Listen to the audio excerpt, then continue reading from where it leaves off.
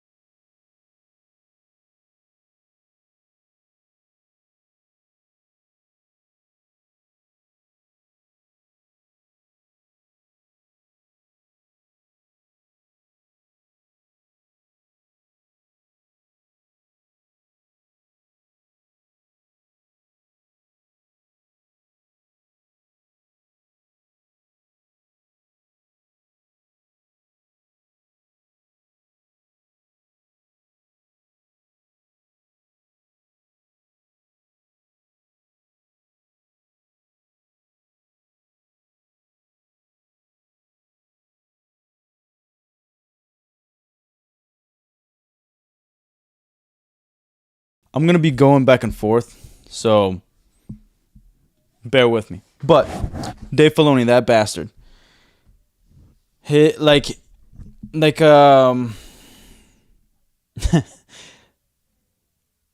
Did I freaking F up here? What the freak? I hate the new settings for the iPhone. But this is everything that Dave Filoni has to be in charge of now, right?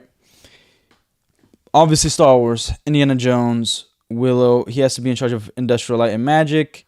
Um, like it's not like it's like a movie. They're not really franchised, but American Graffiti, Labyrinth, The Land Before Time, I guess you could say, Howard the Duck.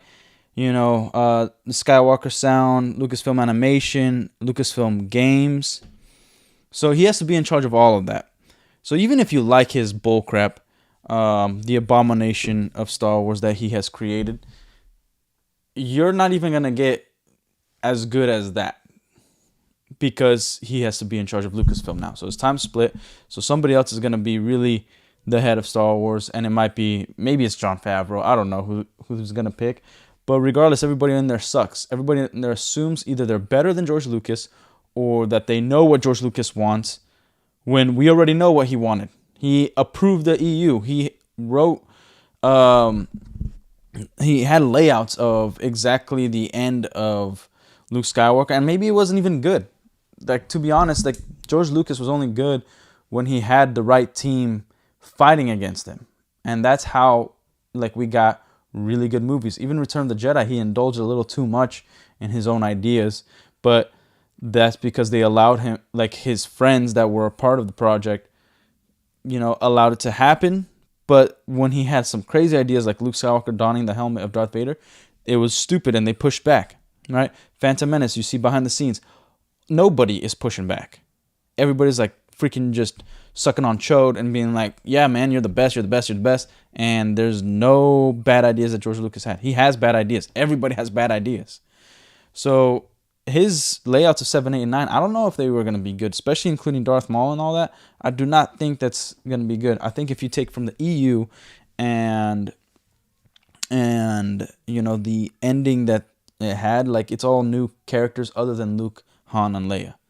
Chewie's dead. We don't know if, like, the missions were going to even have R2-D2 or C-3PO, or they were going to be off to the side. Like, there's going to be a lot of differences, right? But anyways, like, the chick and Dave Filoni were appointed by Kathleen Kennedy. Kathleen Kennedy is going to still have some production rights. She's still going to be a part of Lucasfilm. It's going to be a whole Bob Iger, Bob Chapek situation all over again. But even then, like, also the things that are coming out, Kathleen Kennedy was involved. So if you like Shadow Lord, like, you got to praise her too. If you like season 7 of Clone Wars, which I don't think you should like, if you're a real Star Wars fan, then you have to praise Kathleen Kennedy on that as well. You can't just say it's Dave Filoni. Like, we gotta give her due when she does something right. Like, that's the point of being objective. I don't like her. I don't like Dave Filoni. But when they do something that I like, I gotta give them their flowers, man. But yeah, if you think anything's gonna change, it ain't. So just to reiterate that, because everybody's trying to say Star Wars is back, it ain't back, man. It's never gonna come back. I told you guys exactly how it needs to come back. It needs to be separate from Disney. Somebody else needs to buy it. Then they need to erase everything after 2013. Other than the Kenobi novel, that's the EU Legends thing that came out after the sale. But everything, I'm talking about series, Rogue One, all of it, whatever it is you like, that has to go away. And then bring back the EU and start adapting the EU, start bringing back Lucas Arts instead of Lucas Games. Do Battlefront 3, do Force Unleashed 3, and then start adapting the Old Republic or certain stories right before the prequels, and then you have to adapt the novels in between, like the Kenobi novel. Then you have to adapt, like, Heir to the Empire, and maybe, like, have it in the perspective of only Thrawn. So you're not really adapting the entire book as a episode 7, because then you have Luke, Han, and Leia. But you have Heir to the Empire series, and it's all based off Thrawn, and then you have cameos of Luke, Han, and Leia.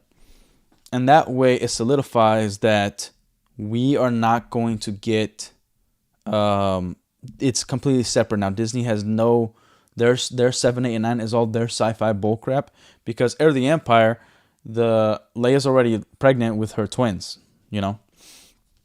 So That's the only way you're gonna do it, and it ain't gonna happen unless we get an Elon Musk type situation where he comes in and he fires half the company. And that's the other thing. The problem with Lucasfilm and Dave Filoni taking over isn't just we have to have a studio head. When somebody infiltrates a company and they're the head of it, they're going to put people like-minded in place of positions of power within the entire structure. So Lucasfilm as a whole, at the very least, 50% is just copies of Kathleen Kennedy. Those are the people working there. We're not going to get an entire company that was waiting for Kathleen Kennedy to leave. Like, Kathleen Kennedy left, so freaking what? We didn't get like the ex-Twitter situation where Elon Musk came in and fired 80% of the staff and is still running back, like, somewhat better and back to like properly without wasting money. That's the current situation. They don't have that. This is a bankrupt company because all the money that's being funded is from Disney. They don't have anything good going for them, right? So let's leave it at that. Understand that that's not going to happen. Understand that Dave Filoni is not the savior of Star Wars. He can't do anything about it. Even if he was, even if he loved the EU and he was willing to kill off Ahsoka and all that stuff, by the way, is one of the reasons that Disney Star Wars sucks and Star Wars sucks. And it's one of the big indicators that's never going to change because Ahsoka's still alive. You remember, he's the fool that introduced time travel. Just because even if he was willing to get rid of Ahsoka, it can't change because it still needs to lead back in Disney's eyes back to Rey Skywalker, back to all that bullcrap. So, and all the people that are part of Lucasfilm. So it just can't change. It's literally impossible. He's just a freaking douche, man. F that guy. Anyways, don't forget to like, share, and subscribe, fools. So, okay. Marvel somewhat changing. Okay. We're going to react to the Daredevil trailer. We're going to react to the He-Man trailer. I'm going to also go into the Lego field. I've been liking this guy's video named Whoppy Bricks. I think he's a little naive when it comes to business, but we'll also talk about that. We'll also react to a lot of his videos. So today, a lot of reactions, but we're going to talk about Marvel and its stability and the issues that are with it. We're going to talk about Star Wars, DC, whatnot, right? So let's stick with Marvel for now. Okay, we're going to get Doomsday. March, in the next month and a half, like pretty quick. You know, not much time for marketing and getting people into Daredevil. I don't know if it's like they realize that it sucks. Let me get some focus up on here. I don't know if they realize themselves that the show sucks and therefore they're just trying to get it out there and, you know, like they're trying to get it out there, but they're not wanting people to watch it because they did that with the Marvels. But yeah, Daredevil, like after season 1 of Born Again, like that was just atrocious, dude. That was just awful. I was kind of like somewhat into it, but when I went back and watched the first 3 seasons of Daredevil, I saw the first episode again of Born Again, and I immediately turned it off just because of the fighting scene. Not even the dialogue. And I'm so sick of freaking Matt Murdock and Karen getting back together. Like it was done. To me, it was done.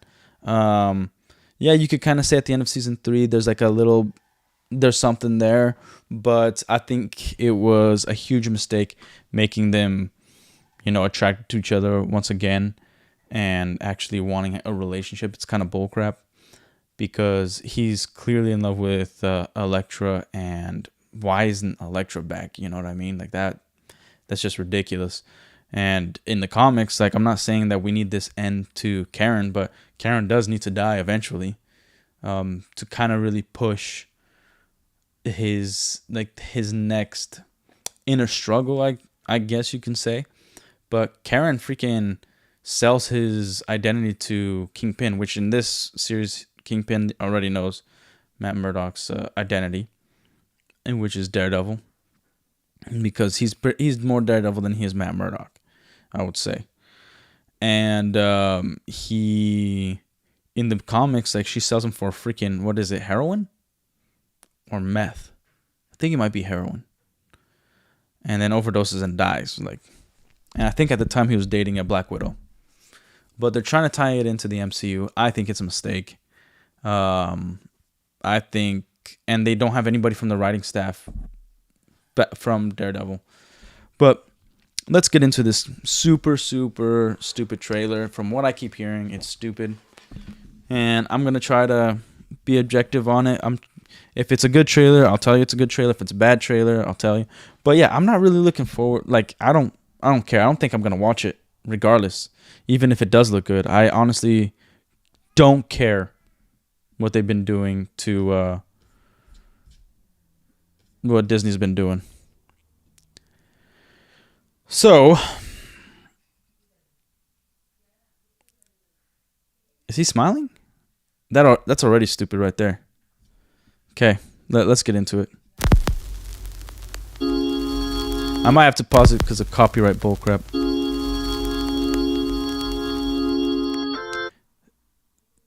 Okay, already I kind of feel like he wasn't blind right there. Okay, bullseye.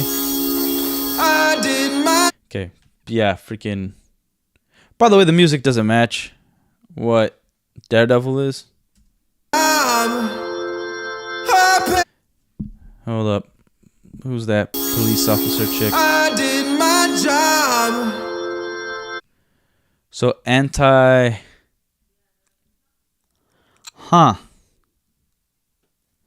it's not villains, vigilante task force, right? She's not fit for it, but whatever. I paid my dues. Okay, so we got Fisk in the background, AVTF. So a lot of people are hating vigilantes. So Daredevil's definitely in the crosshairs of, I guess, this task force. What I hope, even if I'm not gonna watch it, I really freaking hope that they don't treat this like the things that are going on with ICE. I don't care if you're for ICE or against ICE. Like, this, like, freaking superhero show, as real as it is, it don't matter. Like, keep what's happening in the real world outside of superheroes, man. Like, keep this world as real as you could possibly make it, but without having the politics and ideology that we are currently facing, regardless of what position you're in, into this show. So that's what I'm worried about, because that's Disney's MO as well. Freaking A. Love is for fools. Oh my gosh, dude. So freaking sick of Karen and Matt Murdock. Stupid. Cause nobody gives a what? Look, if you look at seasons 1 through 3, every time he's had an issue, especially with the Punisher, of losing one of his abilities or senses, we didn't need that freaking crash. Like, sound and his reaction and his worry, his acting is enough. What the freak is this freaking stupid blue light? Or green light, or whatever. What the hell was that?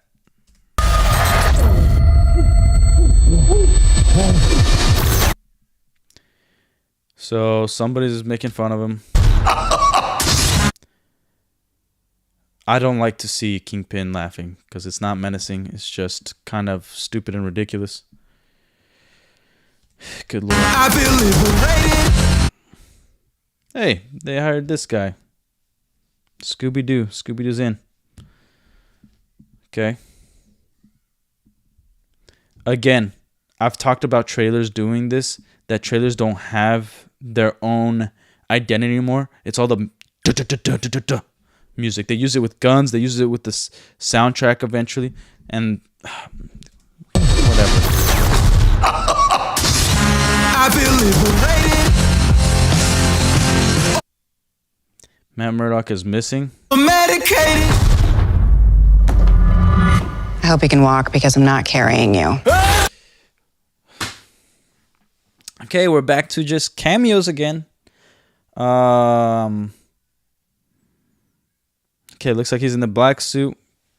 Jessica Jones, she was great in season 1. I enjoyed season 2 and 3. There was a lot of things that were insufferable. A lot of politics. It got really stupid, especially season 3. I still enjoyed it because I wanted to see if she was gonna get her suit, from the comics, the wacky, purple and white, and if she was gonna fly. It was just kind of, yeah. But anyways, yeah, I don't think Jessica Jones needs to be in a Daredevil show. Maybe for like an episode, maybe. But if this is the trailer, like, she's probably gonna be in it more.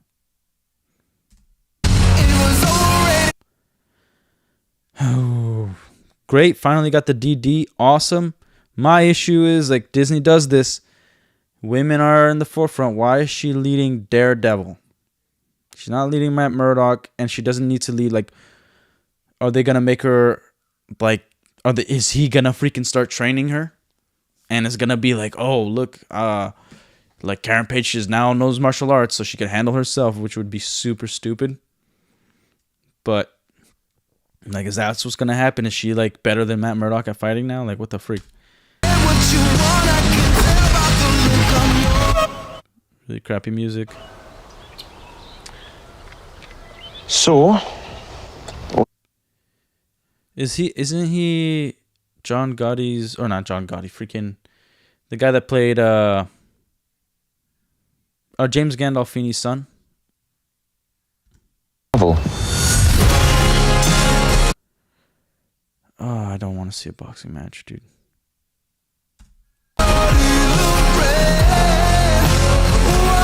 This song sucks. I don't think, like, what the trailer that I think it's going for is like a menacing, and it's going for like the video itself is going for like, oh, this is gonna be like more rated R, more stoic and action filled, and the music is just making it really gay. That's what it's doing.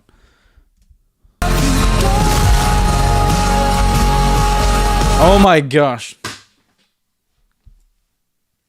He's freaking training her, or she's training him from the looks of it. The freak. Okay, good amount of blood. Very real. This actor, I don't know what he's doing, man. Like, I love this actor for Kingpin. He's a great actor. I hope they're paying him so much money, because it doesn't make sense to do such a bad job and be part of something so trashy as Daredevil Born Again. Yeah, it looks like she's training him. Okay.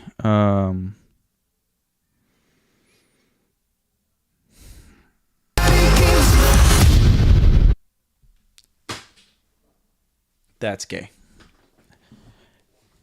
Yeah. Freaking no. That's not how Daredevil wouldn't just smile. Like, what the freak is this, man? What the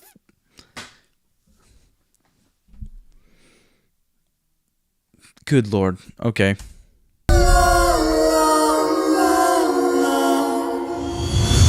That looks good.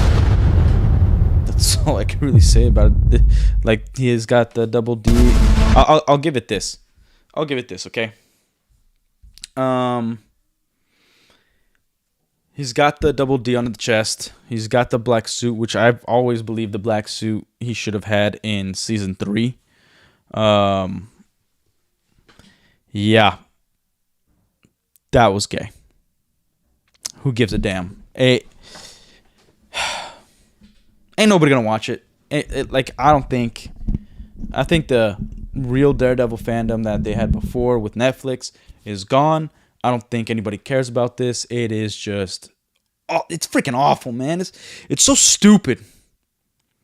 Like, Karen Page, she's got her own problems. She needs to live a real life. Her whole thing is like, she's not trying to be a crime fighter. She's trying to be a journalist. She's trying to be like the way they set it up. She's trying to be a journalist. She's trying to be supportive, but at the same time, she can't really condone everything that's happening. You know, she's not really for vigilantism or whatever. So I don't know what they're trying to do with her. I like the actress. I like Karen Page, the character that they've created for the Netflix series. It's a little different. She's like actually smart and not as ditzy as in the comics. But I enjoy what they're doing with her, what they did with her for seasons 1 through 3, other than the actual Karen Page episode we got in season 3, which was unnecessary and pretty dumb. I don't care that like her brother's dead, dude. F that. But whatever. So we got this bullcrap going on. Marvel's trying to course correct. Judging from this trailer, not really. They still think that everything's like hunky dory. You know, they got Daredevil, which was the most popular thing. They got Doomsday, which is like the most popular villain that Marvel's got pretty much. And they're bringing in Tobey Maguire. They're bringing in the X-Men. They're bringing in all these other freaking characters, like too many of them. And we're going to get a 4-hour movie, and it's like they're going to have to go the James Gunn TikTok route where, like, remember the Superman movie? You can't breathe because it's a cut freaking scene. And so you can't even think straight while you're watching the damn thing. But freaking whatever, man. Like, it's so stupid. I don't think, as much as Marvel might try to course correct, I think they're too involved in their own ideologies, as in like women are great at everything and they are just as good as the men at the things that men do well, which it will never be true. It is impossible. You could put me in front of any woman and I'll beat the living crap out of her, dude.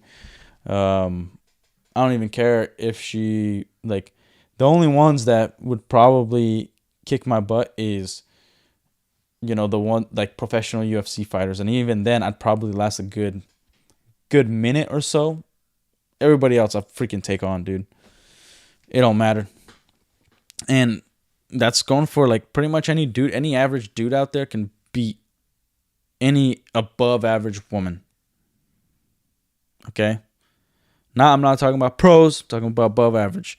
So if you're going to show me Karen, like, what was I watching the other day that they keep, like, I love Smallville, but, dude, they keep showing these, like, 90-pound girls soaking wet, beating up security guards and subduing or knocking out, like, other dudes. Like, this has been a problem before. Now it's more of a political agenda than just, like, a stupid thing that they wrote in to have the character get away. But, man, like, and even though I hate the Batman, they did it right when Robert Pattinson's Batman beat up Black Catwoman, right? Like, he didn't really beat her up, but there was nothing that she could do really to him. So they did that right, and I'm happy about that because objectively, it was the right thing to do. It's Batman, and he's a dude. But anyways, I'm getting off track a little bit. But yeah, and look, we're gonna kind of break down the He-Man trailer. I've watched it before. I want to point out some things. You know, like, there's characters missing. We're not gonna talk about that, even though I think they should be in the movie. There's, like, everybody's kind of upset about the whole pronoun thing and the race swap. The race swap doesn't make sense. When there's a race swap, what it tells me is that they're not focused on the story. That's been kind of like the theme throughout Hollywood. Like, if you see something that's race swapped, they didn't focus on the story. Their main objective is to get some sort of message across, right? But it's Idris Elba. I don't know if he's woke or not, but he's a great actor, and I didn't even recognize it was Idris Elba because he looks fat. So great, like, it might be something freaking phenomenal. But then they had the he/him pronoun thing. That was the other That was the major thing. And I think they're going to run it as a joke. I hope. I hope they run it as a joke. But the problem with the Masters of the Universe is that we've gotten 2 cartoons right before, and they've kind of effed around with it and made it all political, and even took He-Man out of his own show. So trash. Okay, and let's not forget what's the dude's name? It's not Kevin James. Whatever the freaking dude from man, I can't even think of his movies. But I think his name is Kevin. The only thing I can remember him in is Live Free or Die Hard as a basement nerd dweller or whatever, hacker. But he was the one that like kind of like, oh yeah, this is totally He-Man or whatever, and then just they kill him off and make a girl the star of it. So whoever's behind He-Man, like I don't have much faith. But let's also get into it, okay? Masters of the Universe, He-Man. All that stuff that only exists in legends and bedtime stories. Great. June 5th. Talking tigers, spaceships. So obviously the tiger's gonna talk because he said talking tigers. Magic swords that can make a man as mighty as a god. Where I come. So I think all the to me, I'm very particular when it comes to words and dialogue. Like he's saying, magic swords that can make any man a god. Like, does that mean other people are taking his sword, or there's other swords and they're gonna make them gods, or like can a woman grab the sword? Like all that kind of stuff. Like I don't know, man. I hope we just see He-Man with the sword. I don't really care about the previous source That material. stuff is real. When I say I don't care about the previous source materials, like I wanted just a solid story about him, is what I mean. And then later on, you could use the source material if there is I'm not the He-Man lore master here. So whoever is let me know, and if they're doing it right, great. And I hope they do it well where we all like it, regardless if we understand the source material or not.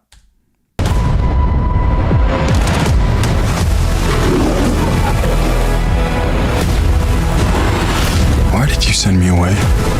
I wanted you to be safe. Okay, looks pretty freaking cool. So I Epic. sent you to a place that they'd never find you. There's So that's the main issue right there. Hopefully, it's just a joke, and just because it's called He-Man, and that's it. This obsession with nerd stuff and sword things. She definitely looks freaking HR, dude. They got it accurate, brother. Yeah. It's not a good look for human sources.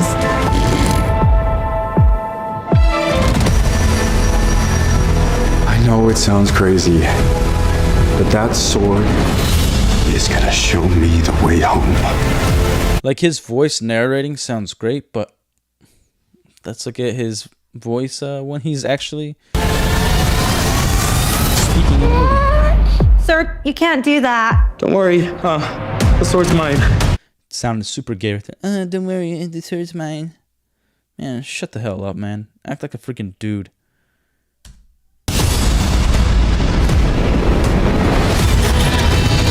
Guy's grade school looks phenomenal.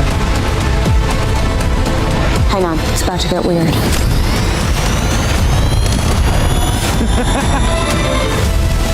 It's nice seeing kind of a joyous hero, so that's good. The ships look awesome. It unfortunately is giving me a little bit of Wakanda vibes, just a little bit, but that's because they make Wakanda look retarded. Okay. Yeah.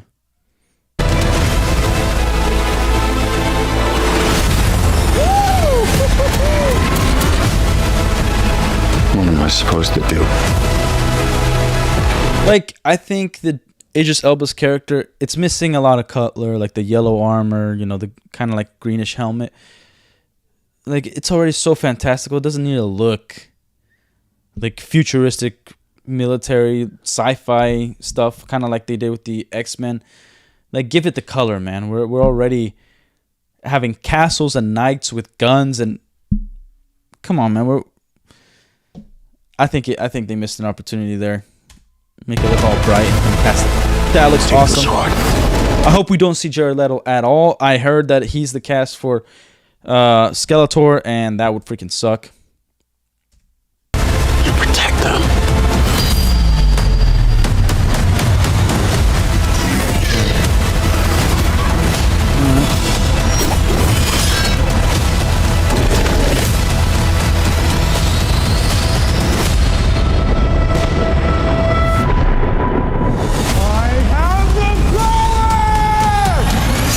Okay. That's my actually biggest issue. I hope that that's a voiceover for the trailer, because when he's supposed to like belt out "I have the power" with like a gravelly, like strong, like just powerful voice, man. And he's like, "I have the power." Like, come on, that wasn't epic. That's supposed to be the best part of the movie, is him saying that line. That's what it's supposed to be. I'm not enjoying how he said it. Now, some people have complained about his size. I think his size is fine. He's not as ripped as the previous dude. And here's that did the live action Masters of the Universe. And here's the thing, what people don't understand about bodybuilding: when you're more ripped, you might be smaller, but you look bigger than when you're fluffy. Like, look at Chris Hemsworth. I guarantee you he was bigger in the first Thor movie than he was in Thor Ragnarok. Guarantee you. He was just more ripped there. Or Thor Douche and Thunder, right? He was just more ripped there. And so shadows make you look bigger. Shadows make you look like the muscle like sticks out, especially how you flex and whatnot. So those of you who don't understand bodybuilding, that's like that's what you need to focus on, getting ripped, because all the shadows and everything, it will make you look bigger. The suit looks awesome.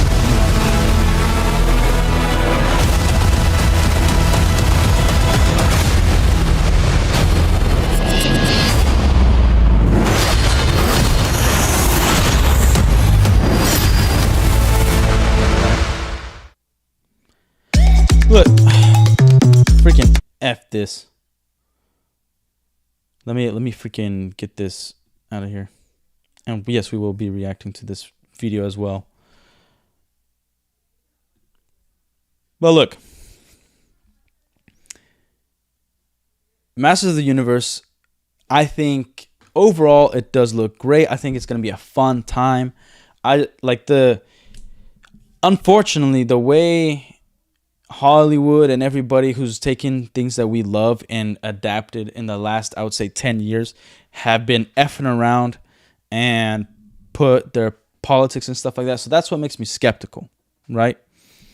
Like this, like let's say we just heard about these freaks with pronouns doing the pronoun bullcrap just online, and that's it. And then like this was the first time we saw like a he, him thing. Then I think it would just be like, oh dude, they just made a joke off these freaking nut jobs that we see on the internet with the whole pronoun douchery. So if like it would make sense, but the marketing also needs to understand that you shouldn't put that in the trailer. I think you shouldn't have put that in the trailer. I think you should have put that, like, it'd be fine in the movie when you watch it and then you're like, oh, what? And then they just kind of make a joke like he just puts like man on top of the him, he, man, like, yeah, like I'm a dude, and make something light of it. And I think that would be fine. But overall, I think the trailer entices me enough to go watch it. There's a lot in the trailer, which makes me kind of worried on if they showed me the entire movie, which would suck. Because then I feel like I would get cheated out of my money. I would watch this movie in theaters for sure.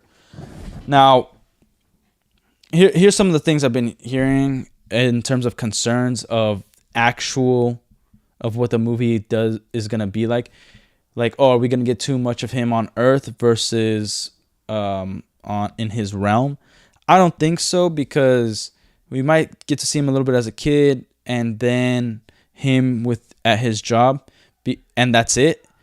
Because I think it all takes place in a day when he's an adult, because he's wearing the same outfit. Like, you're definitely not going to wear the same outfit every single day. So I do think at least the part on Earth, it will just take place in a day, and we might get like 30 minutes of a hour and a half movie, maybe, or 2 hour movie. I think 30 minutes to maybe 40 minutes we get him on Earth, and that's it. It sounds long, and it might be, but if the trade-off is like an hour and a half or an hour of being in his realm, then I am cool with that. And if they don't put any politics in it, I am chill. So I would give that trailer a nice 5.5 out of 10, meaning 5.5 enticing me to go or not to go. I would probably go and watch that movie in theaters. Now, we'll take a break from all the freaking superheroes. We're gonna take a break from, all the fantasy pop culture stuff. And as you guys know, there's this guy Whoppy Bricks. I think it's been a year or so that he's opened his own Lego store in Wisconsin. And as you guys know, I used to own a Lego store, and and you guys know my story a little bit. But and when I was at GNC, like, I've watched some of his videos. I'm gonna react to some, and I'm gonna give it my thoughts. But I would love to, like, if you want to pay me to come out there and consult and help him with the structure and whatnot, I totally would. But I have to get paid, because that's what I used to do when I was at GNC. My experience was taking stores from red, put them back in black, and making them $1 million stores. And I would take over many locations and train the staff and all that. And then I had my own Lego store, and it had its success in its own right. There was issues, but I do know it quite extensively. So we're gonna react to 3 of his videos. They're very long, but if you guys like Lego, I'd say go watch this dude. He's kind of taking the Lego YouTuber route, where he's not super. He doesn't criticize things, like even M&R Productions doesn't criticize things well. He criticizes Star Wars, but he's not hard on like Disney Star Wars being completely trash or something like that. They don't go hard on that stuff, which when you are a Lego business owner, toy store owner, you do need to go hard on that, because it could make or break you. You need to be honest about that stuff to yourself more than to other people. But let's get to his videos. We're gonna react to it. I'm gonna pause throughout, and we're gonna talk about it. Okay, Whoppy Bricks. Now, first things first. If you notice the color, very close or maybe the same as Bricks and Minifigs. Bricks and Minifigs is now the biggest franchise of Lego resellers. I think in Wisconsin there's 7 or 8 already, and he might have the biggest store, because that's his big claim, is like the biggest Lego reseller in Wisconsin. It's, from the pictures I've seen, is that his store might be in terms of square footage, but not in terms of product. I highly doubt it. But at least from what it looks on the floor space.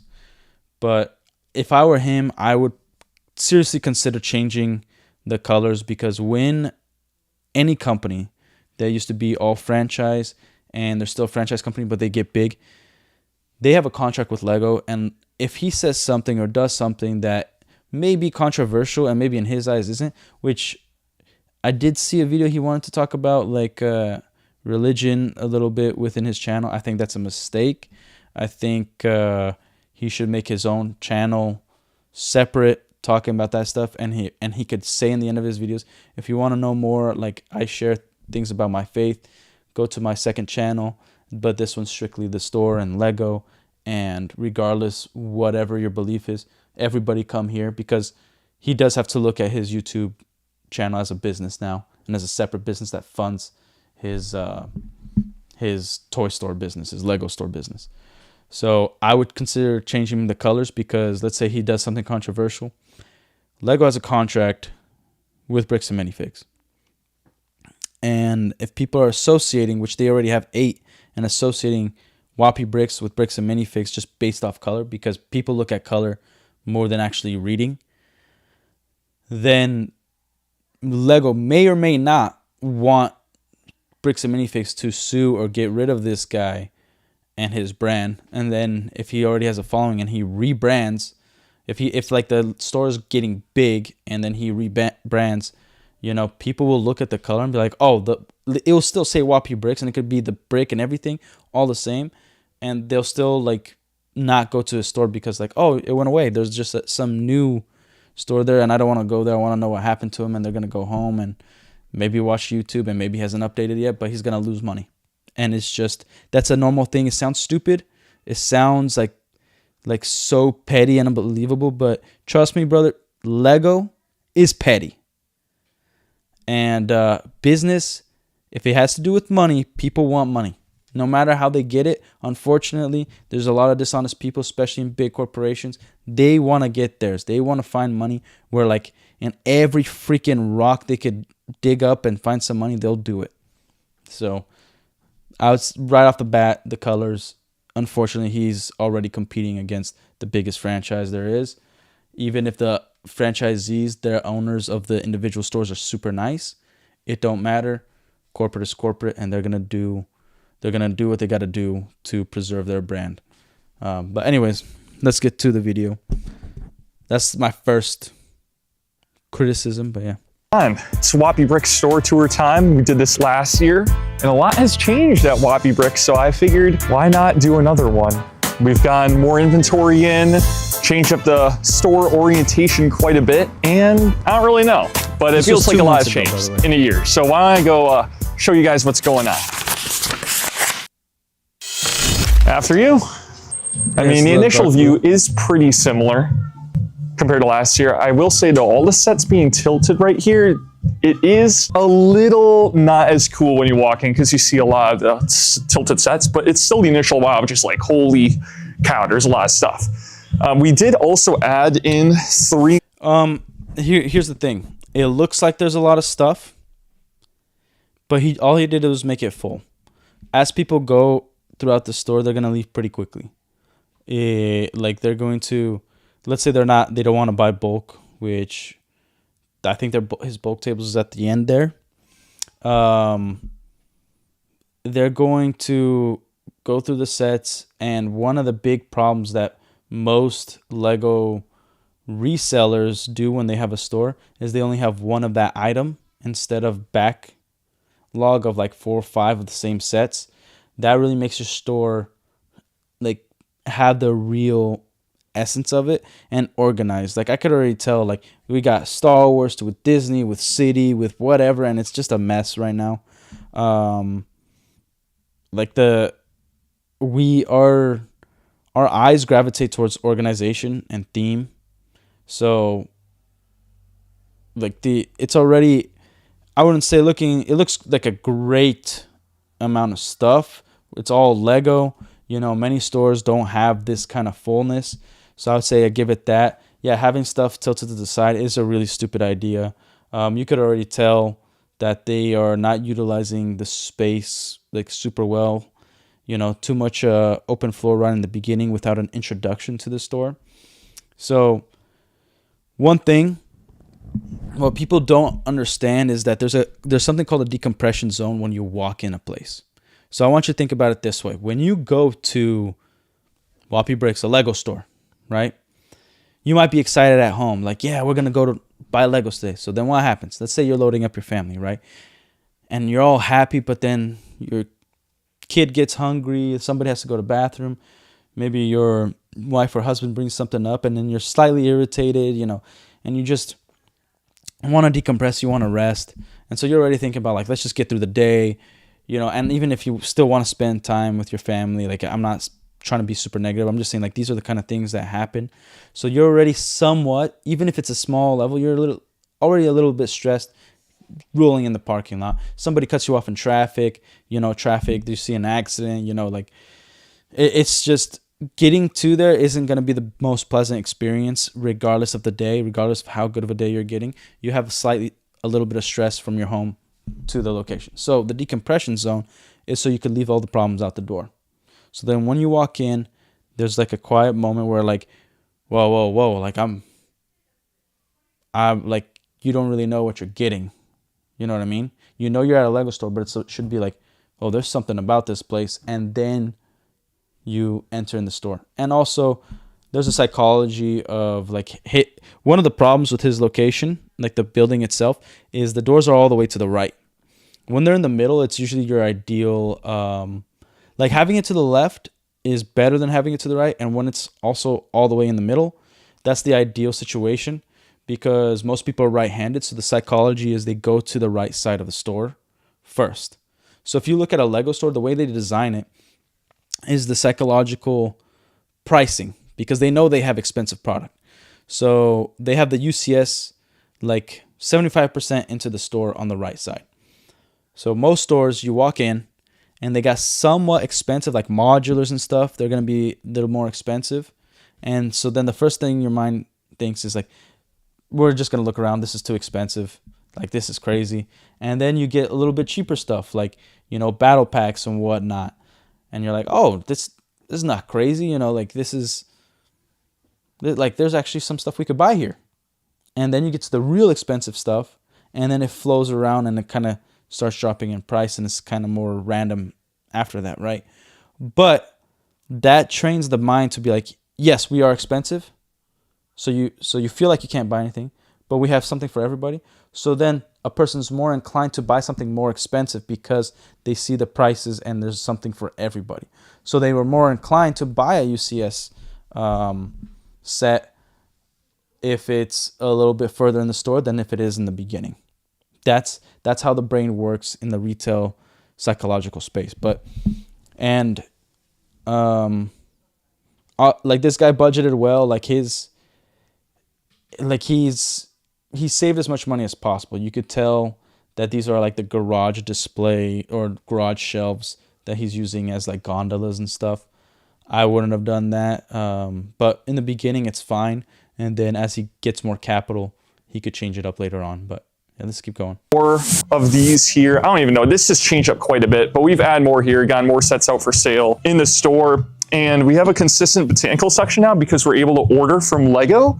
So pretty much just this whole table is just botanicals. And I wonder what his profit margins are.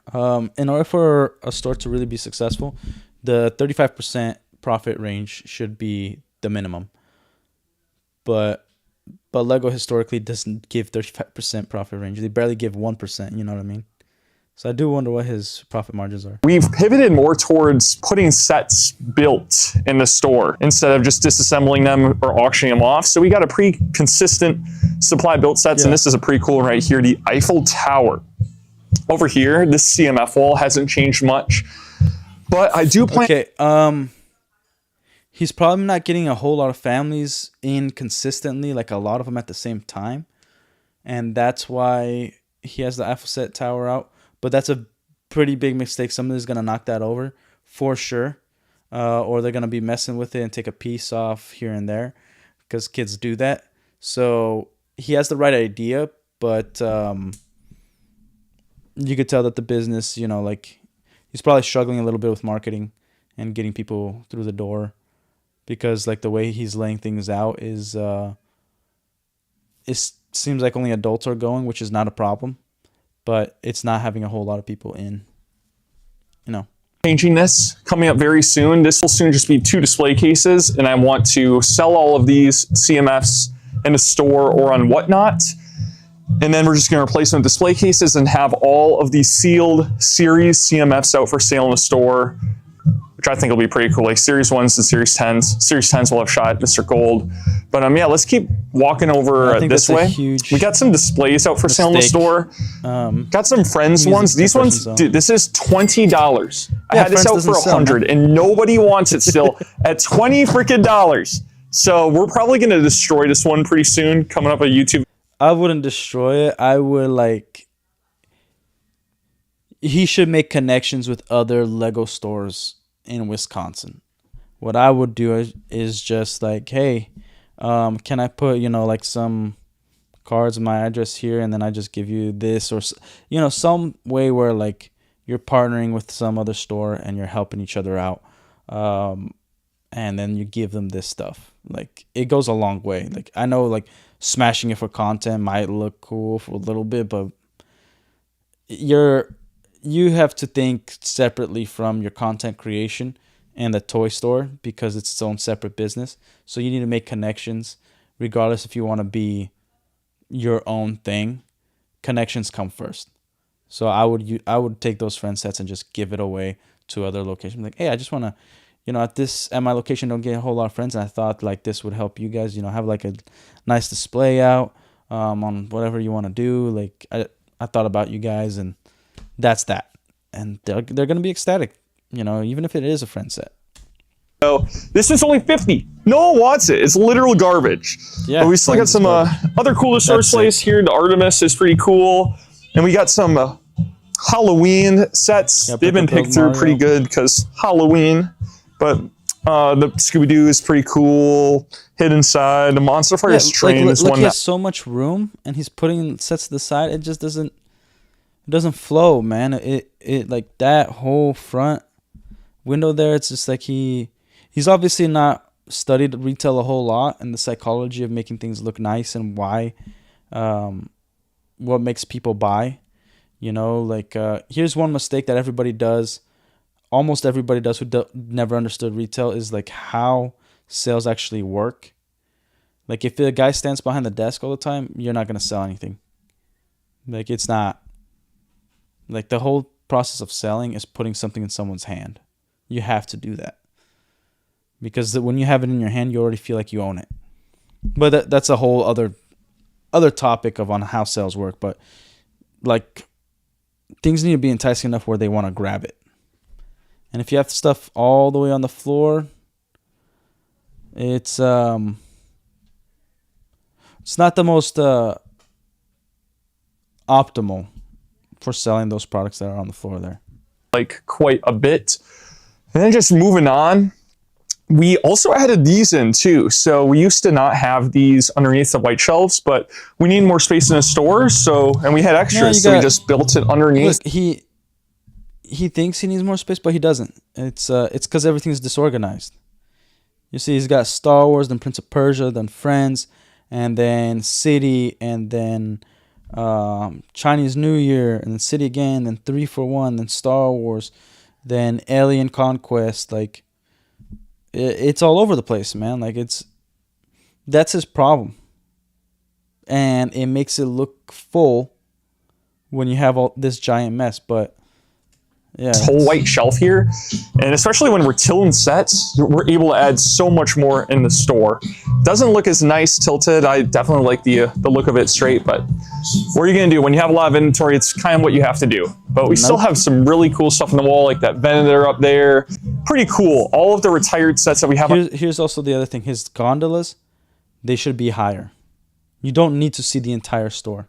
Like, people need to feel like they're also in a private part of the store, in a way where like maybe the cashier could still kind of see them, but if they walk a little bit over on one side, you can't see them for a quick second. Only the cameras could see them.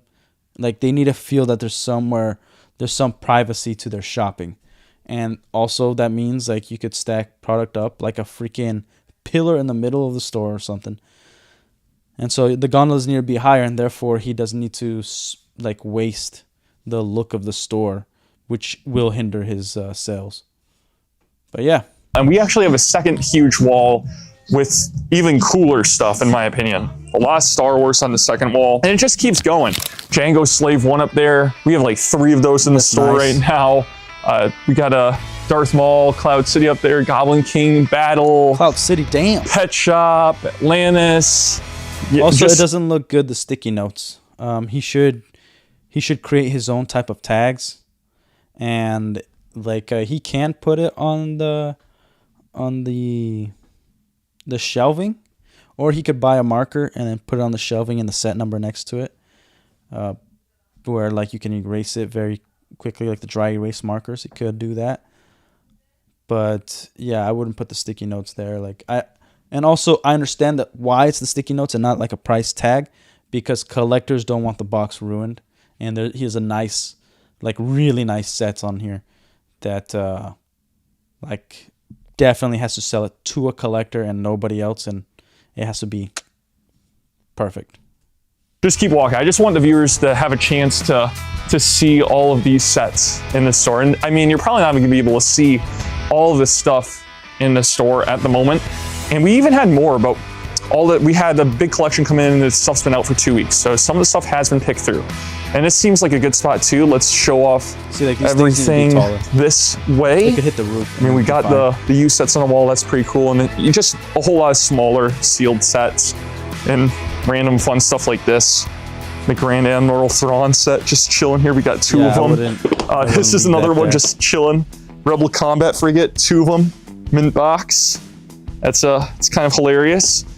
Should mention too, all these sets are available on WappyBricks.com. This hasn't changed here. This is also a huge mistake. You should have, I see it all the time. You should have a separate inventory for online and a separate inventory for the store, because they're 2 separate businesses. It's not the same business. Like, the point of the store is to get people in the store. Okay? Get brand recognition and then grow it up. And then online, it's not about brand recognition, because like, yeah, you're going to be, your clientele's people that already following you, but yeah, online is different. Like, you should not have the same inventory for the store and online. It gets messy, man, because maybe he's not facing it yet. When like he gets a lot of following online and a lot of people in the store at the same time, he's gonna sell out things that he's then gonna also sell online, but then he no longer has the inventory in store, because that does tend to happen. And then he has to waste his time scrapping and going somewhere else to get that same set for maybe even a higher price, just to keep his clients happy. Because it's not about customers, it's about clients, right? Especially when it comes to online. You're not looking for customers, you're looking for clients. Just our build your own. It's as stocked as ever. I mean, but we started putting in more expensive pieces in here. We used to do 3 for $10, but now we're doing 3 for $12, and that allowed us to just put more expensive pieces in here. That's way too cheap. 3 for $10, and here's a reason why. When things seem too cheap, people buy less. When like the number 3, again, psychology. Usually, like the Lego store, it's because it's Lego, and then it's just like a throwaway thing. But he has multiple pieces and a lot more expensive pieces. He should do 5 minimum. And if he puts on, and again, the job is for whoever's working the front desk, like show them, give them a tour, every single person a tour, even if they've been there before, and explain to them like, oh, minifig maker, we've upped the price to $6 and per minifig, because we got like really hard to find items in there. They're awesome, so everything you get in there is gonna be a great addition to your collection. And then we're doing 3 for $15, instead of $18. And then that, because when people have at least 2 options, they tend to buy more. But $3 is way too cheap, and that little stand there is also really, really ugly.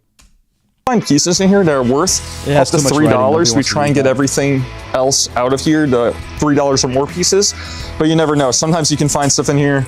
We accidentally put a Shadow Arf torso in here one time. It's like a $200 torso. But yeah, the accessories absolutely loaded up. Heads, helmets. I would like to know. So many people have complimented us on just the cool pieces that we have in the Build Your Own. So definitely come check us out if you like the Build Your Owns. This station right here, we just have a healthy supply of base plates, some random books. The books don't sell super well, but we just kind of put them here. And we have some random storage cases. This is only $10. By the way, Wappy Bricks, if you ever watch this is because I really care about Lego. I really care about people succeeding in Lego, even though, like, if you know my story, I got hella screwed by some Lego owners, like business owners. But if you ever watch this, man, I'm not trying to destroy your store or anything like that. I'm trying to educate as much as possible. And you could disagree with me, but I really want to see the store succeed. Like it looks like he really loves this stuff. So you Wappy, if you're listening, But yeah, that's the only reason I'm doing this, because I love it. That's actually kind of crazy. RAM storage brick. And then we have some base plates over here as well. Always have like some sealed base plates, green, blue, white. And then on this side, I mean, we've had these bricker builds here for forever. Someone can buy them. We're running low on them though. We'll not be buying bricker build stuff to sell in the future. I just don't really like it. Maybe if it actually came in a box, I'd buy it, but I feel like that's 120 bucks and it's not even in premium packaging. Shout out Bricker Builds, I guess, but I feel like they need to work on it a little bit. Hey, and then we just have some random stuff like this. I mean, that's pretty cool. Just stuff that can't really sit on a shelf, so we have to put it on a slat wall and hang it up. And then over here, I mean, I don't even know. You probably saw this display. That's pretty cool. And the Jango Fett's display, the Obi-Wan Starfighter. We also have this over here. This is the Jek 14 Starfighter, or Jek 14 Starfighter, yeah, and store display. It's pretty cool. It doesn't light up anymore though, unfortunately. I think we accidentally had it turned on for too long. Now we just can't turn it on anymore. But this wall over here, this is a lot of Harry Potter. We have some vintage Star Wars here. We're lying it flat because we don't want the boxes to get ruined, because these are like vintage boxes. And I say please ask to see boxes above, but still people touch them, and I'm scared for this Jango Fett's box. Okay, look. He's treating it as if it's his collection. Like, people are gonna mismanage and mishandle this stuff. Like, they're not gonna care. They're gonna think it's ridiculous. Like, your average Lego buyer is gonna think it's ridiculous that like, people who are following YouTube, they don't think it's ridiculous. People who resell, they don't think it's ridiculous. People who are collectors, they don't think it's ridiculous. But a mother coming in and seeing that, and it's like more than 20 bucks, she's gonna flip out. She's like, this freaking stupid, like, it's the first one. It doesn't even look as good as the other ones. Like, this is dumb that it's this expensive. And then she's just gonna throw it back up there. And also, it's like, if you really want to protect it, you got to get those acrylic, like, boxes that really cover it, and then put a premium price on it. And you have to show it. You have to display it, because nobody asks for help. You have to put it behind the counter if you don't want people touching it, and you have to do it in a way where people can actually see it and display it. Like, yeah, and again, if you want to lay it down like that, it has to be behind the counter, and the freaking employee needs to come every time they see a Lego Star Wars collector. They need to bring that guy over and be like, "You want to see some awesome stuff? Check these things out," and then show them. And then that's how it's gonna be sold, if you want it laying down. But other than that, like, this is a terrible, terrible idea. Freaking A, what the hell? It's a mint box. I'm scared someone's gonna touch it and wreck it, but I like that he did put you gotta have it out for sale in the store, otherwise it's not gonna sell. More sealed sets, a lot of retail sets mixed in here, and there's not really any rhyme or reason to the themes or anything. Like, this is a Ram Studios theme right here, Star Wars. That's something that we got to work on, is just kind of sorting everything by theme. We just haven't really yet, because not only does he have to do it by theme, price is very important too, on how people are gonna see its flow. So much stuff, we've just been worried about getting it all up for sale. And then right here we have some premium Lego parts. These are packaged by us at Wappy, and I like kind of selling foliage in these packs, not by the pound or at our bulk station, because they get picked through really fast. And then this is more of the same from what earlier. That's kind of fun to mixels. And we just got some high-end stuff right here too. Like, it's an $100 set right here, a Knight's Kingdom set. So some pretty cool sets on here, and a few poly bags, nothing crazy. On over here, I'm saving the best for last, by the way. That wall is the coolest part of the store, in my opinion. Yeah. But we got some used sets. We have a lot of really nice used sets right now, especially on that wall. If I was in there as a regular customer, I would kind of disregard that wall. I would go over there and be like, oh, this is cool, and then just make a quick loop and leave, because it's not really the store. It's a little too messy for your psyche. Like that Pharaoh's Quest Pyramid, love that set. And some OG sets here too. A lot of Castle OG, some Star Wars mixed in too. The front desk, Then you this should never display have a case is chair. also Stool's fine, but a pretty chair, you decked shouldn't have out it. with used sets at the moment. Some really nice used sets, I should say, too. The Santa Fe train. We've been trying to really hone in on getting really nice stuff in the Awesome. store and auctioning off the low-end stuff on Whatnot. They shouldn't be Our here in the benchmark front, is basically if it's under 50 there's bucks, awesome stuff you know, in it just there. goes on Whatnot. But this wall, too, has some nice stuff. We have the Electro Dragon for Ninjago up in the top left and the Ultimate Dragon underneath it. And just some, oh, the Clone Turbo Tank at the bottom right. We got Stranger Things. I'm surprised that one's still even here. It's had it for like 2 weeks now. That one usually sells within like a week. And then just some but Stranger other Things sucks now. sets in here, but that's a pretty fun one. The Ghost and Phantom. Now I'm looking at two. We've had these things here forever. The Kratas are like Bionicle brains. I should probably just sell those on Whatnot. And some random capes in here too. I don't really He's think. trying to turn over things that should be there for a long time too quickly. Like Whatnot is like if you have a website, that's a different business than Whatnot. Whatnot, like regardless of what people want to believe, it is.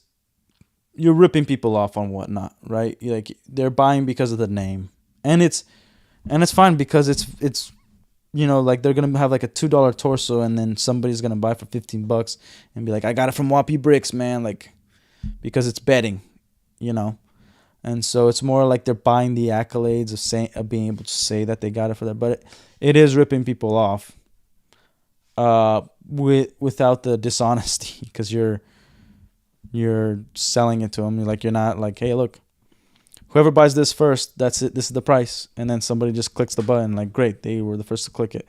It's not that. It's a bidding war, right?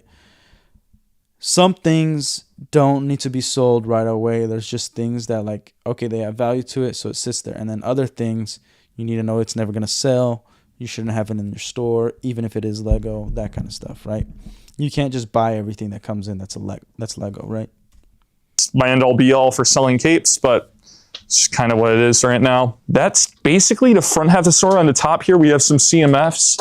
These Citizen Brick figures, we've had these here too for a long time. I'm probably not going to order Citizen Brick anymore just because I feel like the high-end custom stuff just doesn't sell super well in the store. I'm not super passionate about it. So again, high-end custom stuff, you need marketing, like a lot of marketing for the custom stuff.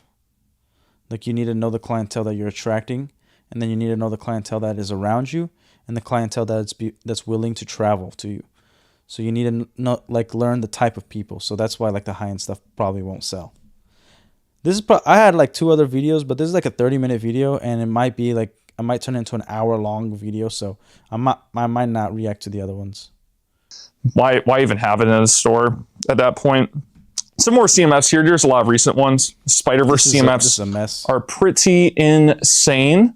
Over there, we got a new employee, Kyle. We actually hired our first 2 full-time employees this year. Faith, she's manning the camera right now, and Kyle over there, he's processing inventory. Before that, it was just part-timers. But yeah, and then, one other thing I want to highlight. Faith put up some decorations. So we were enabled to kind of keep up with the Lego stuff. So now we can do fun stuff like this. Now we have full-timers and put up Thanksgiving decorations. So this is pretty fun. We'll just take this down, you know, when the season's over, put up some Christmas decorations, and then box it up, set up for next year. That's also a nice part of having a female full-time employee. The men aren't going to do that. I'm not going to do that. So, and if I did, it wouldn't look good. So I'm glad Faith's doing it. But this back half of the store is basically just Star Wars sealed sets. We'll get to this display case. Actually, we'll do this display case next, and then I'll show the Star Wars wall. But this display case is pretty cool. This is new. What I did was this top shelf here, basically kind of cleared out and put in my special items. Faith, can you go show it close up? There's a lot of stuff here that I got as gifts, like that Viking set. I'm also going to get lights for a display case down there. They're not here yet, but I had that set when I was like 5. Some Citizen Brick minifigures I enjoy, and that set I also had when I was a kid. And some of Faith's stuff's in here too. She really likes the animals. And then there's more of her stuff in this display case, as well as the Spider-Man First Chase in the back. And the Mystery Machine, those were both items from when I was a kid. And then the rest of the sets on the top 2 shelves are just high-end items that we don't really want people touching, or because they're really nice boxes, or they're really expensive. There's a lot of vintage Star Wars in these cases.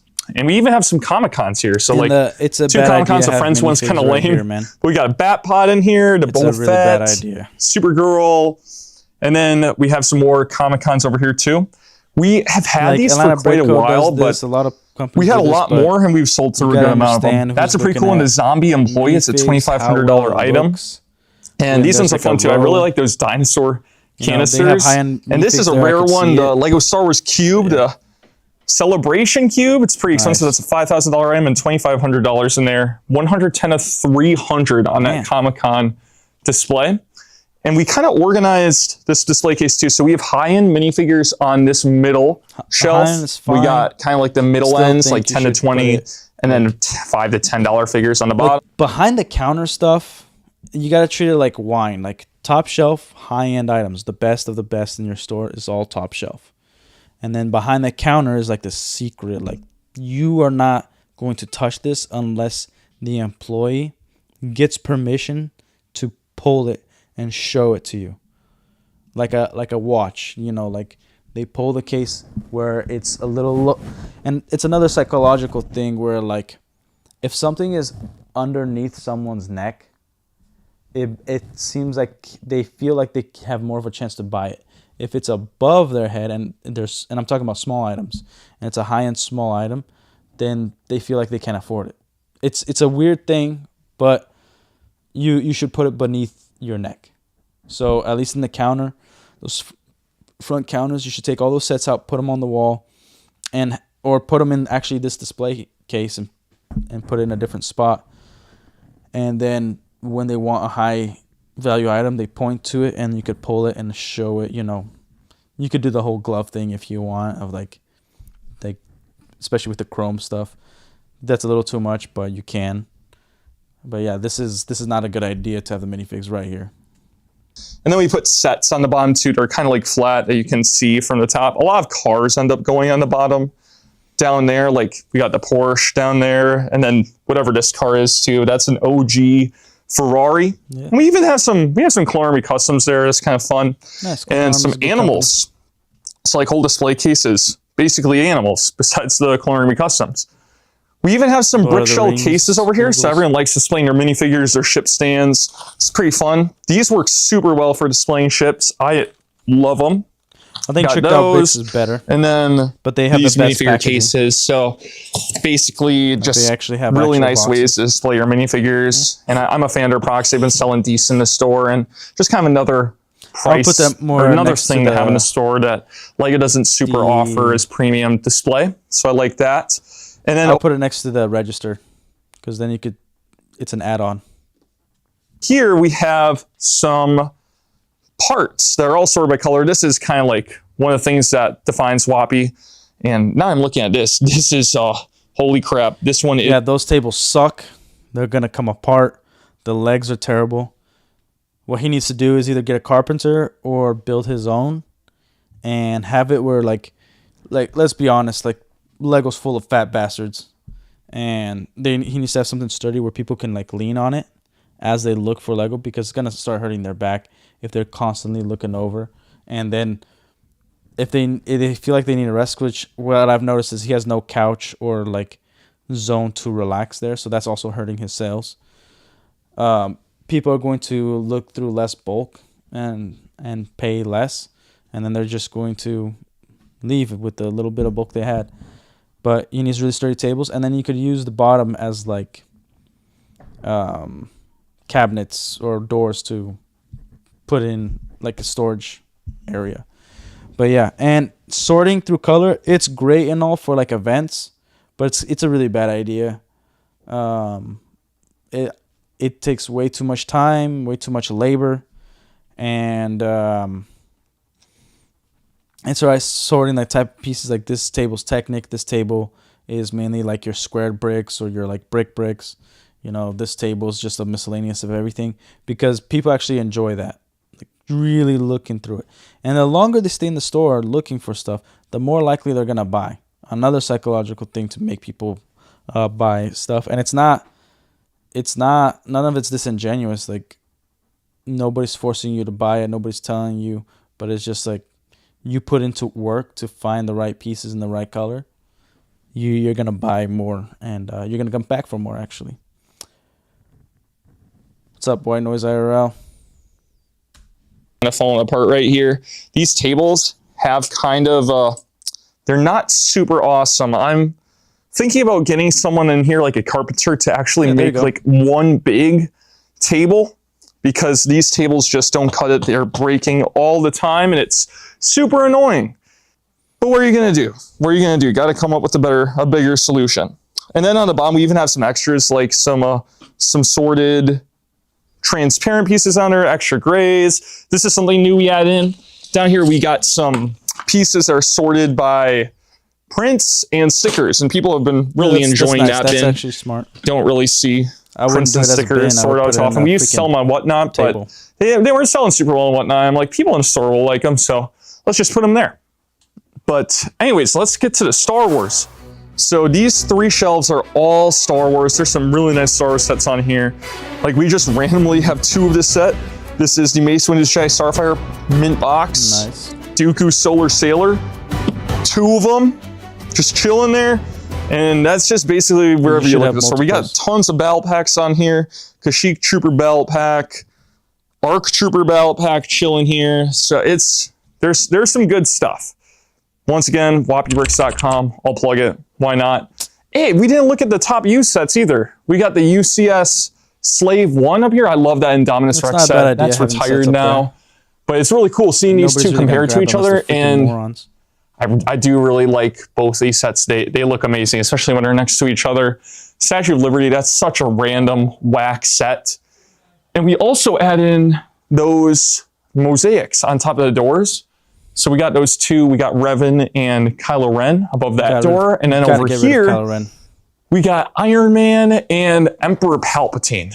So those used to be on this wall. And since we got in such a huge collection, we didn't know where to put anything. We had to take down the shelving that was here, and we put up these big shelves that are synonymous with the other wall that we looked at.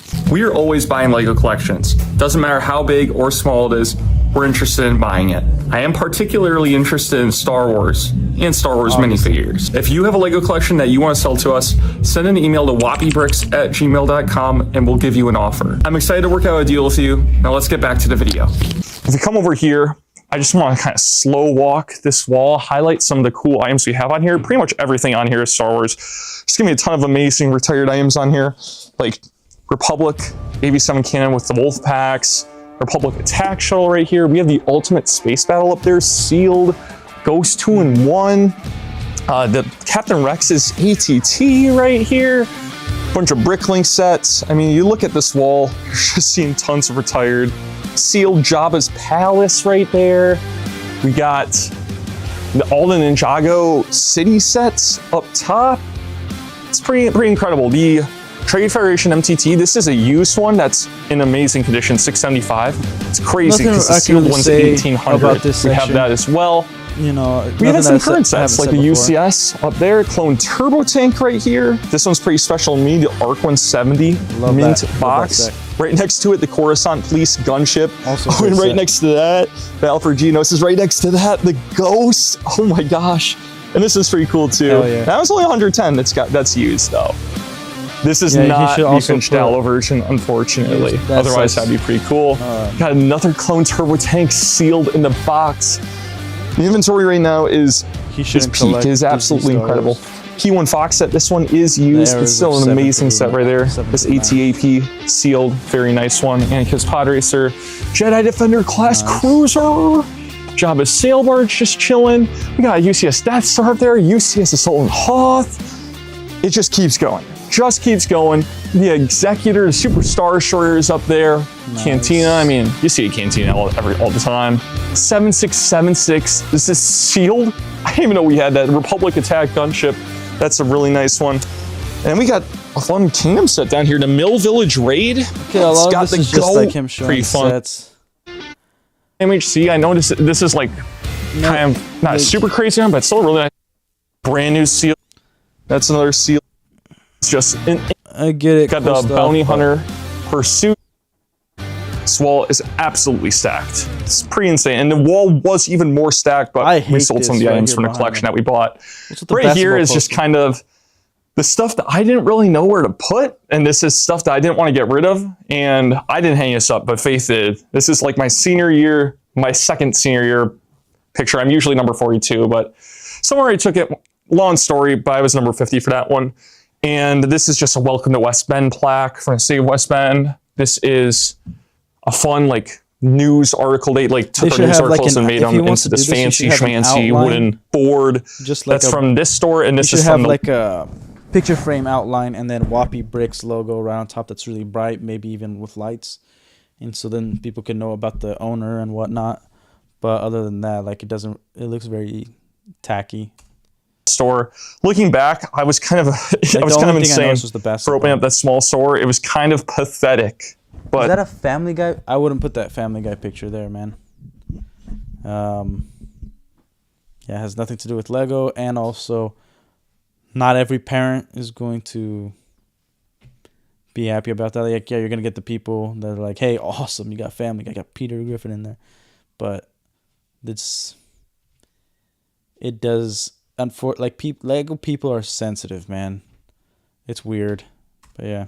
We've come a long way, and I'm glad that we did it. But going back to the rest of the store floor, we have no idea what to do with instructions. Absolutely no clue. So here's an idea with instructions. You make drawers under the bulk tables and then point it out to the kids, and they're going to grab it and they're going to make their own creation, and they want to buy that creation. And you could attach the instructions to the creation for like 50 cents or $1 or whatever, and some you could just sell for like $2, put it in there, and then that's it.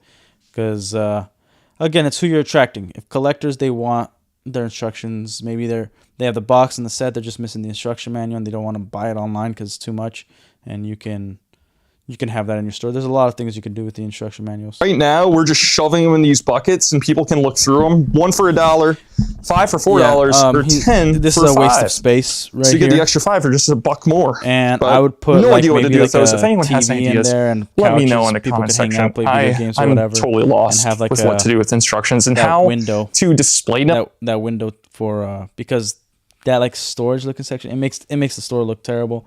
This darkish blue, this ocean blue, night blue, that looks also terrible for the store. That's not a freaking good idea. Well, how to have them for sale out well, maybe filing cabinets, beats me. Oh, we got some fun flowers there for just aesthetic purposes. There's still more in the store though. I'm gonna give you, that's pretty much the store floor. If you're local, you've definitely seen, the store, but now I'm gonna give you some behind the scenes content. Probably haven't seen this before. Let's go through the store. So this actually, I changed up yesterday. Cool. It hasn't looked like this for super long, but this is the streaming room. So Faith did a mural in here. She did a whole bunch of Star Wars stuff, and it's kind of covered now because I changed, when she did this, the walls are gonna be empty, but now repurposed it. Yeah, he should. And I got these shelving units here. I don't know if this is new, I think. So I used to have them decked out with these like containers, so they can just kind of easily slide in here. And these actually used to be on the store floor, and we would sell like premium sorted parts individually in these buckets. But I didn't like that. And I didn't really like the look of it. I don't like these buckets. These are probably gonna end up in the trash. And I was thinking of getting rid of these shelves. And then Isaiah, my brother, had the genius idea. He's like, dude, we could just use these as minifigure shelves. And they work super well. Like these base plates, you can fit 2 of them, and it's like they were made for this. So now we can just easily store minifigures. And there's so many minifigures on these shelves. It is 3D printed, and it's really nice. And this is a Bionicle that meant a lot to me as a kid. Nice. Now I got them. And then these are just some of the accessories that we use quite a bit for our Star Wars minifigures. So if I'm in a Star Wars stream, I'm like, oh shoot, Darth Maul doesn't have a lightsaber. I get it really quick because Darth Maul with his lightsaber compared to Darth Maul with his minifigure streams. On Whatnot, I need drawers because I'll do like lot 1. and then I put the figure in lot 1, then lot 2, and lot 3, lot 4, and so on. So I have drawers numbered to 999 on this wall, and there's so much empty space because I actually just ordered more. Whatnot only lets you number to 999, so if I want to do... Look, and here's the thing, I'm going to preface this. I don't know his team, how he's doing it, but I think the store is going to suffer from him being the face of all this stuff, like Whatnot streams, and hopefully somebody else is doing the Whatnot streams, but you got to separate all that inventory. You got to separate what's going to be on Whatnot, what's going to be on the store, and what's going to be sold on the website. You can't like have all of them together, because then you have to understand how you're going to market. You're going to, like, people are going to be like, oh, dude, I live in freaking New York. I want to buy that product from you. Can you put it on your, I saw it on YouTube,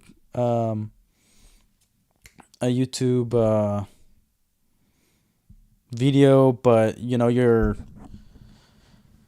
like, it's not on your website. Like, is there a way I could buy it and be like, hey man, if you really want it, you can buy it here, but when you can travel out here, I'll hold it for you, brother. And he could also do like, and he could also be like, but I'm going to keep your contact info with it. I'm going to package it up, whatever. If you can't make it out here, when I go out there, I will take it to you.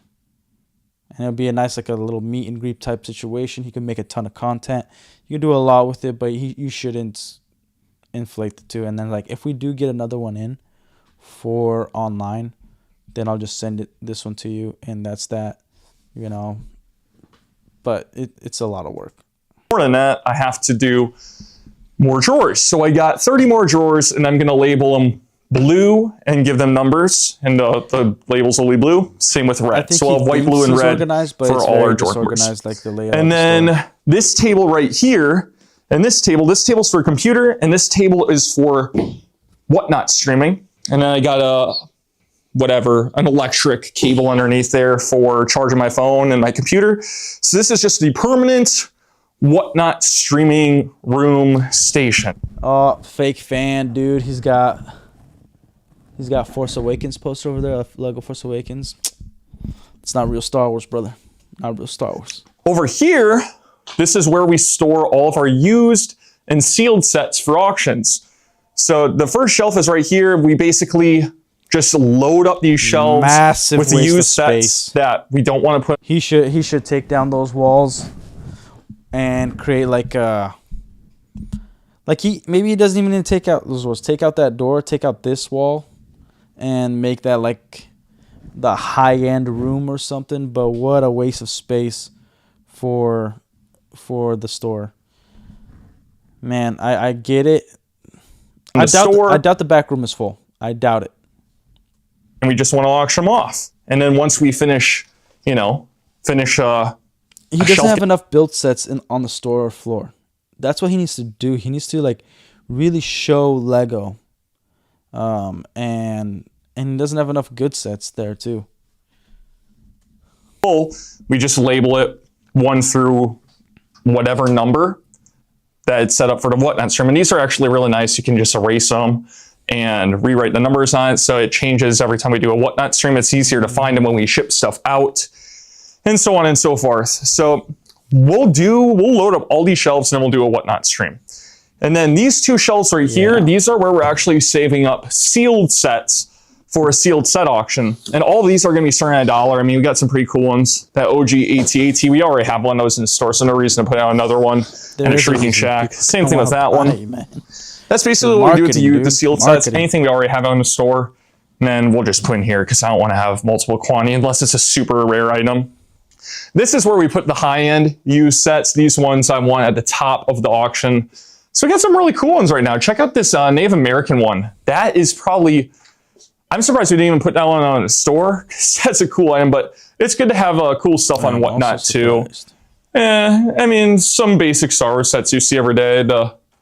The Saturn V, yada, yada, yada. But this room, we will get probably like 500 or 600 used sets in this room once all the shelves are filled. And usually the used set auction does around $20,000. Basically, no matter what's in here, as long as all the shelves are full, that's usually how it goes. Let's go on to another part of the store. So if we go to the back here, we got our pickup wall. So this is new. We do all of our whatnot pickups right here. Whatnot pickups also should be in the back room. And that shouldn't be a curtain. That's like really tacky. That makes the store look terrible. And this also makes the store look awful. It makes it look more like a warehouse than a store. That's like the best way to explain it. He's made a really nice warehouse. He hasn't really made a store. Pickup form right here has their username, put their stuff in here, and whenever they come to get it, just grab the pickup bucket, take their form off, and off they go. So this is really nice. We used to put pickups all over just the floor, and it took up a ton of space. So this wall just conglomerates, like it just saves so much space. Because if this wasn't right here, it would be basically taking up all over the floor right here. So that wall was a really, really good investment. This is a really fun item too. This is good for just moving around collections, buying collections, the desk for another employee when we have multiple employees here. So I guess I'll keep it for now. And then this is just gold, silver foliage. This we save up and then we make premium part slots with. And I also have a charging station right here too. This is really nice because I have a lot of floppy iPhones for the employees. And it's nice to just be able to charge at the end of the day. Same with this DJI. That is a nice thing to have. He spent a lot of money on this store, man. And this is just some Whoppy merch. I'll probably be doing another Whoppy merch order pretty soon. This is kind of a holding wall for sets that are on hold for customers. We actually have a sealed Naboo Starfighter right here that a guy's on a payment plan for. He's got 2 more payments left to go. This one I'm holding for my mom for Christmas. Yellow Beetle Submarine. So just some cool stuff. We got a pretty cool order here for a customer. Boxes take up a lot of space and kind of look crappy next to used sets, so we just have them back here, and whenever one sells, there's a check mark on there. That they look crappy next to used sets. Maybe if you put them behind them, they'll look good. It's just you're not utilizing space to have, like, when somebody buys a set, you give them the box, and even if they're like, oh, they're not in the box, oh, it comes with it. Like, if you like, you could go get rid of it, but we like always love to share boxes with blah blah blah blah. So when a used set comes in with no box, you can just attach it to it. And it is nice to a lot of collectors, but yeah. So if it has a box now, we come back, grab the box. Why does he have so many, like, cardboard boxes? And right here, I actually have a bunch of blank helmets and body parts for clone troopers. I'm trying to get custom pad printed. I sold my pad printer. This used to be a pad printer right here, but I got rid of that. I'm done with that. Now I'm just trying to outsource it to China, and I've been working on my first figure for the longest time, but have not finished it out yet, but coming soon, hopefully soon. And then back here, we just have, you know, more storage for bags, for boxes, like shipping boxes, for base plates. These are boxes that are kind of cool. That way too much, man. Like, yeah, like it would be better if he rented out a storage unit for the boxes and whatnot stuff. But yeah, he's kind of hurting the store by doing all this, especially in the back room. I can't bring myself to throw them away quite yet. Maybe I'll do some of the boxes in the future, but those probably gonna get thrown away. Our internet, and over here is more of our shipping boxes. Doesn't look like we have a ton of shipping boxes, but I mean, we ship out a lot. And then this has become our kind of like elf on the shelf Lego guy. Basically, employees just are having fun with them, and he shows up. Like, he can utilize the store more, where he could put everything in the back and still utilize it, especially having upstairs areas. But yeah, it's not efficient. Spot each day. One time I saw him like hanging onto the hoop and that. One time I see him right here. This is my favorite spot. He's just kind of because I'm just trying to be. This is the Bricklink room. We don't have a ton of stuff on Bricklink. It's been downsized quite a bit because I'm just trying to be done with it. But yeah, this is Bricklink, and we got a whole bunch of totes here from the 100K collection we brought in. This guy. Bricklink should just be, if you have an employee that does Bricklink and he has his own Bricklink store and then he's sharing profits or something with you, like, great, but you should not be doing Bricklink as just like all this. It's just a lot. 100 of them. He brought in all of the sealed sets in here. Now they're stacked up and we use them for just local pickup orders and stuff like that. But that is pretty much everything. Oh, one other thing too. Whenever we get in trash, we just dump it right here. And that's why there's like that random tote. Let's go check out the upstairs. So this thing is dangerous. Faith, please watch your step right here because these stairs are super narrow. I don't know how this is the code or what the heck they did, especially when you get up top here. There's like a bar here that's pretty hard, but they covered it with a noodle. The people before us covered it with a noodle because obviously so many people probably hit their head into that thing. I've hit my head in that thing quite a bit. This bucket of instructions has been here forever. Man. No idea what to do with that. These TVs I want to get set up in store at some point, so you know, NFL Sunday people can still watch football. Isaiah has some of his sealed sets here, right here and over there. He's got to get rid of those, but his wife doesn't want them at her house. Got a whole bunch of Disney Series 1s. We've had these forever, but they're finally dwindling down. Got some Disney 100s in here. This is stuff from back when I did drawer games, Ned games. We even got a vending machine there for Whatnot. We got some backup poly mailers. We got some sets for... To me, it seems like he's way more focused on Whatnot and streaming more than the store. So I don't see, unless he changes priorities, I don't see it having a whole lot of success. Christmas season, which we should probably start putting those out because I mean it's the holidays. And over here I got some of my personal collection stuff. I got all of the Scooby-Doo sets actually right here, sealed, mint in the box.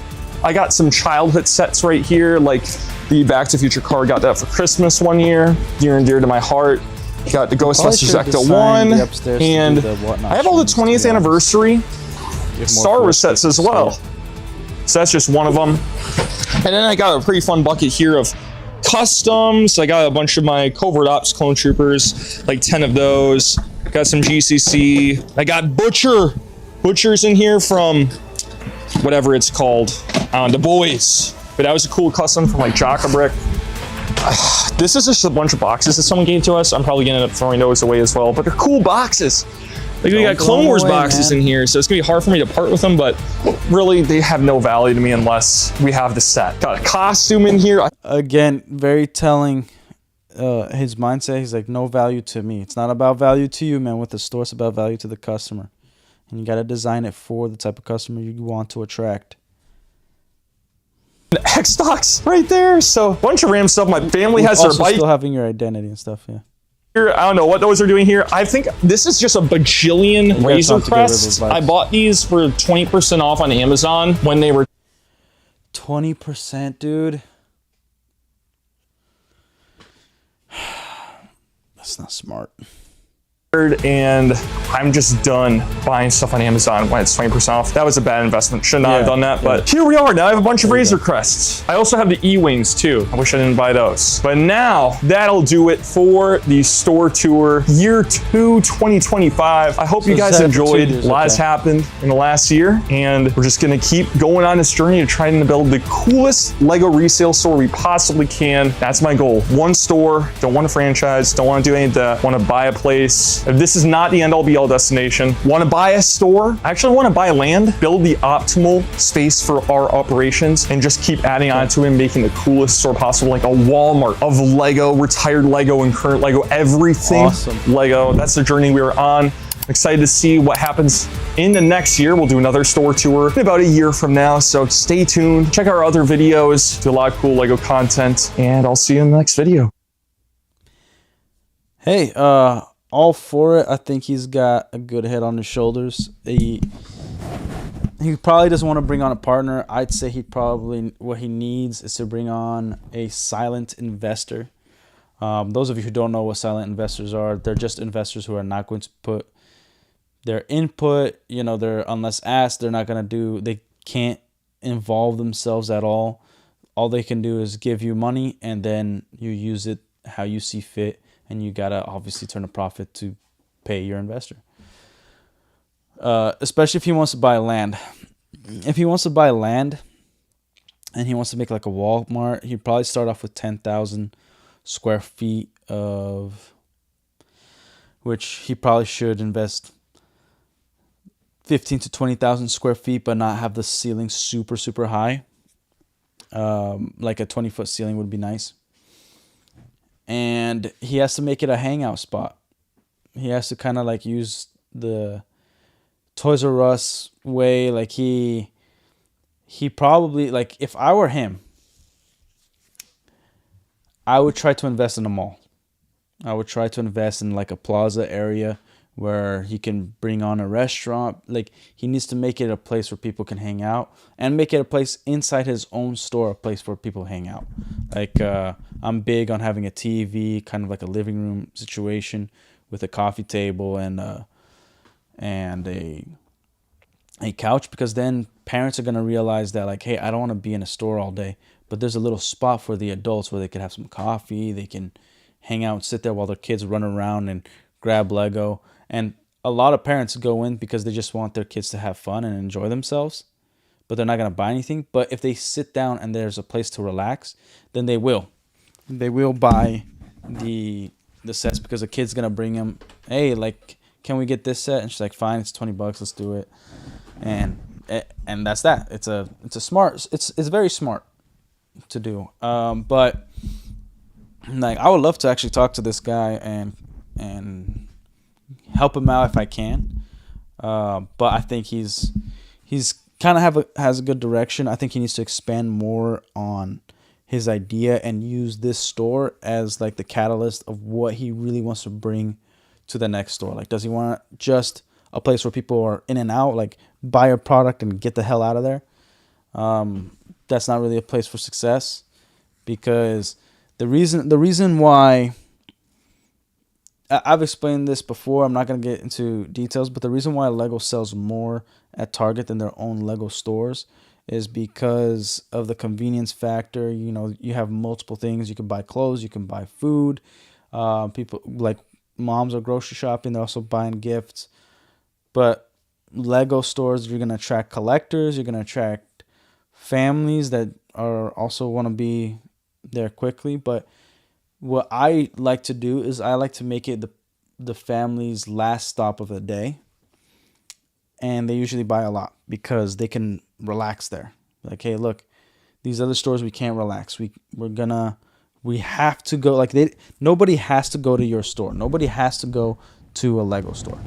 But you have to grocery shop. You have to maybe take the kids out, take them to a place to hang out. But nobody has to go to the Lego store.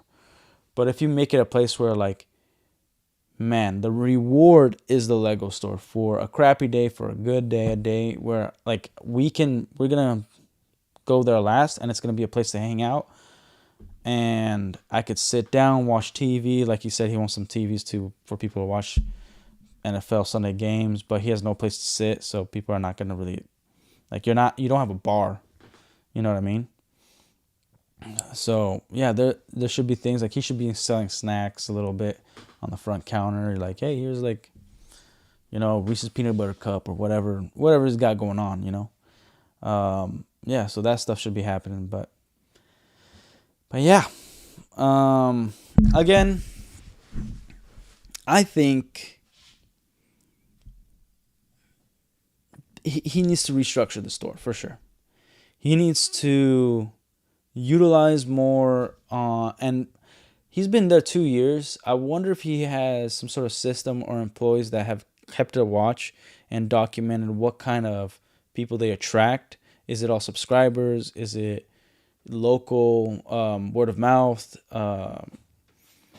Is it collectors? Is it families? Is it kids? Is it just teenagers? Like, and what times of the year they're attracting, and what kind of marketing he could do that's separate. He needs to also realize, like, you know, like, you shouldn't carry Disney Star Wars, not because of my own bias, but it obviously doesn't sell. Friends, built sets don't sell that. You know, you shouldn't buy bulk by weight. You should buy it through volume, gallons. You know, every tote and box in the US, they have the gallon size, and you can, like, $3 a gallon. That's gonna save you a ton of money. People put rocks, like, as much as you want to believe everybody's honest, people put rocks in there. You know, you're gonna have things that are like batteries and fake Lego, and you're gonna have to sort through that stuff and then wash it and then put it out for sale. It's a lot of labor. And also, you shouldn't take anything that smells like smoke, even a hint of smoke. You know, like, you got to minimize the labor. You got to minimize this stuff. And you have to have a clear-cut boundary on how much you're going to pay for stuff.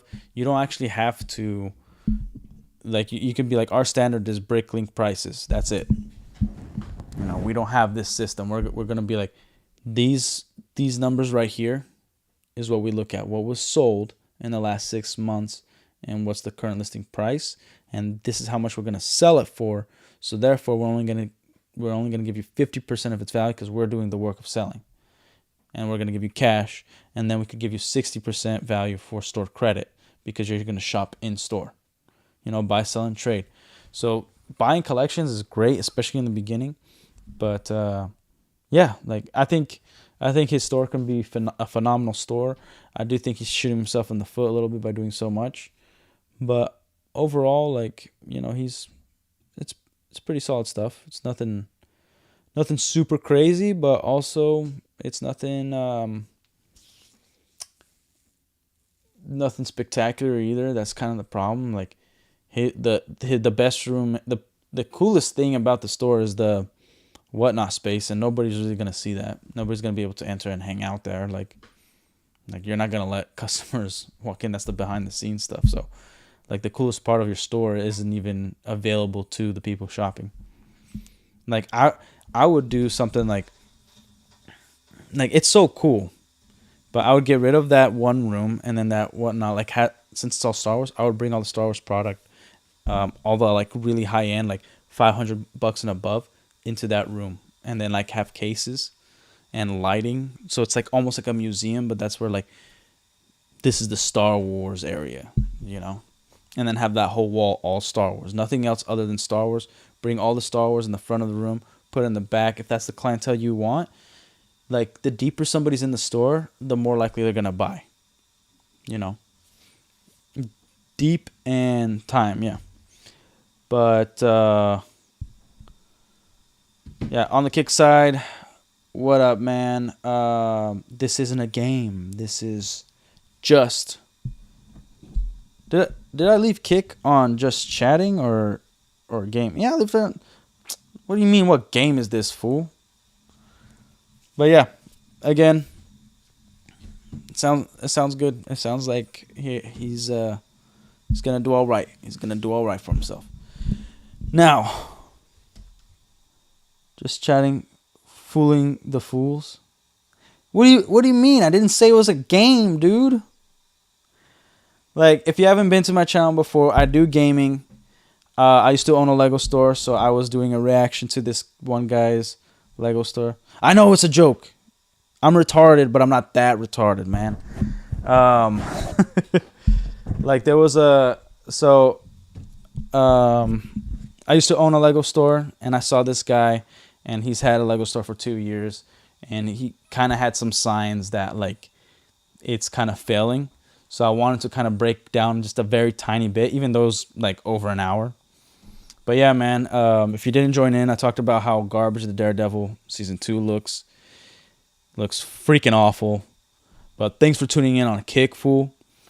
Don't forget to follow. Like, I'm also on YouTube, so like sometimes I say subscribe, but follow, whatever. Anyways, Superman, DC, it don't got a future. It freaking sucks. We're not gonna see anything good. Star Wars, we're not gonna see anything good. Dave Filoni, he's an idiot. I've read Heir to the Empire, the first chapter. You guys saw me reading that, and I pointed out how he used just chapter 1 to describe Thrawn in the Rebels series, and that's why Thrawn really sucks in the Rebels, especially compared to the Thrawn trilogy by Timothy Zahn. But yeah, so anyways, we will be playing Yu-Gi-Oh! Tonight, Master Duel. I might go get some freaking candy at the gas station. But yeah, look, I'm all for having hope. Masters of the Universe was looking good. I am probably going to watch it in theaters, maybe with some friends. If they're up to it, like, I don't know. Like, it's been a while since I think the last real movie I went to the theaters to watch was No Way Home. The last movie I watched was, it was TMNT Mutant Mayhem. The last movie I actually watched was The Fellowship, Lord of the Rings, The Fellowship, and I took my parents because they are definitely not gonna watch that at home. They'll fall asleep. And dude, they cried, dude. It was freaking awesome. But Masters of the Universe, it's literally the only movie I care about watching 2026 in theaters. The Odyssey, I think Christopher Nolan has to do all that DEI bullcrap. He like casted a rapper and then Tom Holland and Zendaya, and I'm like, F that. I'm not gonna watch The Odyssey anymore. Don't care about it. But I bet it's gonna be good, but it's just I don't care about it anymore. Like once you start introducing DEI and you're losing integrity over it, then your main focus isn't the story. Your main focus is like diversity and inclusion, all that bull crap that comes with it. So yeah, that's why I was skeptical with Masters of the Universe, but it looks fantastical enough that I'm like, I'm gonna give it a shot. Obviously, the Star Wars movie that's coming out this year is gonna suck. Doomsday is also gonna be terrible. Tobey Maguire is in it though. He is going to be killed off, and then he'll be brought back in the movie. I don't know if you guys saw the like leaks, but yeah. I don't think Doomsday. I keep forgetting Robert Downey Jr. is Victor Von Doom, and that makes it DOA, dude. He's a cash grab. The only reason he's in it is because he was Iron Man.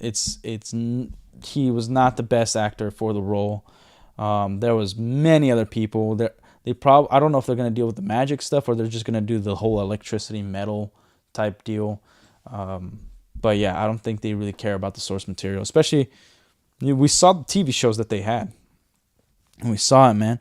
By the way, on Kick, Ashushu, is that how you pronounce your freaking name, dude? AUXUX Ashushush or XXX? Have no idea, dude. But yeah, I don't know if there's a movie that's like a trailer has launched that's really got me going, even if it's like not pronounce it. Never pronounce it that way. I'm not Portuguese. I'm from Brazil, so that's how I pronounce it. How the freak do you pronounce it? Uxux? Uxux? But yeah, man. By the way, how the freak did you find my channel, dude? I've always actually been curious because usually the algorithm doesn't like me because I say things like retarded. And I'm all over the place. I just don't pronounce it great. So just auxiliary. That's what I'm going to call you. You follow certain games? Well, what game brought you here, fool? Was it Master Duel? Was it Fallout 4? Was it The Force Unleashed? Because those are the only 3 games I think I've streamed. No, I've streamed Halo. Halo 5, and the good ones. You played Master Duel? Yeah, we're gonna play some tonight. Right now, for the past 7 years, I've been developing along with my business partner, even when I was at the Lego store. And unfortunately, I got screwed out of that. I've been developing a Yu-Gi-Oh tournament where we are going to give away $1 million. Yeah. The tournament.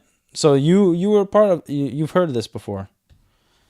And yeah, like soon, hopefully soon, I can actually give away a lot of the rules. The structure, you kind of saw, haven't talked about the structure of the deck, but like the rules that make the deck, but you kind of saw the deck of how it's actually supposed to be made. And everybody's deck is going to look like that. And I'm actually going to point it out on stream tonight. But yeah. So in terms of Yu-Gi-Oh! Yu-Gi-Oh! Is actually very similar. Yeah, but thanks for tuning in, dude.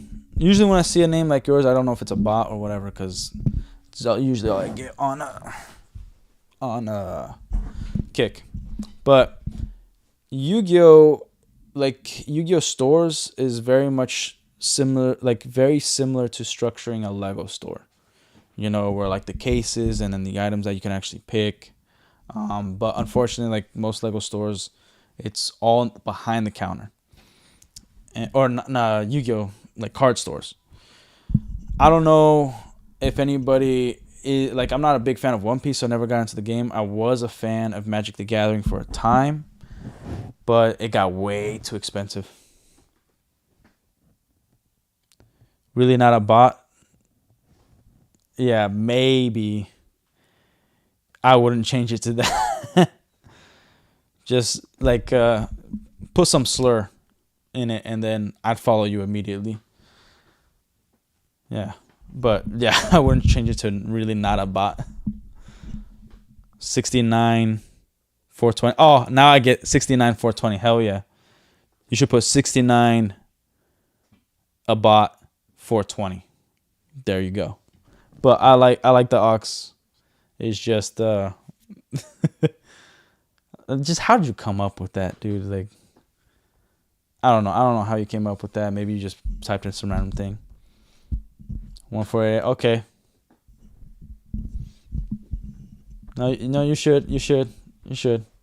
Or just have it. Just your name is just like a slur. Like every month, it just changes to a different slur. I could send you some that are really good. Man, is Kick like super strict on that? Because there's so many things I want to say that I can't say. I want to say British cigarette in the proper way without getting in trouble, but I'm also on YouTube, so freaking damn. Yeah. In terms of the news, oh yeah, there was some Dragon Ball Z news that came out, like a bunch of shows. I don't know. I wasn't impressed with Dragon Ball Z Daima or Dragon Ball Daima. I really don't like the art that they're doing with Dragon Ball Z. I don't care for the lore they've been kind of adding on. I always had a problem with Dragon Ball Z. They talk about how like to turn Super Saiyan is the tingling of the spine. I always thought that was stupid. But yeah, that's something that's coming up. But I really want to kind of dive in a little bit more with the whole Dave Filoni situation. Like the Shadow Lord, Darth Maul. That specifically, the whole reason we have the Solo a Star Wars movie where he's like the crime syndicate leader, the Crimson Dawn. The only reason we have that is because George Lucas's one of his many outlines for 7, 8, and 9 was bringing back Darth Maul, and he was kind of like picking up the Empire where it was in shambles, right? So when he was doing that, he became leader of like certain crime syndicates and was building up this and was doing it behind the scenes already, and he was building this thing up. And that's what put the idea into Solo, a Star Wars story, and Rebels, which they kind of have to tie in, because I think Rebels, they didn't even think about that too much because he became very famous throughout the galaxy. And so Dave Filoni, he rehashes stuff. He goes through outlines and the EU that came before and just ruins it. All of Clone Wars, the massive issue of Clone Wars was Mandalore. Like the author, if you look back of Republic Command, I point this out every time I can. And it's a great book. It really lays out Mandalore and adds to the lore from back in the olden days, the first Jedi of Mandalore with the dark saber, all that stuff. And she refused to work with Lucasfilm, even George Lucas was still head of Lucasfilm, because of what Dave Filoni did in the Clone Wars, and retconned all her stuff about the lore of Mandalore just so he could fit in this love story. And instead of realizing that was the way, here's the indication of a bad writer. When a bad writer will grab something of its original form, and when he realizes he can't fit the story that he wants to fit there, he's going to destroy that old story and then make his own. A good writer is going to have an idea, and then when they have a story of what came before and realize they can't fit the story exactly how they want it, they're going to change up their story to respect what came before and even come up with a better idea than they originally had that fits in with the current lore that exists. Those are the two differences between a good and bad writer. And it's not all the differences, but those are two major differences. And Dave Filoni, he's constantly done that. In order for him to fit and please people, like oh, Ahsoka dies after Order 66, sometime after Order 66, right? Darth Vader kills her. Yeah, it satisfied the fans that, like the reason why Return of the Jedi is called Return of the Jedi is because there is no Jedi.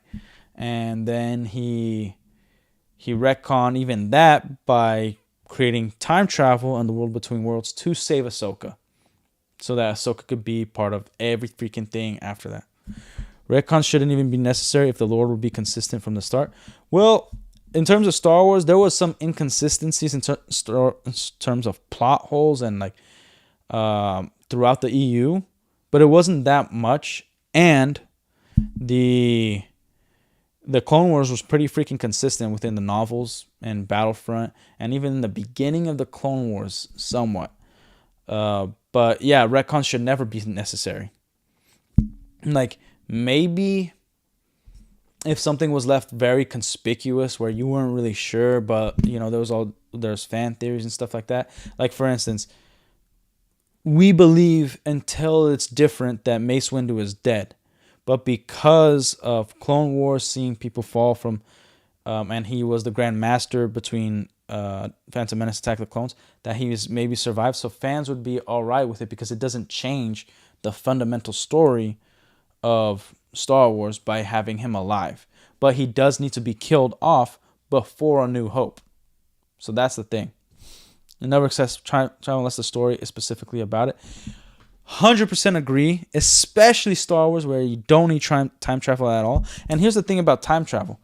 Every piece of property that has time travel needs to have their own set of rules attached to it. It can't be like, this is the definitive time travel. Like, my favorite way of time travel is actually Dragon Ball Z. Where in Dragon Ball Z, Trunks goes back in time to save Goku and all that fun stuff, right? But what he does is he doesn't even go back in time because there is no future written yet for what we see as the Dragon Ball world. So he saves Goku because Goku was going to have the same ending as Trunks' world, right? So Trunks going to that timeline doesn't interrupt its time. It just interrupts his own time. But in his own time, nothing changes because you actually can't go back in time because you already changed the future too much by being in time. Like, just being there changes it completely. So since he can't do that, he can at least save some other timeline. And then they later in Dragon Ball Super go and help them to save his timeline. And I think they actually erase it, unfortunately. And so Trunks is just kind of like, adult Trunks is just wavering somewhere. But in essence, that is my favorite. Like, I've written my own lore of time travel, of what I think it could be. Like, what I think time travel is like, let's say we came up with time travel, us humans. In my mind, this is how it would work. Our essence is transferred, but we are not actually transferred through time. Like, we leave a footprint, right? Like, if I slam the table like this, boom. Through our eyes, if I were to revert back in time, I could see myself and like my spirit is like floating here and I could see it,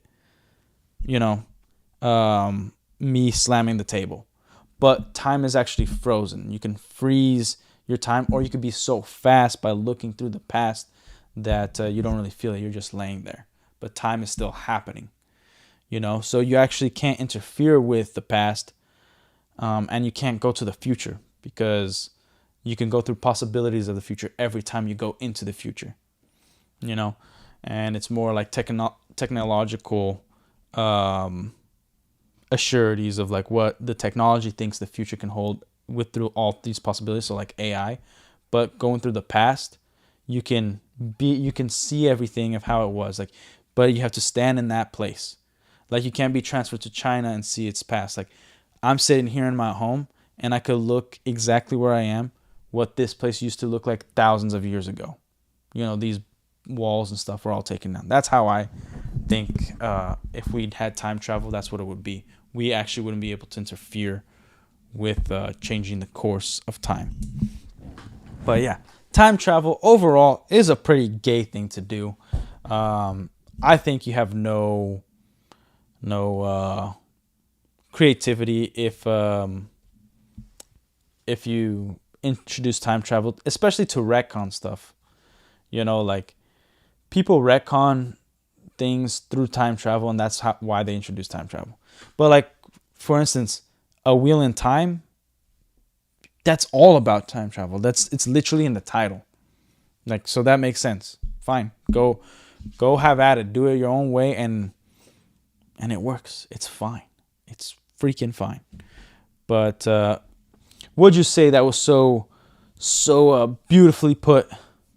Did you say a slur, dude? Let me look up. Unfortunately, Kick's chat sucks so freaking hard that on OBS it don't work. Oh, so the streamer can't say it, but I can't. Did you say retarded? Because that would be really cool of you, dude. Well, yeah, I can say it, but... And you can say gay. Try typing it again. I want to know. I want to know. Want to know what you said. You said happy, like gay?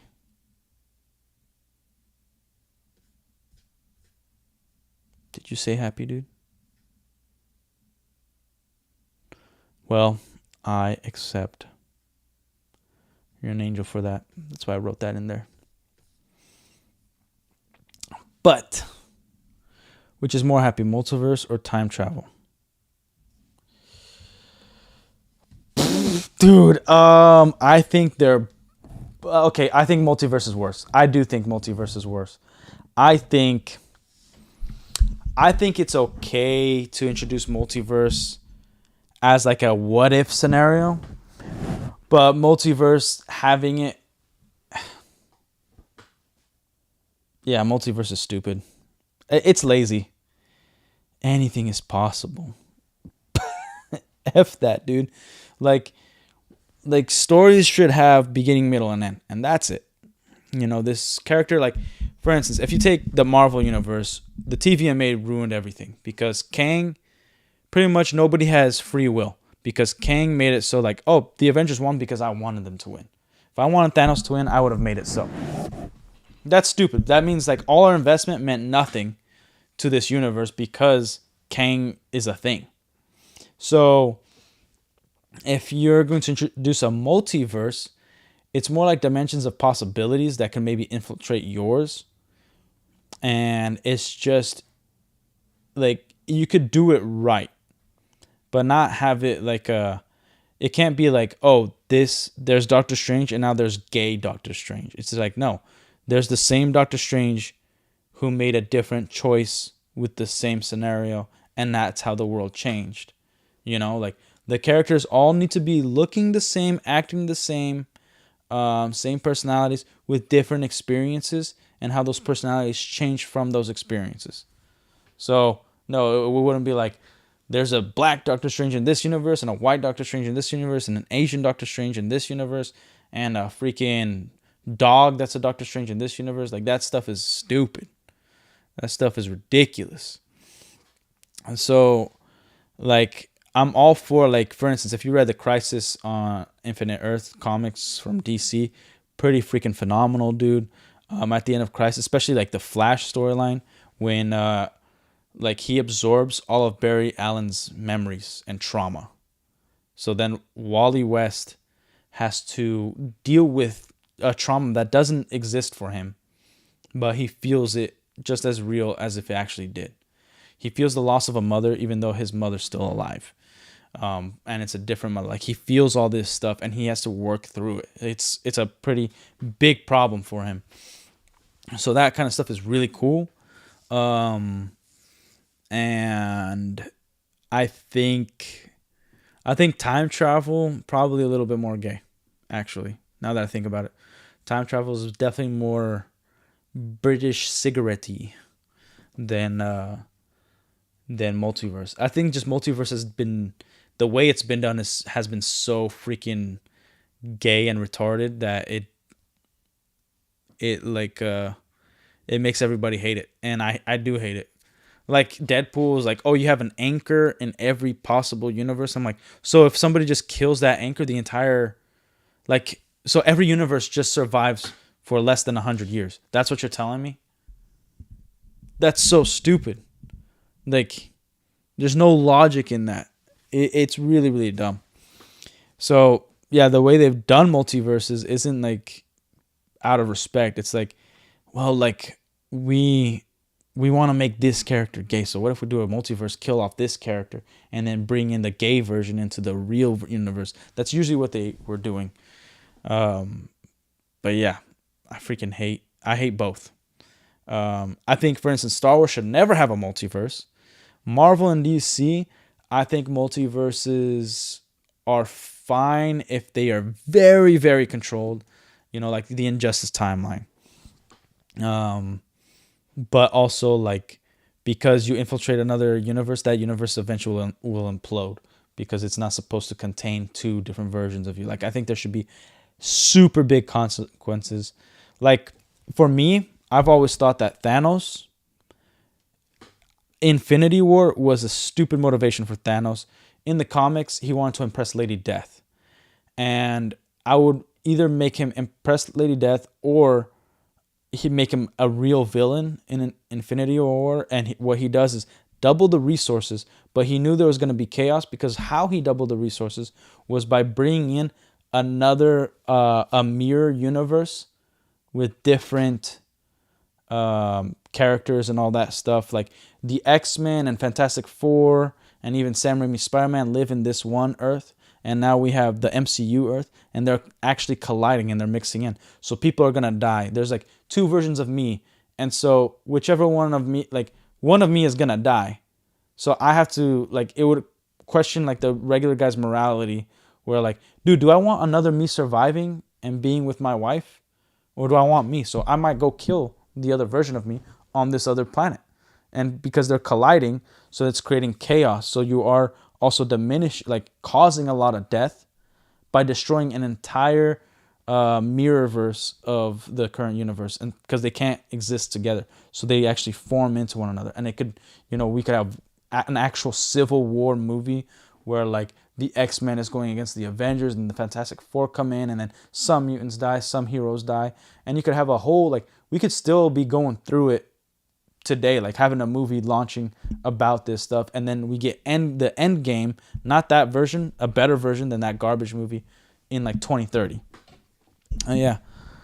Auxiliary, people use the argument for multiverse that Magic the Gathering lore always had multiverses, but it used to mean very different planes of existence with no physical boundaries between. Not this every iteration of XYZ is possible now. Woo! Like, you're right, because in Magic the Gathering, it used to be like planeswalkers. You were a planeswalker. Like, then they made planeswalkers their own separate card. Like, Magic the Gathering used to be like the player, me, having the cards, I'm the mage, and you are another mage, and we are using our sorcery, aka mana, to fight one another, right?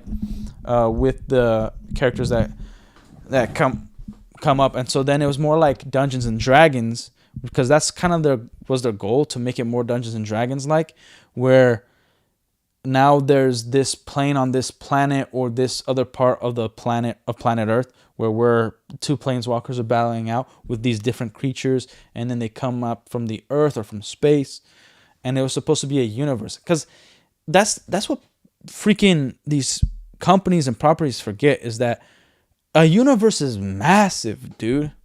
It is huge. Like, and if you're dealing with Magic, it's so simple to have a mage on some other planet that's much older than Earth, create like a portal, or have others with technology, and they come into your Earth and all this stuff. Like, you could like a universe, like just our galaxy, right? Our galaxy has an estimated between 1 to 400 billion planets that we know nothing about. Okay? That's the Milky Way galaxy. And we have an infinite amount of galaxies. So then multiverse is just lazy because they can't think that there's a possible, like for instance, scrolls, they have their own planets. Like the Guardians of the Galaxy, they travel around. Like, be creative, man. Like, it doesn't have to be another multiverse. Like, a universe is huge, it's infinite, so you could do a bunch of stuff. Auxiliary, yeah, but planes were not about dog Jace, space Jace, feminized Jace. It's just lazy. Yeah, it wasn't. It could have been much greater than like Magic the Gathering became a money grab. You know, like they don't care about the fans. Like that's why they take properties and they race swap them all the time. Like Lord of the Rings. I almost came back from Magic the Gathering when I heard that Lord of the Rings was coming in, because I'm like, okay, they're partnering up with Lord of the Rings. So that's as close to Magic the Gathering as possible. It's kind of like Warhammer having the Lord of the Rings stuff. So I was cool with it. I was like, this is going to be great. And then they made Aragorn black. They made all this bull crap and changing lore and made it like super gay and femmy. And I'm like, these freaking fat, like British cigarettes are like ridiculous. And then the structure wasn't even that great. It was a mess. And I'm like, well, I'm out forever. I'm not. You can't disrespect Tolkien and I can be okay with it years later. No, it's not happening. And then they partner with Marvel and they're doing Marvel cards. They're doing all this stuff. And so I was like, why am I going to be invested in this BS, dude? Like, that's freaking insane. But it is what it is. I can't do nothing about it. And it's just super gay. Like who cares about all that DEI bullcrap? Because that's also not the fan base. Like, yeah, you got some weirdo freaks with like blue hair and all that stuff, but I'm not about that bullcrap. It's such an American thing. I always have zero problems with it if they wrote their own stories. But changing existing stories so well. Like, look, it's because, and also Magic the Gathering is American. Where are you from, dog? I want to know. A massive issue is like not realizing that the world is a bigger place than your own bullcrap. But how do I put this?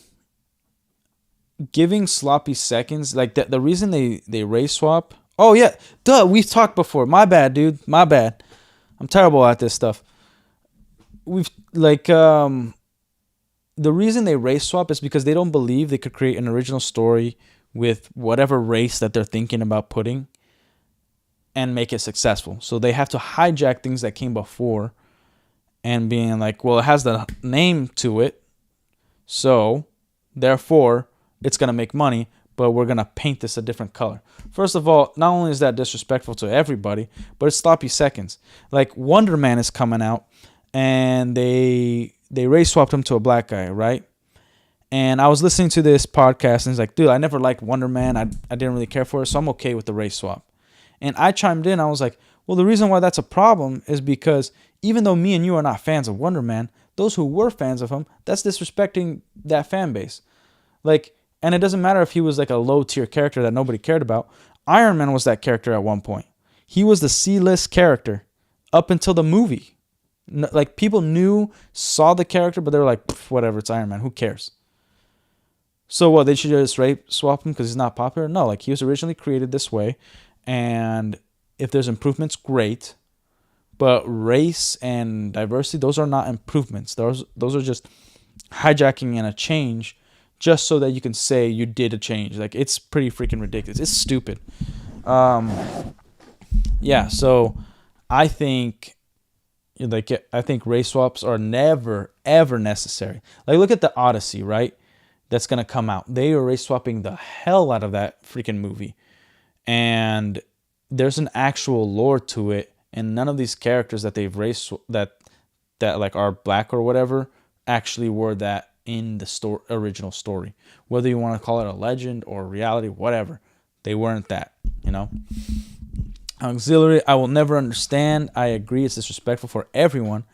Just how more difficult would it be to base a story on an actual African folklore archetype, for example, instead of swapping / piggybacking on existing content? Exactly. Like, there was Dr. Voodoo in Marvel, and he was the Sorcerer Supreme at one point, and he had a great run, great character.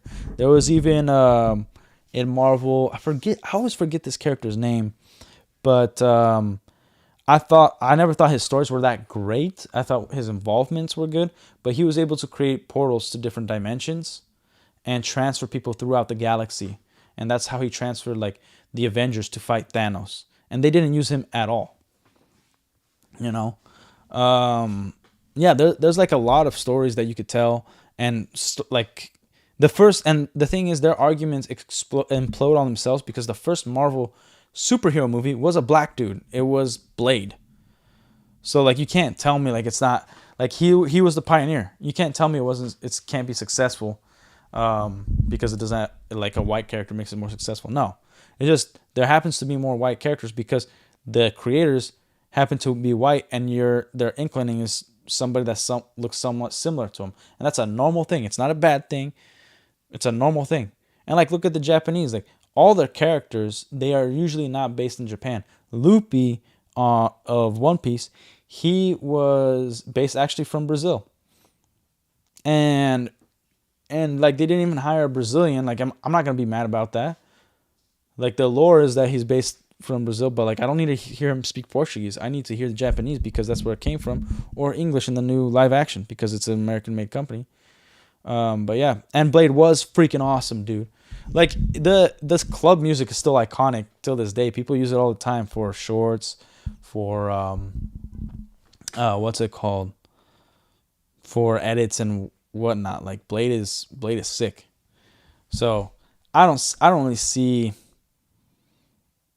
the need to not only change all this stuff. I don't see the need to not create new characters. You know, like, we can also, and that's the point of comics. Like, for instance, Smallville, Lionel Luthor, probably one of the at least top 5 characters in all of Smallville.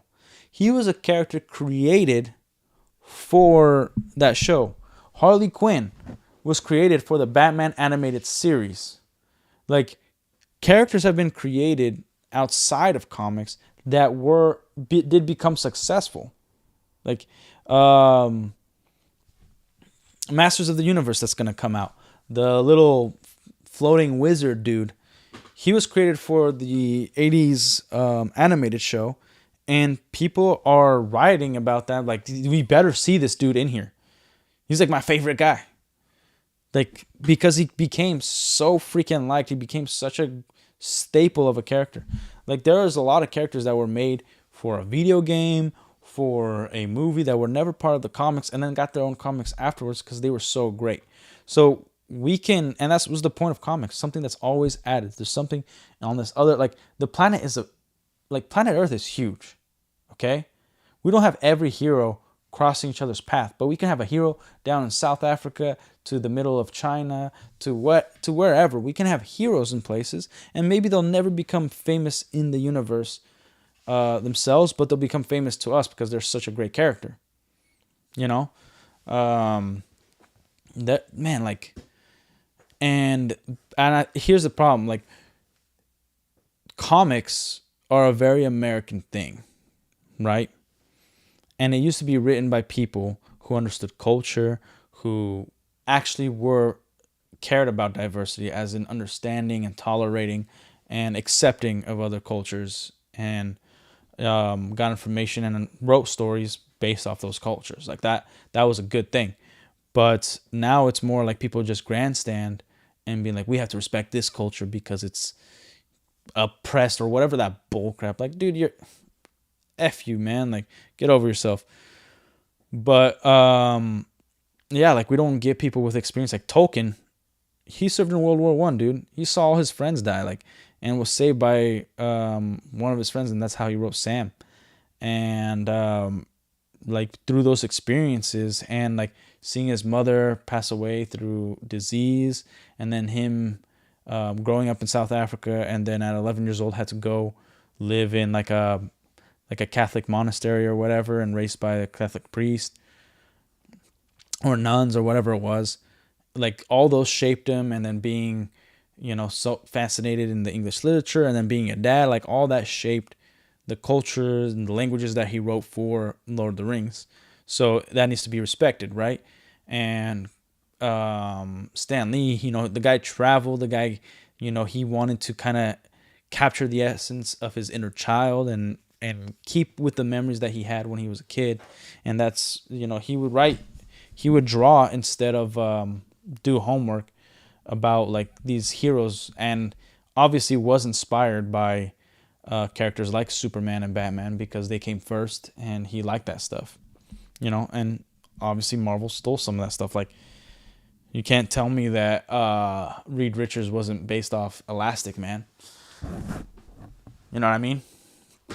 So there's a lot of good that came from copying. There's a lot of good that came from having your own experience, but now nobody has experiences anymore. They just live in their bubble, and they stay here, and they think America and the way the media of America thinks. Because also, I live here in America. You go outside, nobody's freaking complaining. Nobody's worried about that bull crap. Everybody's having a good time. We care about each other. We're not doing that charade that you hear online. That's not happening. Okay? Like, yeah, you meet one of these blue-haired land whales, these freaking troglodytes, like just roaming around, and they should be in an asylum and locked up. We hear that bullcrap, but then, and like every now and then, like when you go to a college campus and you're like, oh my gosh, there's a retard roaming around that needs to be freaking incarcerated. Yeah, you get those. And I've run across, especially when I own a Lego store, of these freaking morons that are, against the patriarchy. Man, like, suck a chode, man. So yeah, there's these freaking idiots, and all of them are ugly, by the way. I've never seen one good-looking person talk about the patriarch and stuff, unless they're like famous and retarded. But in person, nah, dude, they are animalistic. They have a face built for radio. They have like man, they ugly. they just straight up freaking monster like, man. They are cave trolls.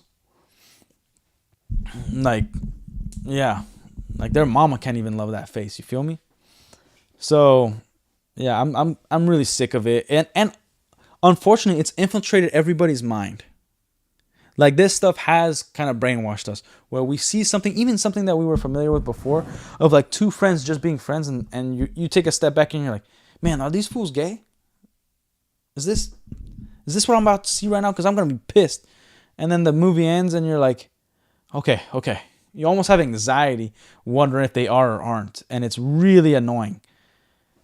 Because like they've made it so that like when we see dudes being friends with dudes, girls being friends with other girls, our mind automatically goes like, are they or aren't they?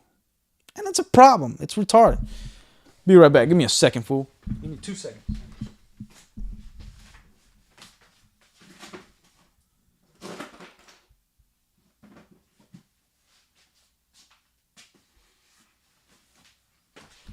I might need to take a piss soon. Oh. But I'm back on my Sprite. Need to fuel up. Damn.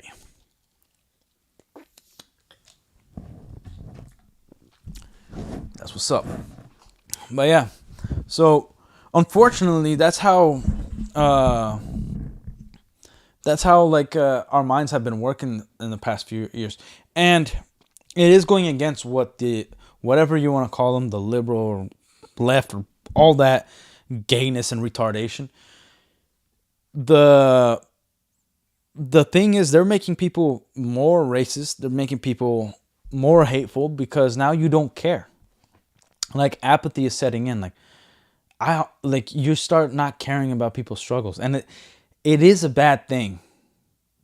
Like there's a point where it's like, dude, we all going through stuff, so instead of complaining, let's all work together. There is that we should always strive for, right? But when you like actively just don't give a damn, it sucks for you guys. Sucks for whoever's complaining, because people just don't give a damn no more. We got our own problems. That's something I love about my country, and unfortunately the media wise of my country makes it look awful, but the normal people of the country, Brazil, are pretty awesome, because it's like we're all struggling. We all have our own issues, and we all try to make light of it and have fun and enjoyment and whatever. And it's great, because if you start complaining about racism or whatever, everybody's just going to start making fun of you and being like, dude, shut the hell up, you freaking gay retard. And they're going to use more colorful vocabulary, because we have you want to know how, like, the best way to say British cigarette? We have the most ways possible in our language to say it. And it is awesome. And yeah, we're just not gonna care. Like, you're gonna complain to HR, man, shut the F up and suck me sideways, dude, before I freaking baptize you with concrete, dude.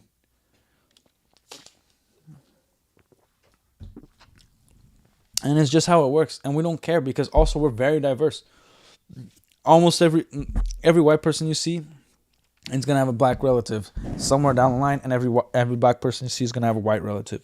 You know, like, probably a black dude from Brazil is going to have a great grandfather who was a Nazi. And that's just a normal thing. Genetics are a crazy thing, brother. And that's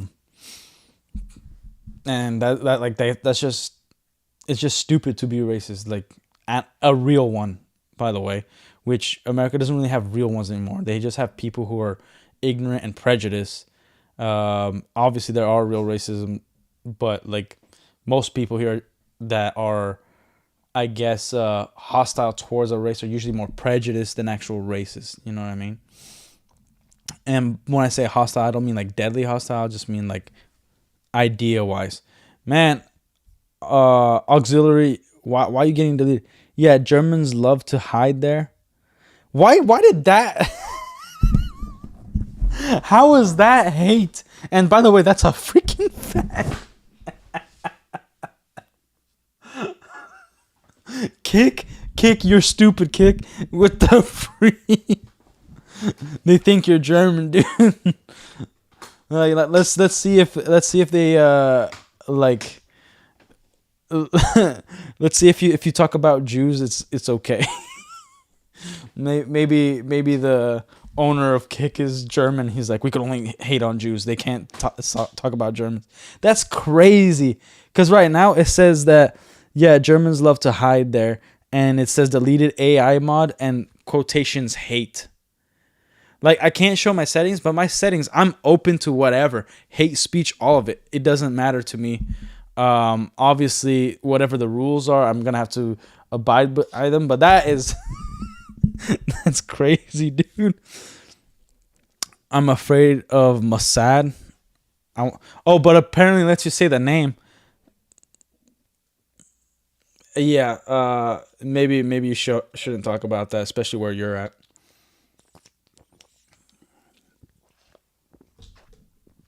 But, dude, that's hilarious.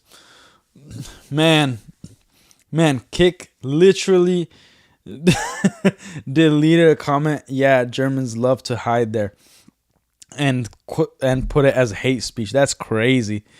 Yeah, Brazil, like, dude, we had the most amount of African slaves come to Brazil than anywhere other than the world.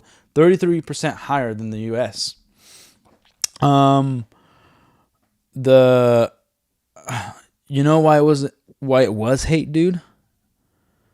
It's because you put Germans and love next to each other, and that doesn't exist. Germans don't love nothing except Jews. And that is the truth. But man, that's crazy that they labeled that as hate, dude. Sorry, auxiliary. I guess you're poo-pooed. And shout out for Jew love. Shout out for Jew love. Shout out from the Germans. That's how you say it, right? Like that. That's how you show love.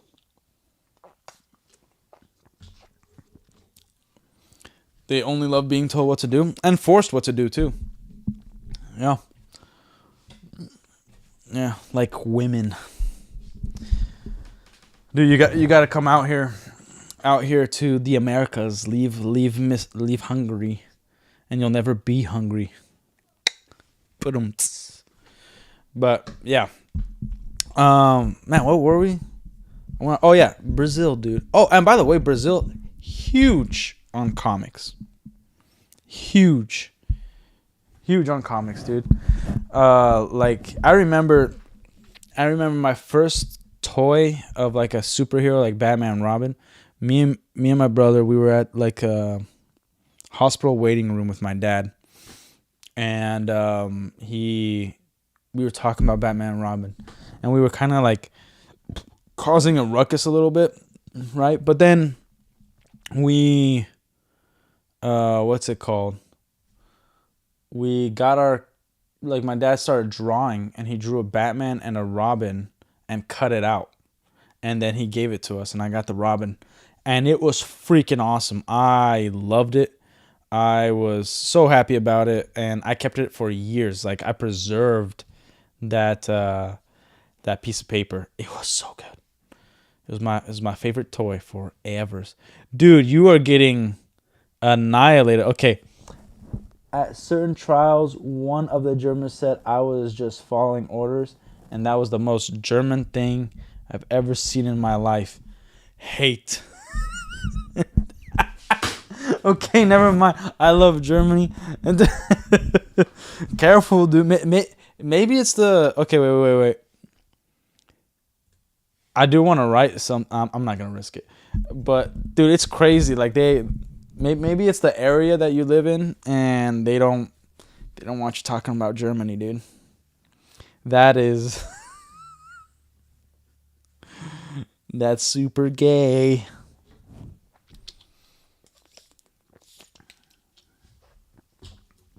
But yeah, and I do have German and Russian in my family, and African and Polish, Japanese, Filipino, Italian. What else do I got? That's pretty much it. Thanks, Europo. Blame the French. Those gay bastards. Good for nothing. Como talez-vous? Suck on my poo. Shut up. French are gay. And worthless. Don't ever forget the French are worthless. It's really, really important. You hope they spill their wine on their cheese? Yeah.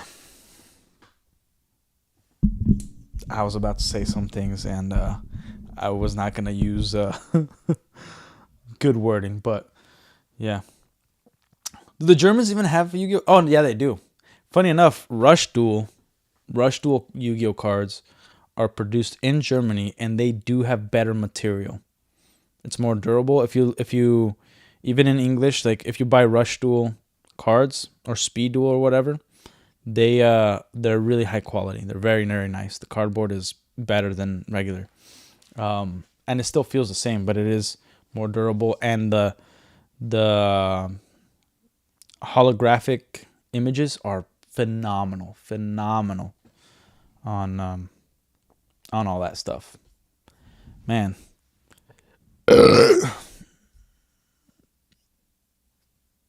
It's Speed Duel. Yeah. I meant to say Speed Duel. I mix Rush Duel because, like, all the gay stuff, I don't really involve myself. Speed Duel, Rush Duel. Like, play the real game. Play actual Yu-Gi-Oh! We don't need all that bull crap. You know, they try to make it, and it doesn't even make sense because they try to make it for, to introduce it to kids. So kids could start liking Yu-Gi-Oh! Again. But if they just freaking focused on balancing out this damn game, then we wouldn't have this problem. Like we would, like for instance, there are certain rules that would like change the game pretty significantly without actually changing it. Like one of the things they can't change is like 3 copies of a monster because of Blue Eyes mainly. But they could change spell and traps to like 1 copy each. They can. And that already sets a different balance to the entire game. So, you know, like if they do that, like it does change Yu-Gi-Oh! And then they have to really think about the balance of the game. And they could also do like the extra deck also only 1 copy. That's the truth. If you want to make Yu-Gi-Oh! A balanced game, the first thing you do is change the rules of just spells and traps and extra deck, and you say only 1 copy of each card. You can't have 2 or 3 copies. That's how the game is played now. Because if you could still have 3 copies of monsters, that's fine. Keep it, especially because of the original, you know, 3 Blue Eyes White Dragons, right? But yeah, Speed Duel is awesome though, because you can buy a big box full of GX era classic cards for cheap to use in retro formats. Well, now because of the 25th anniversary, you could do that regardless. Because they reprinted freaking everything and it's all super cheap. You could use Speed Duel cards in the TCG, just not the TCG cards in Speed Duel. Actually, you can't. Not in competition.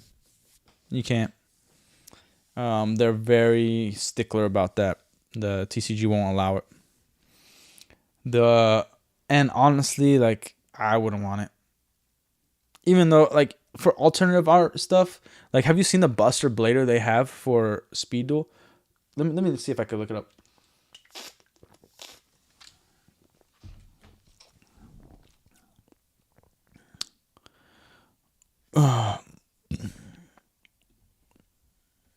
Freak. Speed Duel Buster Blader.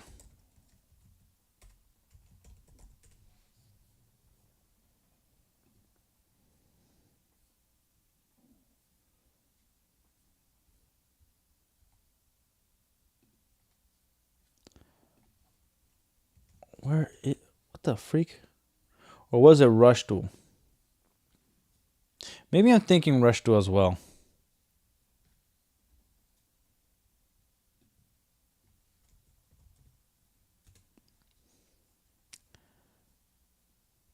Okay, I think I have found it.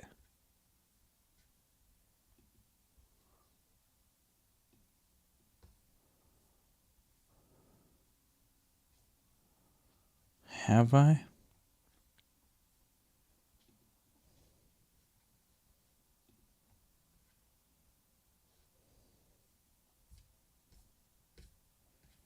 If I go here, look at that artwork. Like, dude, I wish we got that for our regular cards, but you got to be kidding me. Like, only the retarded gay formats get that? That's some bull crap, dude. Just not the TCG cards. Speed Duel. It's probably the same with the Speed Duel in the left side. I have a sense you are still thinking about Rush Duel. Yeah, I am still thinking about Rush Duel. I am, like I said, I think I am a full-blown retard. Thanks for the support. Yeah, the new full art cards they talked about look kind of like Rush Duel cards though. I do like the new. I was super against it before, but they're making those cards like a one-off, like they are its own damn thing. So like it's not an actual Dark Magician and an actual Blue Eyes. They have their own thingy-mabob. Yeah, it's extended art, you know, which you know, I'm a fan because they didn't make it like here, let me look it up. How do I full art Yu-Gi-Oh cards? Because they made it the level, the name, the description all in the same place. Like none of that has changed. So it's still very much a Yu-Gi-Oh card. That's what I was like mainly worried about, is that they were gonna somehow like have a leg over the description just to be like a collector thing, but they made it like a usable card. So I was really happy about that. And also that they aren't like, I would be okay if they released the new like original cards like Dark Paladin, Dark Magician, Blue Eyes, Red Eyes as a full artwork card. That would be cool. But I don't want the whole game changing to full artwork. I would very much like this to be like collector's cards, and then maybe in the future they're expensive because they've only made one off, maybe in different rarities. That would be fine with me too, because I don't really care about the prices going high, because I don't scalp. I don't really do that stuff. I like to trade. Yeah, they do kind of look like Rush Duel cards a little bit. But I think overall they're fine. Like and I can't tell which ones are like the real ones, because a bunch of them came out. I have to look up Yu-Gi-Oh news, because there was already like a ton of concepts before. Like people were doing this a ton. Like they would even cut it out and make their own cards off real Yu-Gi-Oh cards, But yeah, like there's like if you look up Monster Reborn, and the different ways they like fans have said like make this card a thing, like full art, then it looks really, really nice. But I don't think they should like just go through the whole thing. That actually, like what I said before, I think that's actually not a bad idea, making the rules to help balance the Yu-Gi-Oh game. Like, because this is what I'm saying. They made Rush and Speed Duel to try to introduce children into the game. It's not going to work. The way to balance out Yu-Gi-Oh is to take Xyz, or not Xyz, Extra Deck and Spell and Traps, and say you could only have one copy of each card. And those are the new rules for Yu-Gi-Oh. You can't have 3 Monster Reborns. You can't have 3 card destructions. You can't have, like you're not worrying about a limited and semi-limited list anymore. It's just 3. You're just worrying about forbidden cards versus non-forbidden cards, and that's that. I thought it was a stupid argument. Some investors made that the collectible aspect is important too, and you shouldn't have everything for cheap. But after giving it some thinking, it may have some merit, since you barely have any cards actually worth collecting besides a few OG prints. Yeah, like what you want is for people to stick with the game, right? So the only thing they have left to keep it as a collector base is very simply having only one artwork in one specific rarity. So like you could have multiple, like I'm a fan of like, okay, every card gets a common. All cards should have a common version of themselves. Okay, cool. But the artwork for like a secret rare needs to be completely different from the original. Or the original in secret rare form should be extremely difficult to get. And so I think, or it can even have secret rare, but like there should be only one version of an art, like pick an artwork that's alternate from its original version and make that the prismatic secret rare, whatever rarity you want, an ultimate rare, but it can never have any other artwork other than that ultimate rare version, and then never reprint that again. Like you can even make it like a competition winner type thing, but I think that's the best way to make it like collectible again, is just have completely different alternate artwork and then assign a rarity to it, but then never reprint that artwork again, and that it's just assigned to that rarity. Boom. Collectors opening packs also helps a poor Hungarian to buy singles. Yeah, dude. Yeah, like there used to be a time where it still was better if you just bought the entire set, but now it's come to the point where it's better to buy singles. Like I know a few store owners that have card stores, and their big issue, all card stores' biggest issues are with Yu-Gi-Oh. Because as soon as the set, because you have to pre-order the set like maybe a year beforehand, months beforehand, to have it in stores. But as soon as it launches, it already loses half its value, and then you could buy it for half online because everybody already knows what the set is, and the set never stays true to, like, the next set is probably gonna have the same cards, or at least a good lot of them, or you're probably gonna get the same cards again within the same year throughout multiple sets, so that it doesn't hold value.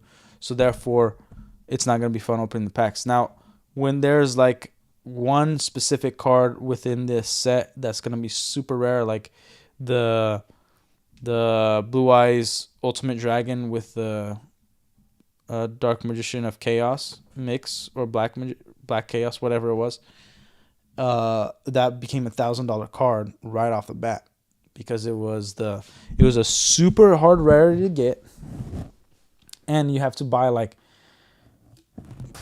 10 full sets to possibly get it, or 12 full sets, but 12 boxes of 12 full sets to possibly get it, and it's not guaranteed, so it's all gambling.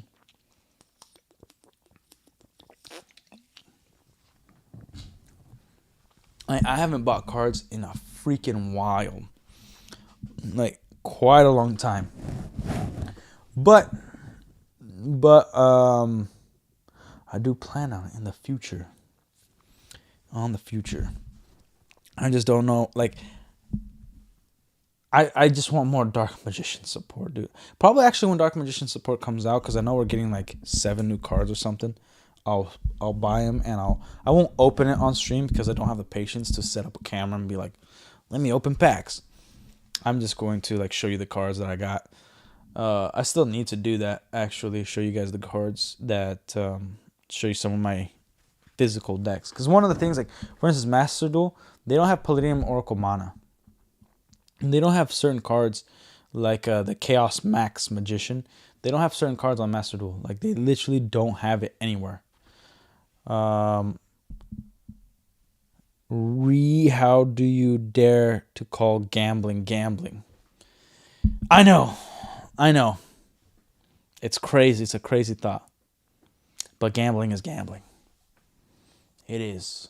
When you're doing it for the money, when you're doing it to resell or whatever, that's gambling, okay? Like buying cards for the love of the game and love of opening packs, that's not gambling. Oh, that was gross. So, by the way, I might not play Master Duel tonight because I don't know, I just don't want to. But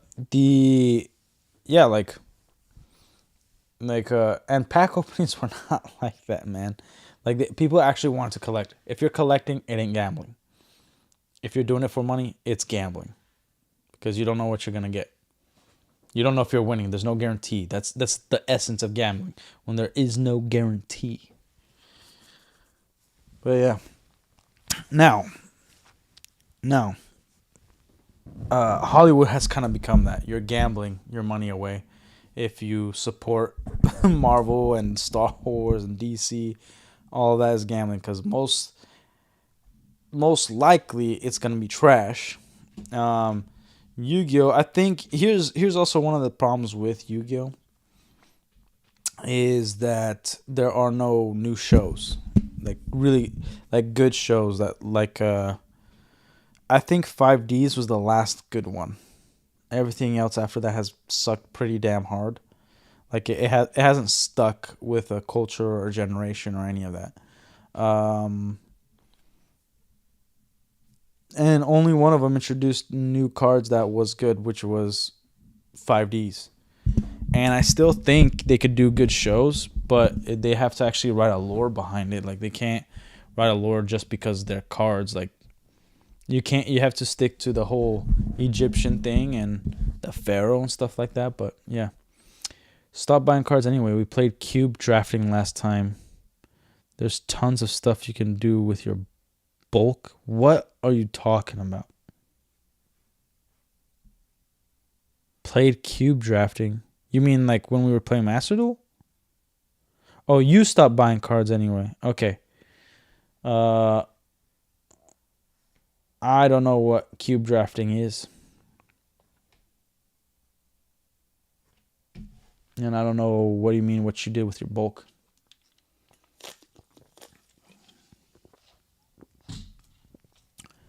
But man, good Lord,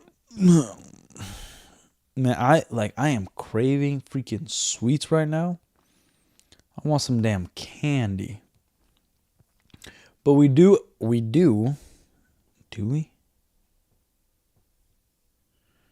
We do have some videos to react to, by the way. Give me 1 second. Uno segundo.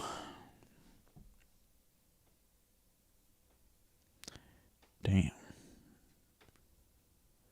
Man, so many people are alive. I'm actually going to say hi to Quarter Black Garrett. He's one of my favorite streamer / YouTubers. But I might as well say hi.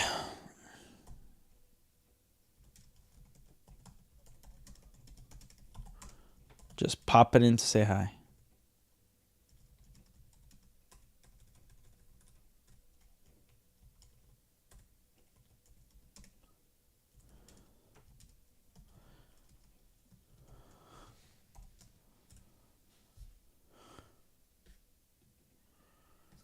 But yeah, that's a cool dude right there. But what'd you say, auxiliary? So bulk, like tons of cards you have lying around. Driving from a curated pool, pick like 10 cards, and you and your opponent take turns picking a card. Repeat until you both have. Dude, so I've done that. Here's actually what I've done. I've gotten every card that I possibly, not every single one that exists, but every one that I've ever had, and accumulated to like, this is all the Kaiba cards he's ever had. Then I have all the Joey cards that he's ever had. I've like built them based off characters, all the Yugi cards. And then me and my friends, we have like 5 minutes, and I bring them all. They have their card sleeves. I bring them all, and we just put 40, 50 cards together, extra deck, all that stuff, and we just go ham without looking. We don't know who picked what, other than like one is missing or something like that, and it is freaking awesome. It is awesome, dude. Man, what was that? Did I not save the damn video we were gonna react to, dude? That is nutty. Hold up. For some reason, everybody decides to go freaking live today, which is pretty damn gay. But, one thing I have not been watching yet is, I'm going to save that for later because that's really cool. I have not been watching which I said I was going to do, the Game of Thrones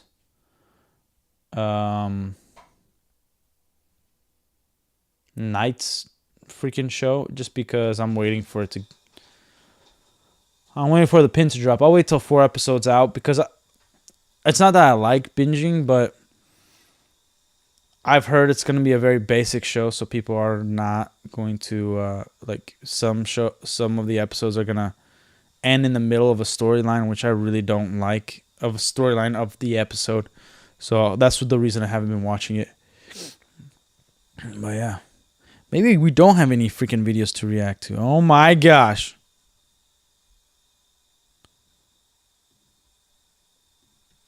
But, by the way, how did you guys like Daredevil Born Again Season 1? Because I freaking despised that. I couldn't stand Daredevil Born Again Season 1. And I remember, by the way, love Gary from Neurotic, but F you, man. You kept my freaking hopes up when you were talking in the beginning. Like, wait, it's going to be good, blah, blah, blah, blah, blah. Man, shut up, man. That freaking killed me, dude. But whatever. Still love the guy. The internet is empty today. Yeah, I'd say so. It's actually one of the reasons I started streaming, and I prefer talking. Like, that's why originally I had a co-host. I prefer like hanging out, talking to the chat, talking to people. Shoot, F me. Talking to people and all that stuff, like, and talking about the nerd stuff and what's going on, what I like and dislike. It's the whole reason for the channel. I started doing video game streams because it's the only time I could do, like, I only have time for one or the other, so might as well do both. And a lot of times there was nobody in the chat, so and my mind was like blank. Even though I had a lot of things to talk about, it was just like sometimes it's just so overwhelming that if you don't have somebody to bounce off, then it gets difficult. I do have a friend. He did create a YouTube channel. His name is Batistinha Daily. And again, he's just starting out, so video's a little rough, but check him out. I will be hopefully having him on, because I think he's trying to do like a day in the life, like IRL type stuff, which I probably will never do. I don't like the whole camera in people's face in public. I think it's kind of big dumb. But yeah.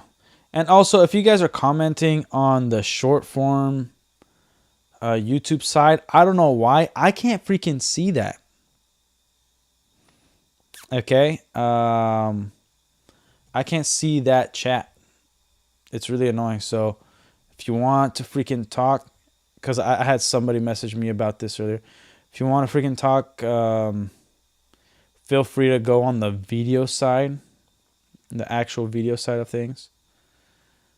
Because I can't see the... Oh my gosh, that was loud as hell. I can't see the mini chat.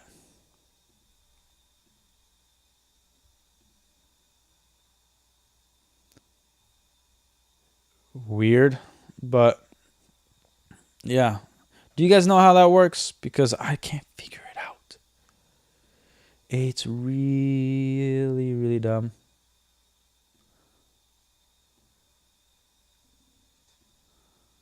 And I have no idea. Ooh, I could view in the control room, but I still can't see the... Is the chat supposed to mix together?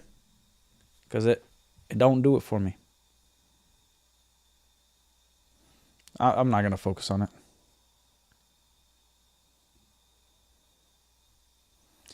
But anyways, I'm still trying to figure stuff out on creating content. I'm not the biggest fan of filming a video because I feel like I'm not as authentic.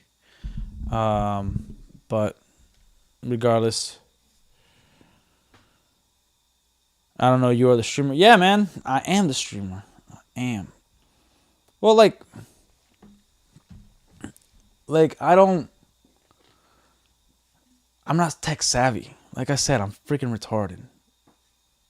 Like seriously, the first few episodes was I'd create the idea, and then my friend that was the co-host, he'd kind of handle the technological stuff. And then I was kind of sick of like not knowing what to do, so then I just started doing it. and also on my own because of the whole store thing. But yeah. Now, one of my goals this year is actually to start getting fit because I want to go to a Comic-Con in all Darth Maul. And actually, we got to talk about Ray Park, dude. It's kind of crazy.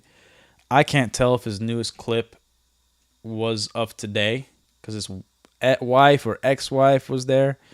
He posted some pretty revenge adult content on there.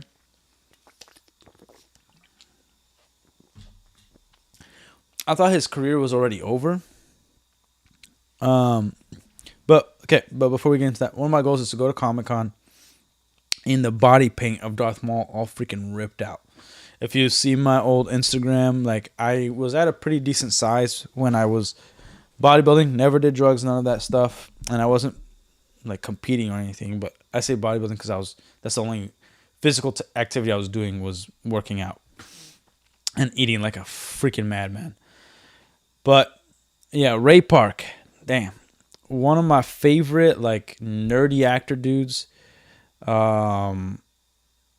He's awesome. It's just I don't know if this is like a freaking Irish thing or whatever. I think he's from Glasgow, but they just put their life out there, man. Like he would get drunk and then just post wild stuff, and it's like, why do you have? I never understood, even in long distance relationship, like people filming themselves naked and doing sensual things and sending it to their significant other. I'm like, I just think that's stupid. Like you just wait till you see each other, I guess. But yeah, he did that stuff again to his ex-wife or wife. Well, I don't know, man. But then he posted a video a few days later of her in his house. And I don't know if it's freaking recent or not. I hope it is because that guy, he's a good guy. He's just going through the ringer, man. I don't know what's going on in his mind. He's obviously got issues. Things aren't going well for him, and like the problem is, like, dude, his kids like could see this stuff, so it's just sad, brother. It is sad. And but it was nice to see him with his wife. I just hope it's not like a cry for help message of like offing yourself, you feel me? So yeah, I hope it all works out for the guy. I just don't think it's actually gonna work out. By the way, I don't know if I'm gonna be there every Sunday, but on the Average Boys, it's literally the Average Boys podcast is on every Sunday. I was on their podcast Sunday and 2 weeks ago on Saturday. And we just talk about, Star Wars and Marvel, and we try to keep politics out of it unless it's directly involved with the pop culture we're currently talking about. So if anybody wants to see that show, I can't guarantee I'm going to be there every Sunday, especially this Sunday. It's my mother's birthday. Have no idea if I'm going to have time. It is at night. It is like on my, like right now it's almost 9 o'clock, so it'd be like this time is the time I would be going on there. But he gave me an open invitation. Super nice guy. His name is Chris P. Solid dude. His career is fighting. He trains people. And it's mainly about pop culture. It's about nerds coming together and talking about comics and talking about predictions of what they think the next move of Marvel's gonna be like, or what the movie means, or if there's any leaks. We talk about like nerd news, like all the things that Dragon Ball Z was announced, and maybe if you have like insider information, like like what's going on behind Lucasfilm, behind Marvel, behind DC, that kind of stuff. So we literally just talk about nerd stuff, not really Yu-Gi-Oh. I talk a lot about Yu-Gi-Oh. That's kind of just a me thing. I don't so I've contacted or somewhat been in contact with other Yu-Gi-Oh YouTubers, but it seems like a lot of them have like quite a bit of rules, and I'm not saying not all of them, but a lot of them like are very inauthentic. You know what I mean? So I don't know. And sorry, I'm burping so much. Freaking A. Realize it's gross. Killing my female audience right there. But yeah, we do just talk about nerd stuff, like comics, like actual comics. You know, the comics we've read. Sometimes I show it, like, you know, I'll show the Timothy's on Heir to the Empire. I read chapter 1 on stream, actually, the last time I was on stream on the channel. Inauthentic streamers? No way. No way. Yeah. Those exist, dude. You didn't know that? You didn't know that there were streamers that are a bunch of freaking queers out there, dude? Yeah. A million of them. Actually, I would say almost all of them. Almost all of them are pretty freaking gay. Or they are retarded. I was listening to Moist Critical, and he has some takes, man. That guy like kind of lives under a rock, man. Like he doesn't think things through. Like the politics about all, like he's commenting on the ICE stuff, and he's not trying to look at both sides. He's just trying to look at victim style, like, oh yeah, like, and regardless what you want to believe, like, you have to start thinking clearly.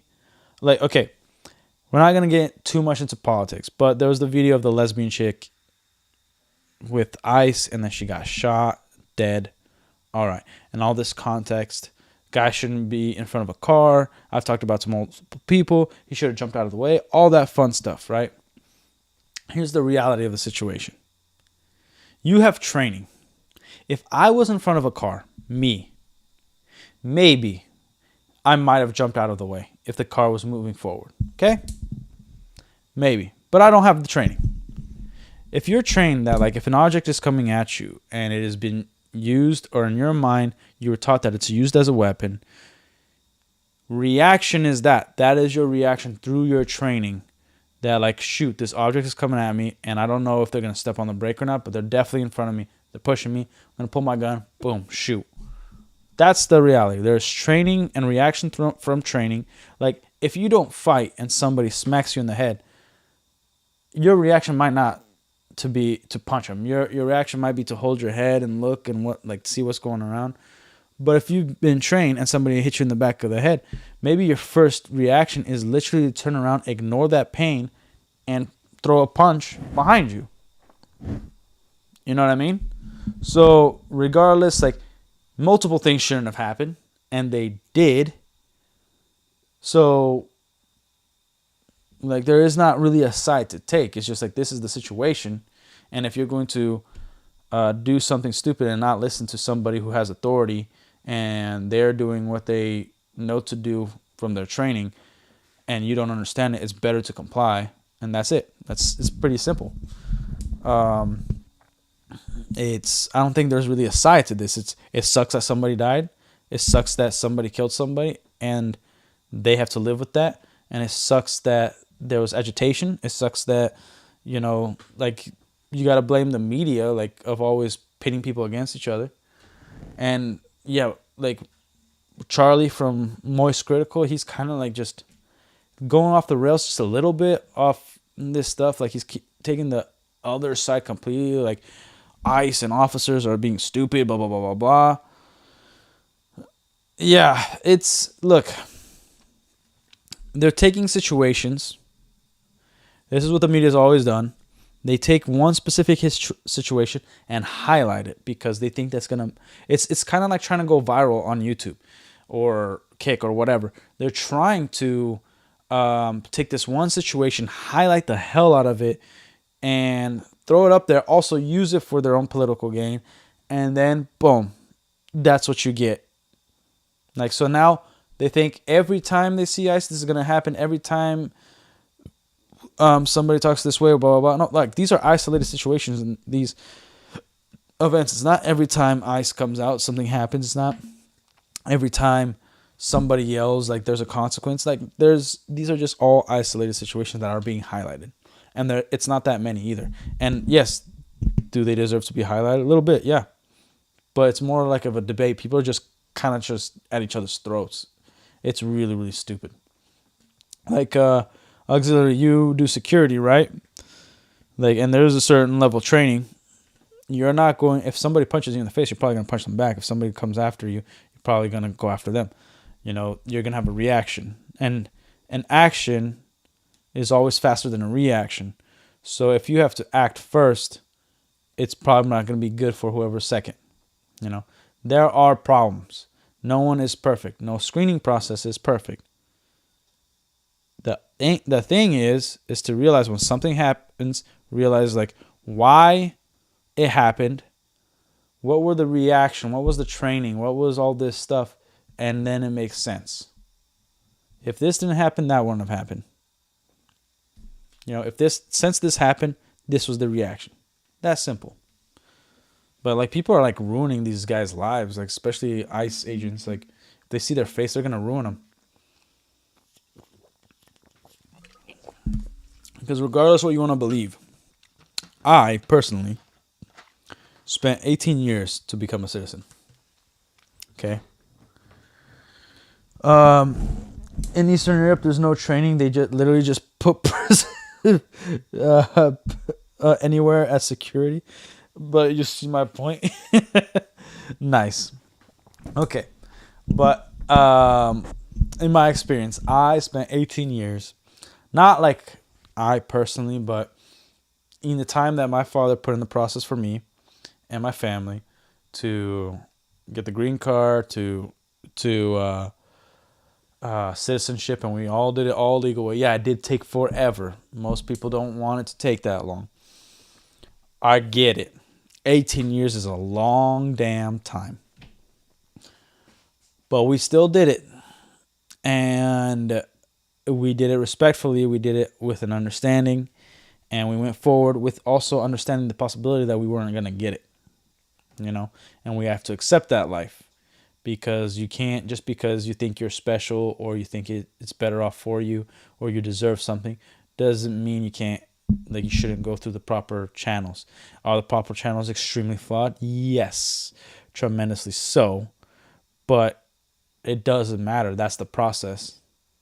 And, like, do it the right way and then change it once you're inside if you feel that passionately about it. But don't just complain and yell, oh, it's not right, it's not, like, perfect. Okay, then what are you doing to change it? F you. So I went through it. We went through a type of deportation. It wasn't like ICE putting us in a van, shipping us across sea to get to our country. No, it was more like we had to present ourselves to the immigration office in Rio, and we went there, you know, of our own free will. And once we did the interview, they denied us. And then my dad kept fighting it for a few weeks or a month or so after that. And we finally got our green card. And then once we got it, we were so scared, because when you get your green card, you could travel. But we were so scared of freaking leaving and losing the green card that we did not travel ever. And I'll tell you guys this. In terms of American politics, a sibling of mine got their green card before I did, right? Applied for it before I did. And their process took 6 freaking months. 6 months to just get the interview. And Mr. Obama was in office, I believe. Or no. No, Biden was in office. Yeah. I think it was either Obama or Biden was in office. And guess what? No one was at the immigration office, and it took forever. When I applied, the current president was in office, and I got it in 2 weeks of application, and the immigration offices were freaking full of every type of person. Everybody was getting citizenship and green cards, dude. It was insane. Like, there was line outside of the embassy, and people were becoming citizens, and nobody was becoming a citizen before that. Now I'm curious though, is there actual training for the security jobs in the US? Here you pretty much just pay for the paper, so you are allowed to do such jobs, but it means nothing. Okay, so depends on the security type of job that you're doing. Like, if you're a bouncer at a club where they don't require you to have a gun, then maybe not. Maybe they ask you to do some training on your own. But for instance, I have a friend that's a security guard for like those nice gated communities with the suburbs with rich people. He has to go through firearms training. He has to get a license, and it's in Florida. Firearms training. He doesn't have to go through physical training, but firearms is enough. And training, psychological training for de-escalating the situation and getting the proper authorities involved, all that stuff.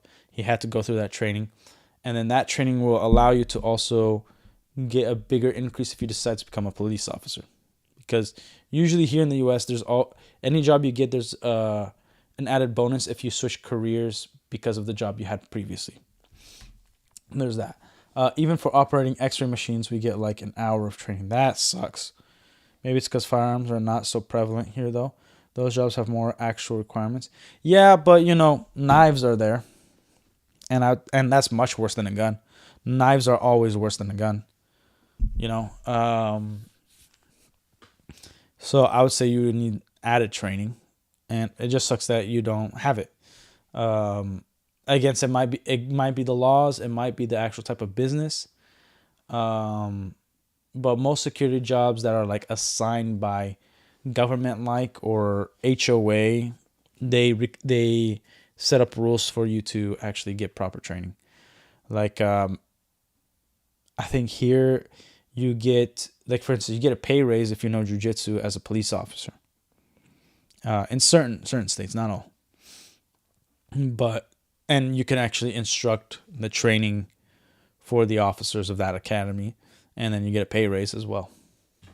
But yeah, I don't know how it is in Hungary, but that's at least in some of the places I know in Florida. It's gonna differ from state to state because every state has their own laws. Like in California, you just have to be gay, and you're in. You can't perform. You can't kill people in California because it's a communist state and gay. So things are different. But anyways, like I explained in the Daredevil Born Again season 2, I'm worried that because of all the ICE stuff that's happening in the media of the US, they took the vigilante police force or whatever, and they're gonna use it as an ICE allegory because Disney loves their freaking political allegory bullcrap. But yeah, you kill them with words. It seems like people are gonna die here because of words. Like, you say whatever and they just freaking cry about it. But yeah, I don't know. Man. Words hurt a lot of people here.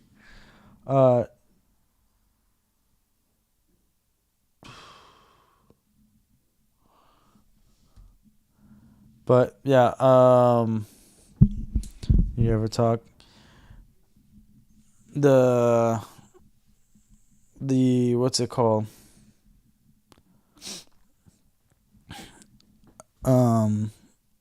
Based, yeah. Here, man, I talked about actually a Star Trek episode where they said a certain word they said not a slur, but with the word that's a slur towards black people, that's not a slur. Egro. And then he's like, oh, I'm sorry. Like, you guys, in your time, you must, that word must offend you guys. And then they said, no, we are so far in your future and so advanced that words no longer hurt us. And then they created Star Trek series that are 1,000 years after that future that literally they're sensitive about everything you say. Like, everything is gay. Everybody has a pronoun. They actually made an autistic person destroy the universe because they had a tantrum. Like, that is an actual Star Trek lore, dude. Insane. Like, that's how insane Hollywood got. Where they were grandstanding for everything. They made somebody, I think it was more than autistic. They were like, had Down syndrome or something. A Down syndrome alien had an episode, and because of their episode, they literally deteriorated and exploded the universe, and the fabric of reality diminished. What storytelling, pretty great storytelling.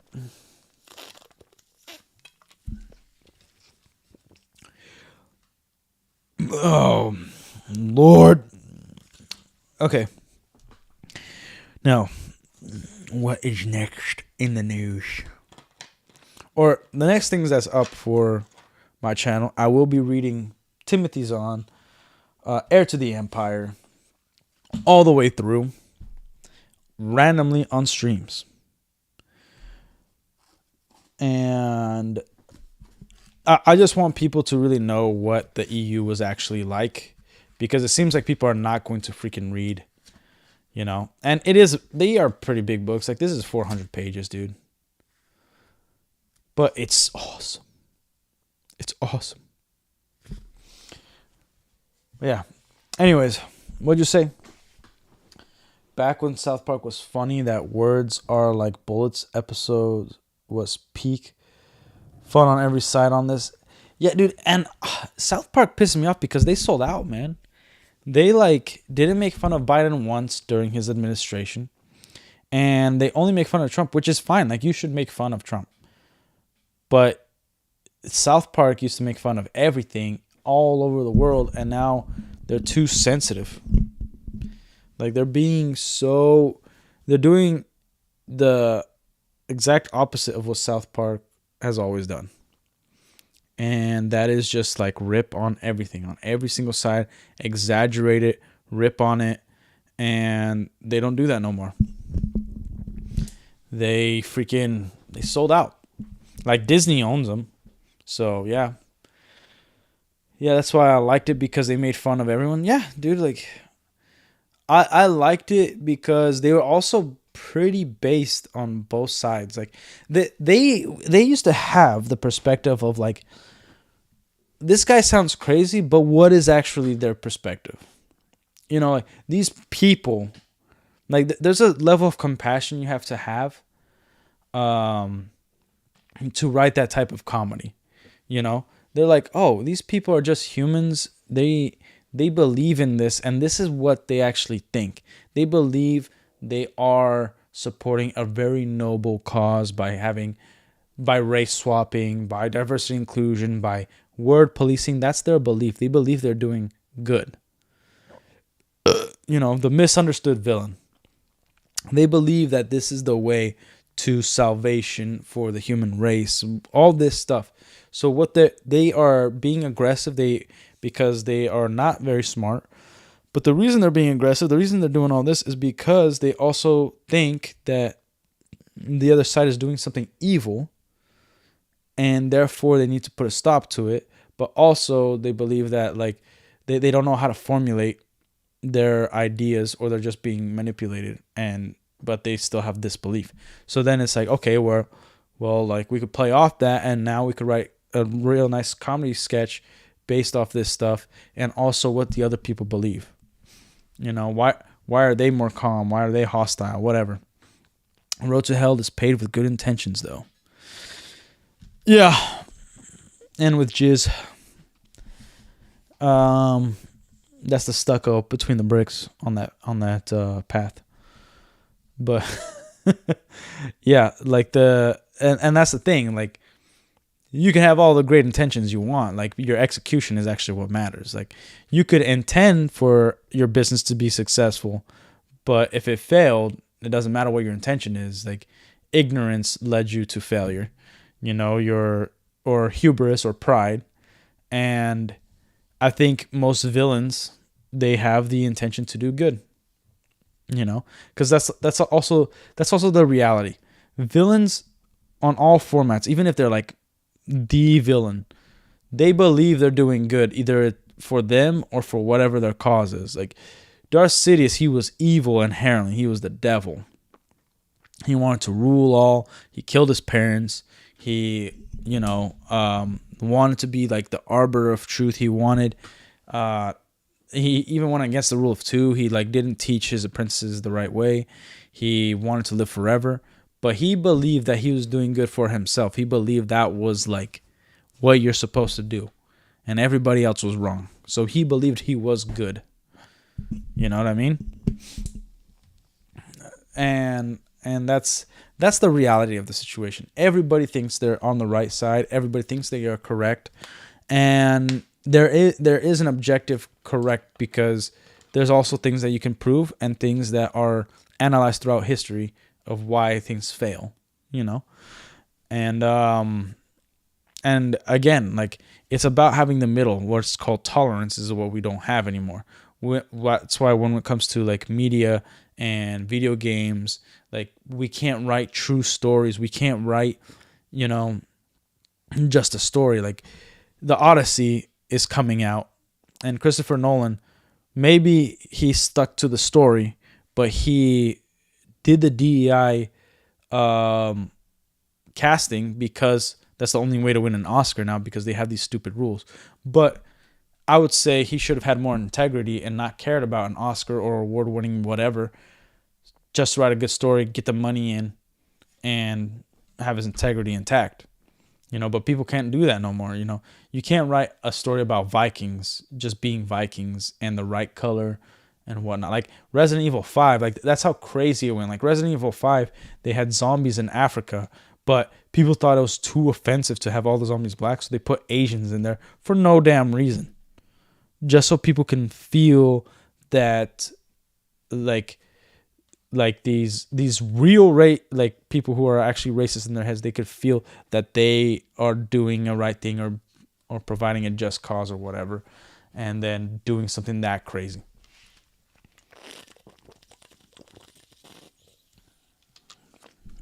It's ridiculous, it's backwards, unnatural, and must be stopped.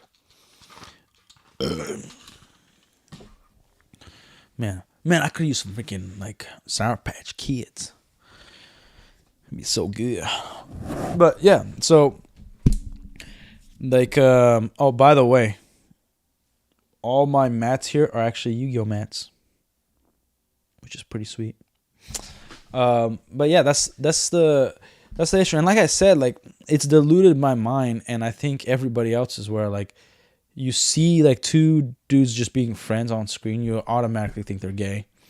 You see like a black dude on screen, you automatically think they're going to start coming up with some ideology or talking about their victimhood and oppression and a white man and blah, blah, blah, blah, blah, blah, blah. And I think, and so not only does that suck, but it prevents us from actually enjoying, like, it kills the theaters. It's already killed it, but it kills media as a whole. And I think that's why people got so famous doing YouTube, Vine, Twitch, Kick. People are getting famous from that, because you're seeing authentic people who are tired of this stuff. You're seeing people who actually care about the source material, things that came before it, and they're not trying to be fake. And those who are trying to be fake, yeah, they might get a following for a time, but they'll eventually be weeded out, because people are not going to be able to stand them. Like, Angry Joe is like one of those guys. He has like a big following, but even his own following are like, dude, what the hell are you doing, man? Like, this is too much. Like, sometimes he I think he genuinely believes in the character that he's created, because now he does say some base things like, yeah, the Halo show sucks, but then he like grandstands for other things, and it's just stupid. And I think some of the actresses are trying to get ahead of the curve at this point, where they need to speak up, and they need to speak up in terms of like, yeah, we should stop talking about politics because I'm an actress, I'm an actor, and nobody cares about what I think, which has always been true. And I remember when like I just used to think all actors were insane. I remember my mom telling me like, yeah, Tom Cruise, he like believes in the Scientology stuff, and he's wearing like a dinner plate on his chest, and he's kind of like a psychopath, but he's a cool guy, and he also is a really good actor and does Mission Impossible and explosions and stuff. And I was like, oh, okay, cool, yeah. So I just always assume if I'm watching somebody on screen, they don't have morals. They'll kiss a dude and believe they're not gay. A woman will have a sex scene and believe it's not sexual. Like, these are insane people. That's what I always thought. So I never really, it annoys me that actors are like talking, but it never diluted, like, if I see that actor playing a role. You know what I mean? Like, a lot of people were like, oh, I'm not going to watch Will Smith anymore. He ruined all the movies that he did before when he slapped Chris Rock. I'm like, no, I Am Legend is still a fun movie. Fresh Prince of Bel-Air is still hilarious. What are you talking about? Like, it didn't make it not funny because you found out this actor is a lunatic. Like Mark Hamill. Give me 1 second, ladies. Give me a second.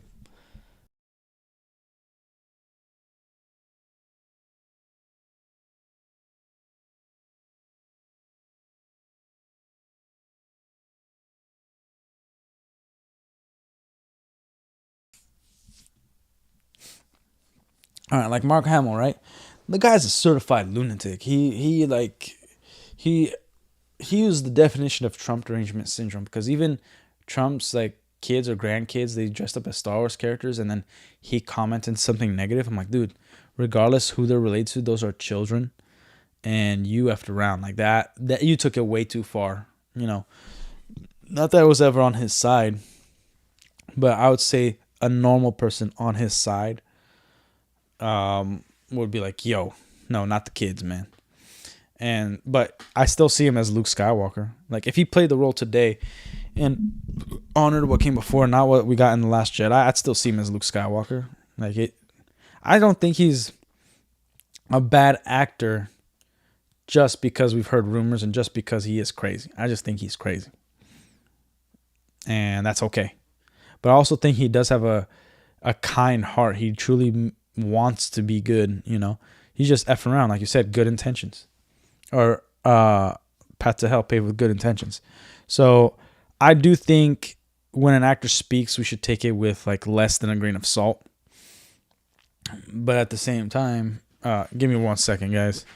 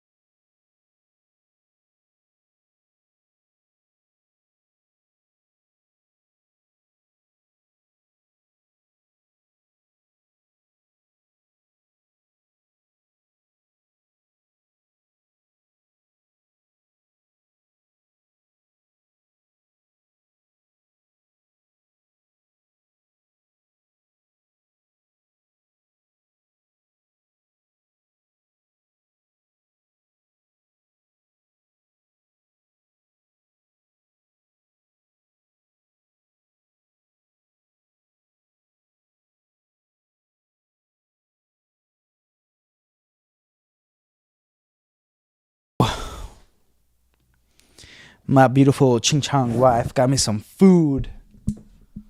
But like what I was saying, actors, insane. Do not freaking trust them. They're retarded, right? So everything they say, grain of salt. I still think, I'm trying to think, is there any actor that when I see him, I'm like, ugh. Yeah, I think only Woody Allen. That's the guy. That's a pedo, right? The diddler, where he married like the stepdaughter that he groomed, and that guy's a Jew. I think that's his name, right? Can't remember. But yeah, I'll eat more later. I don't want to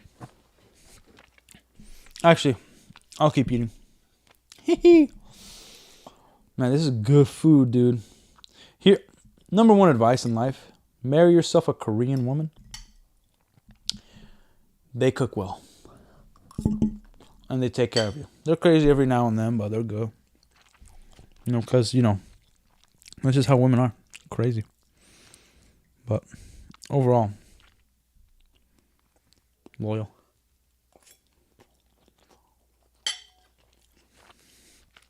At least my wife. Get yourself a Korean, I'm telling you. And the exchange rate is pretty good. Not that expensive. Especially if you're getting paid $1. You gotta ship one out, brother. Solid stuff. Trust. But yeah, actors, gay, all around. Yeah, that's the other thing. Like, I never understood like going to a meet and greet to like shake hands of an actor. Like maybe when it's like the role they portrayed and you just want to like thank them for a role. I totally understand that.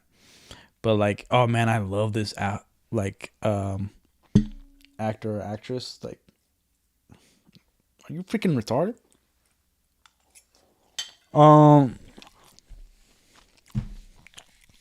Not sure which edition to get, North or South Korean. Okay.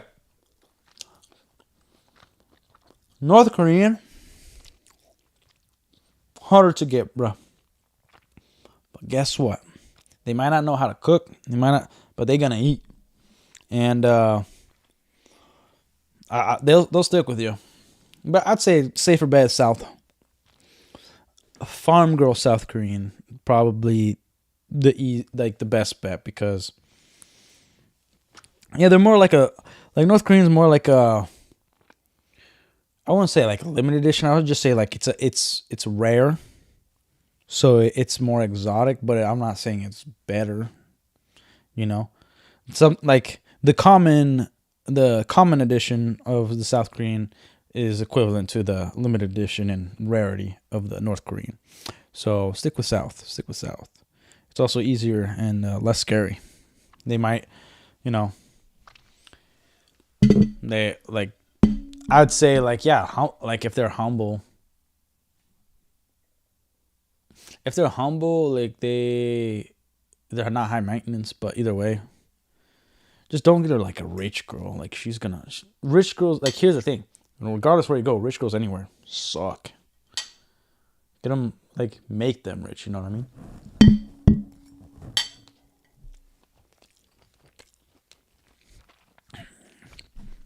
Get yourself a nice ching chong. Feel me? Now here's the thing. Chinese girls, depends on where you get them. A lot of them smell like fried fish, like fried food.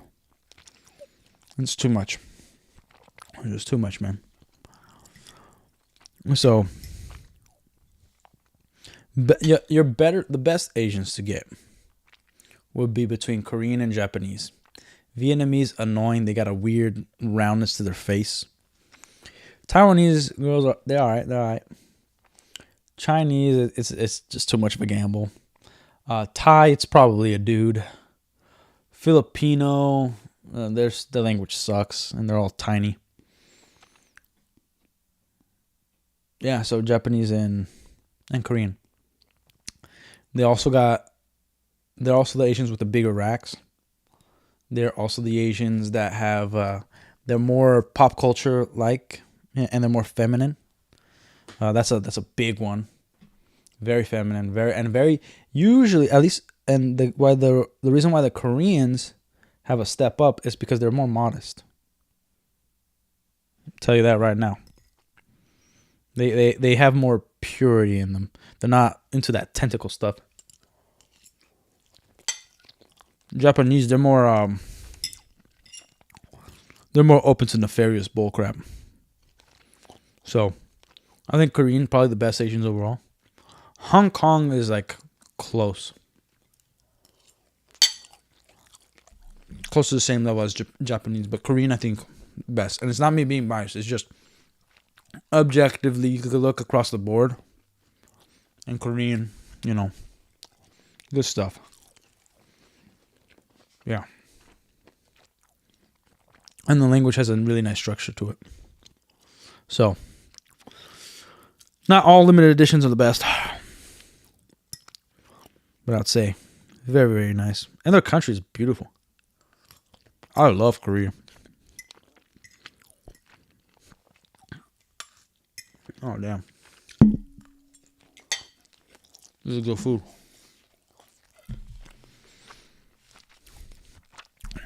Anyways, I do have to figure some things out on the YouTube side of things.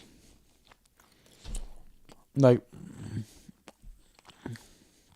I set up my Streamlabs stuff, but yeah, I just don't know how to make things automated, and then the whole OBS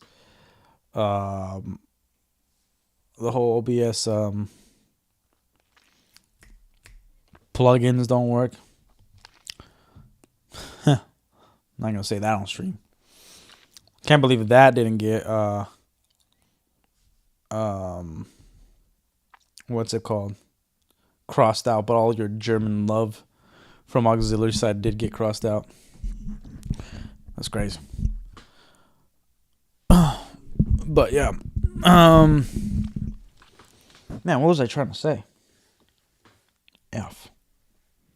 Actually, I might play some Fallout tonight. I don't know. Or Force Unleashed. I don't know. I'm not promising anything. I might not play anything tonight because there's a lot of things I got to do. I love streaming. I think I have the most fun streaming out of creating videos, out of like even video games. Like I actually could play video games for a long time because I'm streaming, not because I enjoy the game itself.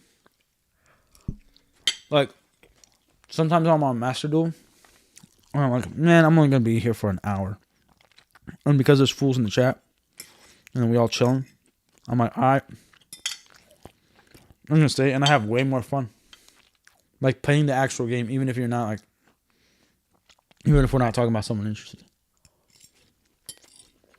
I'll say some of you people, if you have some free time, and especially like you're in a country where you can't make much money and there's like no way out, you gotta do something on the internet, man. Do YouTube. You got nothing to lose. You're gonna spend some time, and it's almost like a stress relief, like a diary.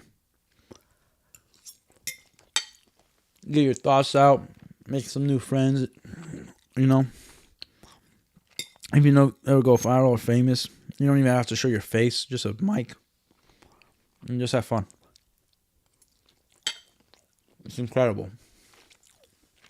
It gives you a sense of hope, especially when the bull crap that happened to me in 2025. It's nice. Sorry, I'm eating. I need my fuel. I still want candy though. And soda.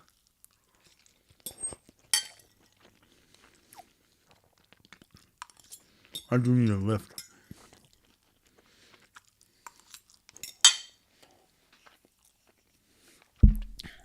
I'll be right back.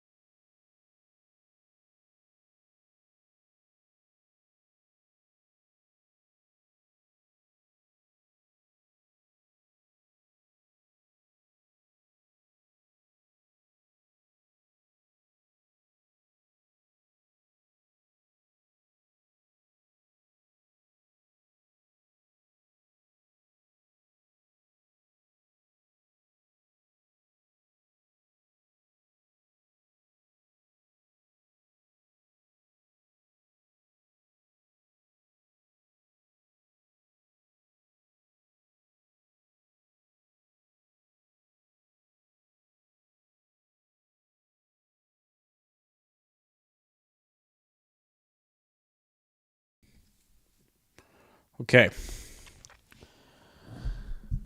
Ladies and gentle dicks, like and subscribe. Send me money because I love money. Nah, I'm kidding. Don't do that. Don't do that. Save your money. Live a life. Go hang out with the cool people that you love. But like and subscribe. Chill. And yeah, man, should I read chapter 2? You know what? I'm going to read chapter 2 because I love this book and it's not going to be great, but yeah, one Iranian Ryle. What the freak is that, dude? I don't know what that means. Is that like a sexual thing? But so where we left off on this beautiful, amazing book is that we saw Thrawn and his whole like scheme or strategy when 3 Y-Wings came to infiltrate them. Kind of got a backstory of his experience, how he like explored the outer regions and he knows planets that other people don't know. We can get introduced to some of the low-level guys. They're all like, what's it called? They're all newbies and young fellas that actually don't know like decorum. And then we get an Admiral Merker, and he's like a captain, and he's a solid dude. But yeah, like you get the side of the Empire. Now, chapter 2. Let's get into it. Luke.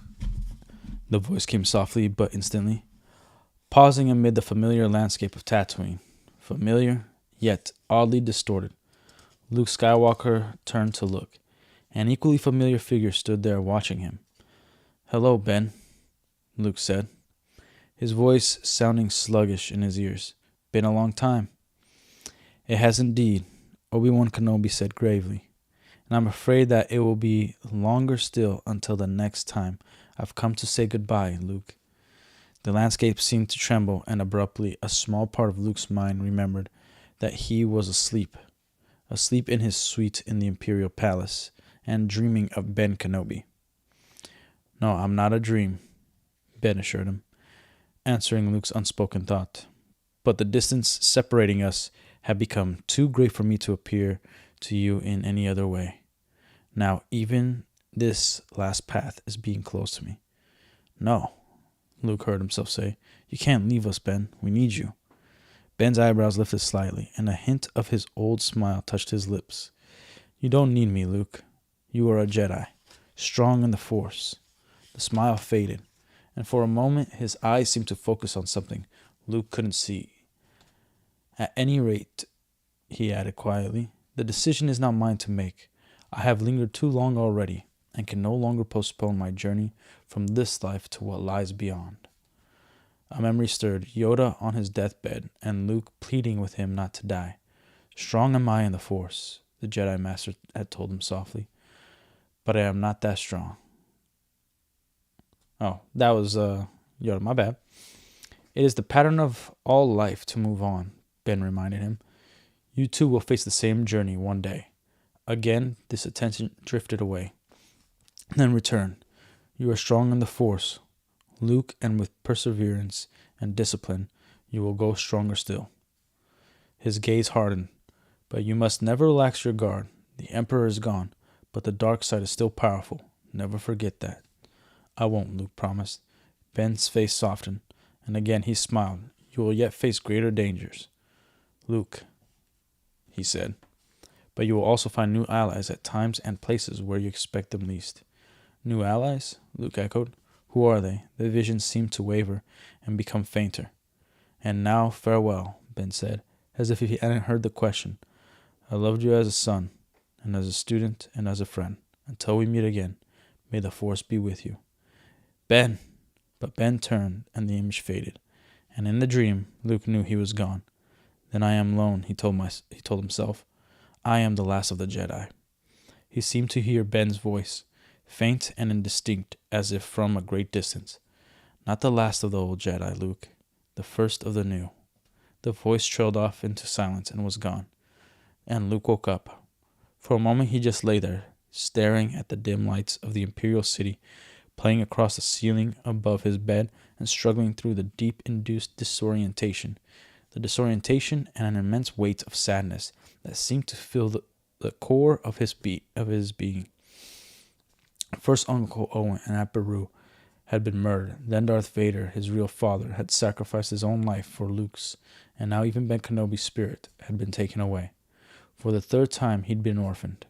With a sigh, he slid out from under the blankets and pulled on his robe and slippers.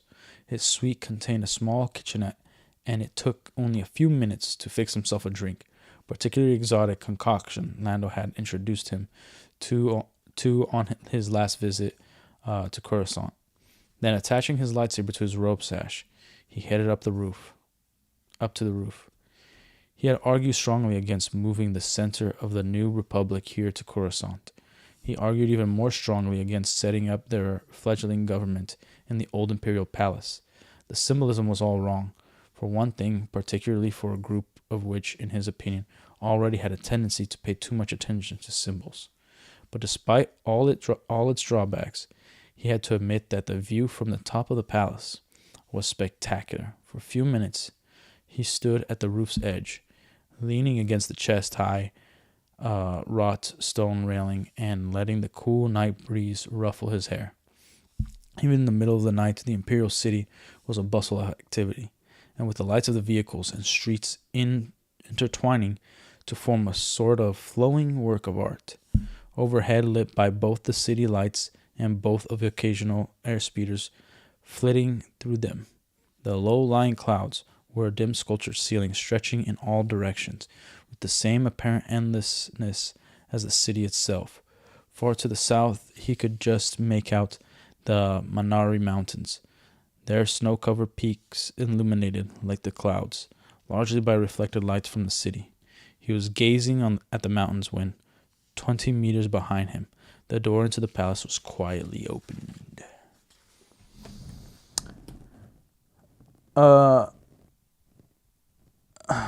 Have some respect. It's the currency of Iran.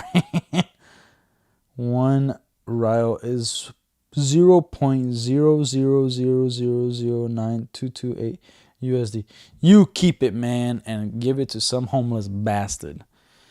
You think I'm gonna respect Iran? F you, man. Back to Heir to the Empire. Automatically, his hand moved toward his lightsaber, but the motion had barely begun before it stopped. The sense of the creature coming through the doorway. "I'm over here, 3PO," he called. He turned to see 3PO shuffling his way across the roof toward him, radiating the droid's usual mixture of relief and concern. "Hello, Master Luke," he said, tilting his head to look at the cup in Luke's hand. "I'm terribly sorry to disturb you." "That's all right," Luke told him. "I just wanted some fresh air, that's all." "Are you certain?" 3PO asked. "Though, of course I don't mean to pry." Despite his mood, Luke couldn't help but smile. 3PO's attempts to be simultaneously helpful, inquisitive, and polite never quite came off. Not without looking vaguely comical anyway. "I'm just a little depressed, I guess," he told the droid, turning back to gaze out over the city again. "Putting together a real functioning government is a lot harder than I expected. Harder than most of the council members expected, too." He hesitated. "Mostly, I guess I'm missing Ben tonight." For a moment, 3PO was silent. "He was always very kind to me," he said at last. "And also to R2, of course." Luke raised his cup to his lips, hiding another smile behind it. "You have a unique perspective on the universe, 3PO, he said. From the corner of his eye, he saw 3PO stiffen. "I hope I didn't offend you, sir," the droid said anxiously. "That was certainly not my intent." "You didn't offend me," Luke assured him. "As a matter of fact, you might have just delivered Ben's last message to me." "I beg your pardon?" Luke sipped at his drink. "Governments and entire planets are important, 3PO. But when you sift everything down, they're all just made up of people." There was a brief pause. "Oh?" 3PO said. In other words, Luke amplified, "A Jedi can't get so caught up in the matters of galactic importance that it interferes with the concern for individual people." He looked at 3PO and smiled. "Or for individual droids." "Oh, I see, sir." 3PO cocked his head toward Luke's cup. "Forgive me, sir, but may I ask what is that you're drinking?" "This?" Luke glanced down at his cup. "Just something Lando taught me how to make a while back." "Lando?" 3PO echoed. And there was no missing and disapproval in his voice, programmed politeness or not. The droid had never really much cared for Lando, which wasn't very surprising, given the circumstances of their first meeting. "Yes, but in spite of such a shady origin, it's really quite good," Luke told him. "It's called hot chocolate." "Oh, I see." The droid straightened up. "Well then, sir, if you are indeed all right, I expect I should be on the way." "Sure. By the way, what made you come up here in the first place?" "Princess Leia sent me, of course," 3PO answered, clearly surprised that Luke would have to ask. "She said you were in some kind of distress." Luke smiled and shook his head. "Leave it to Leia to find a way to cheer him up when he needed it. Show off," he murmured. "Beg your pardon, sir?" Luke waved a hand. "Leia is showing off her new Jedi skills, that's all. Proving that even in the middle of the night, she can pick up on my mood." 3PO's head tilted. "She really did seem concerned about you, sir." "I know," Luke said. "I'm just joking." "Oh." 3PO seemed to think about that. "Shall I tell her you're all right then?" "Sure," Luke nodded. "And while you're down there, tell her that she should quit worrying about me and get herself back to sleep. Those bouts of the morning sickness she still gets are bad enough when she isn't worn out tired." "I'll deliver the message, sir," 3PO said. And Luke added quietly, "Tell her I love her." "Yes, sir. Good night, Master Luke." "Good night, 3PO." He watched the droid go, a fresh flow of depression threatening again to drag him down. 3PO wouldn't wouldn't understand, of course. No one on the Provisional Council had understood either. But for Leia, just over 3 months pregnant, to be spending the bulk of her time here. He shivered, and not from the cool night air. This place is strong with the dark side. Yoda had said that of the cave on Dagobah, the cave where Luke had gone on to fight a lightsaber duel with a Darth Vader who had turned out to be Luke himself. For weeks afterward, the memory of the sheer power and presence of the dark side had haunted his thoughts. Only much later had he finally realized that Yoda's primary reason for the exercise had been to show him how far he still had to go. Still, he often wondered how the cave had come to be the way it had. Wondered whether perhaps someone or something strong in the dark side had once lived there, as the Emperor had once lived here. He shivered again. The really maddening part of it was that he couldn't sense any such concentration of evil in the palace. The council had made a point of asking him about that. In fact, when they'd first considered moving operations here to the Imperial City, he'd had to grit his teeth and tell them that no, there seemed to be no residual effects of the Emperor's stay, but just because he couldn't sense it didn't necessarily mean it wasn't there. He shook his head. Stop it, he ordered himself firmly.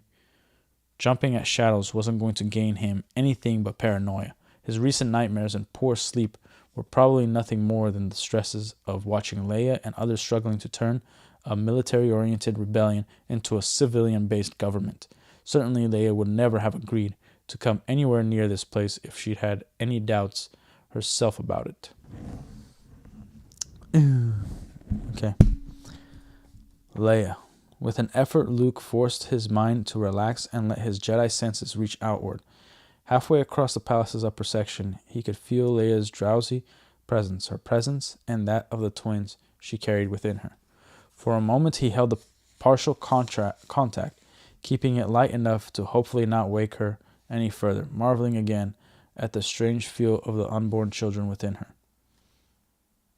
The Skywalker heritage was indeed with them. The fact that he could sense them at all implied they must be tremendously strong in the Force.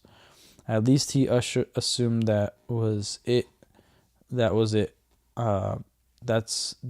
what it meant. It had been something he'd hoped he would someday have a chance to ask Ben about. And now that chance was gone. Fighting back sudden tears, he broke the contact. His mug felt cold against his hand.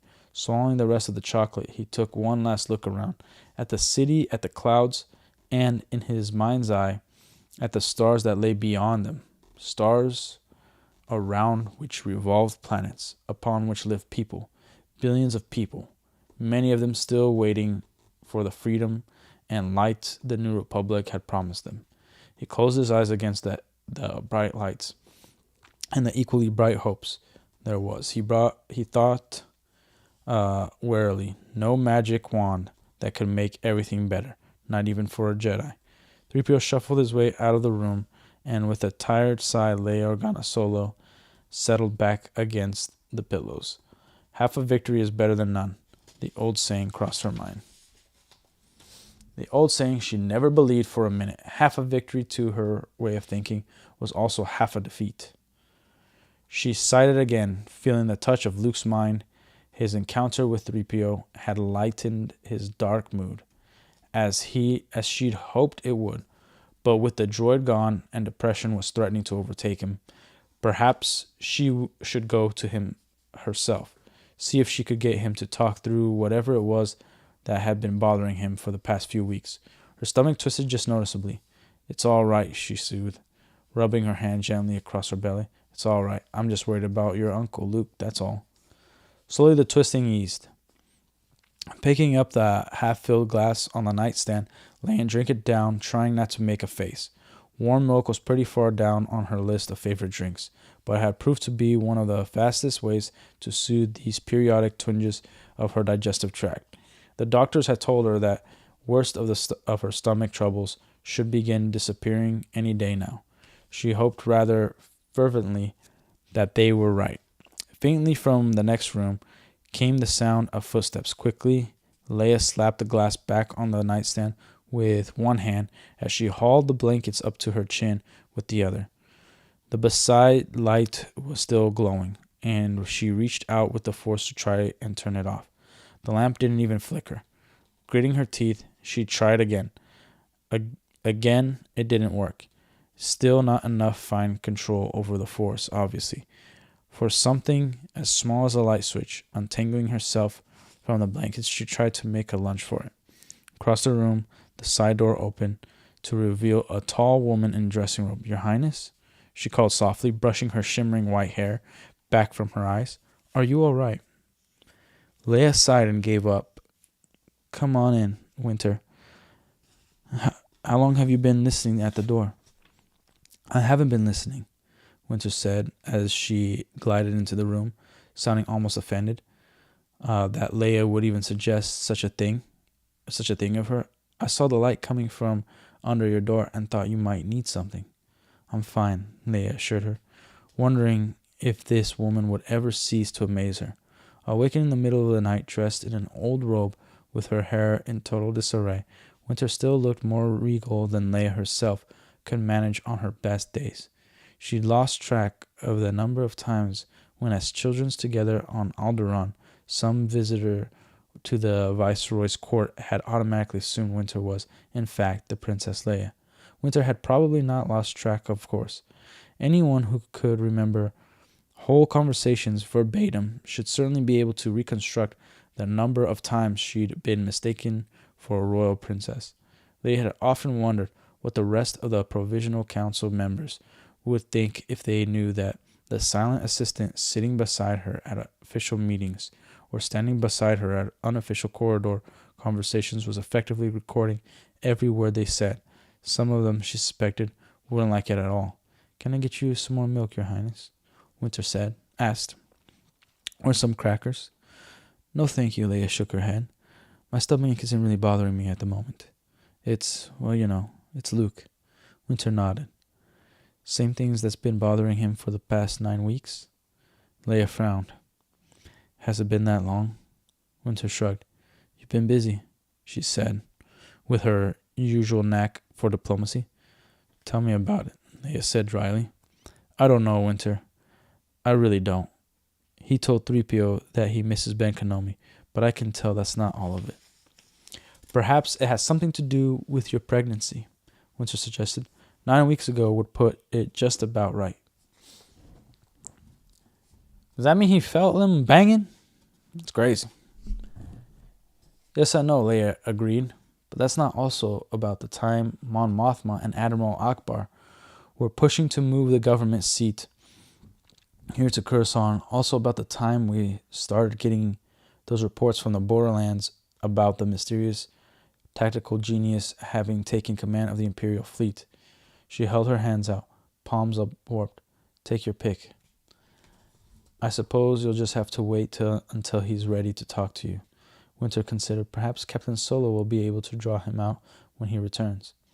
Leia squeezed thumb and forefinger together. A wave of anger-filled loneliness sweeping over her. For Han to have gone out on yet another of these stupid contact missions, leaving her all alone. The flash of anger disappeared, dissolving into guilt. Yes, Han was gone again. But even when he was here, it seemed sometimes like they hardly saw each other. With more and more of her time being eaten up by the enormous task of setting up a new government, there were days when she barely had time to eat, let alone see her husband.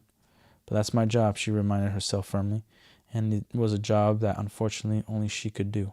Unlike virtually all of the others in the Alliance hierarchy, she had had extensive training in both the theory and the more practical aspects of politics.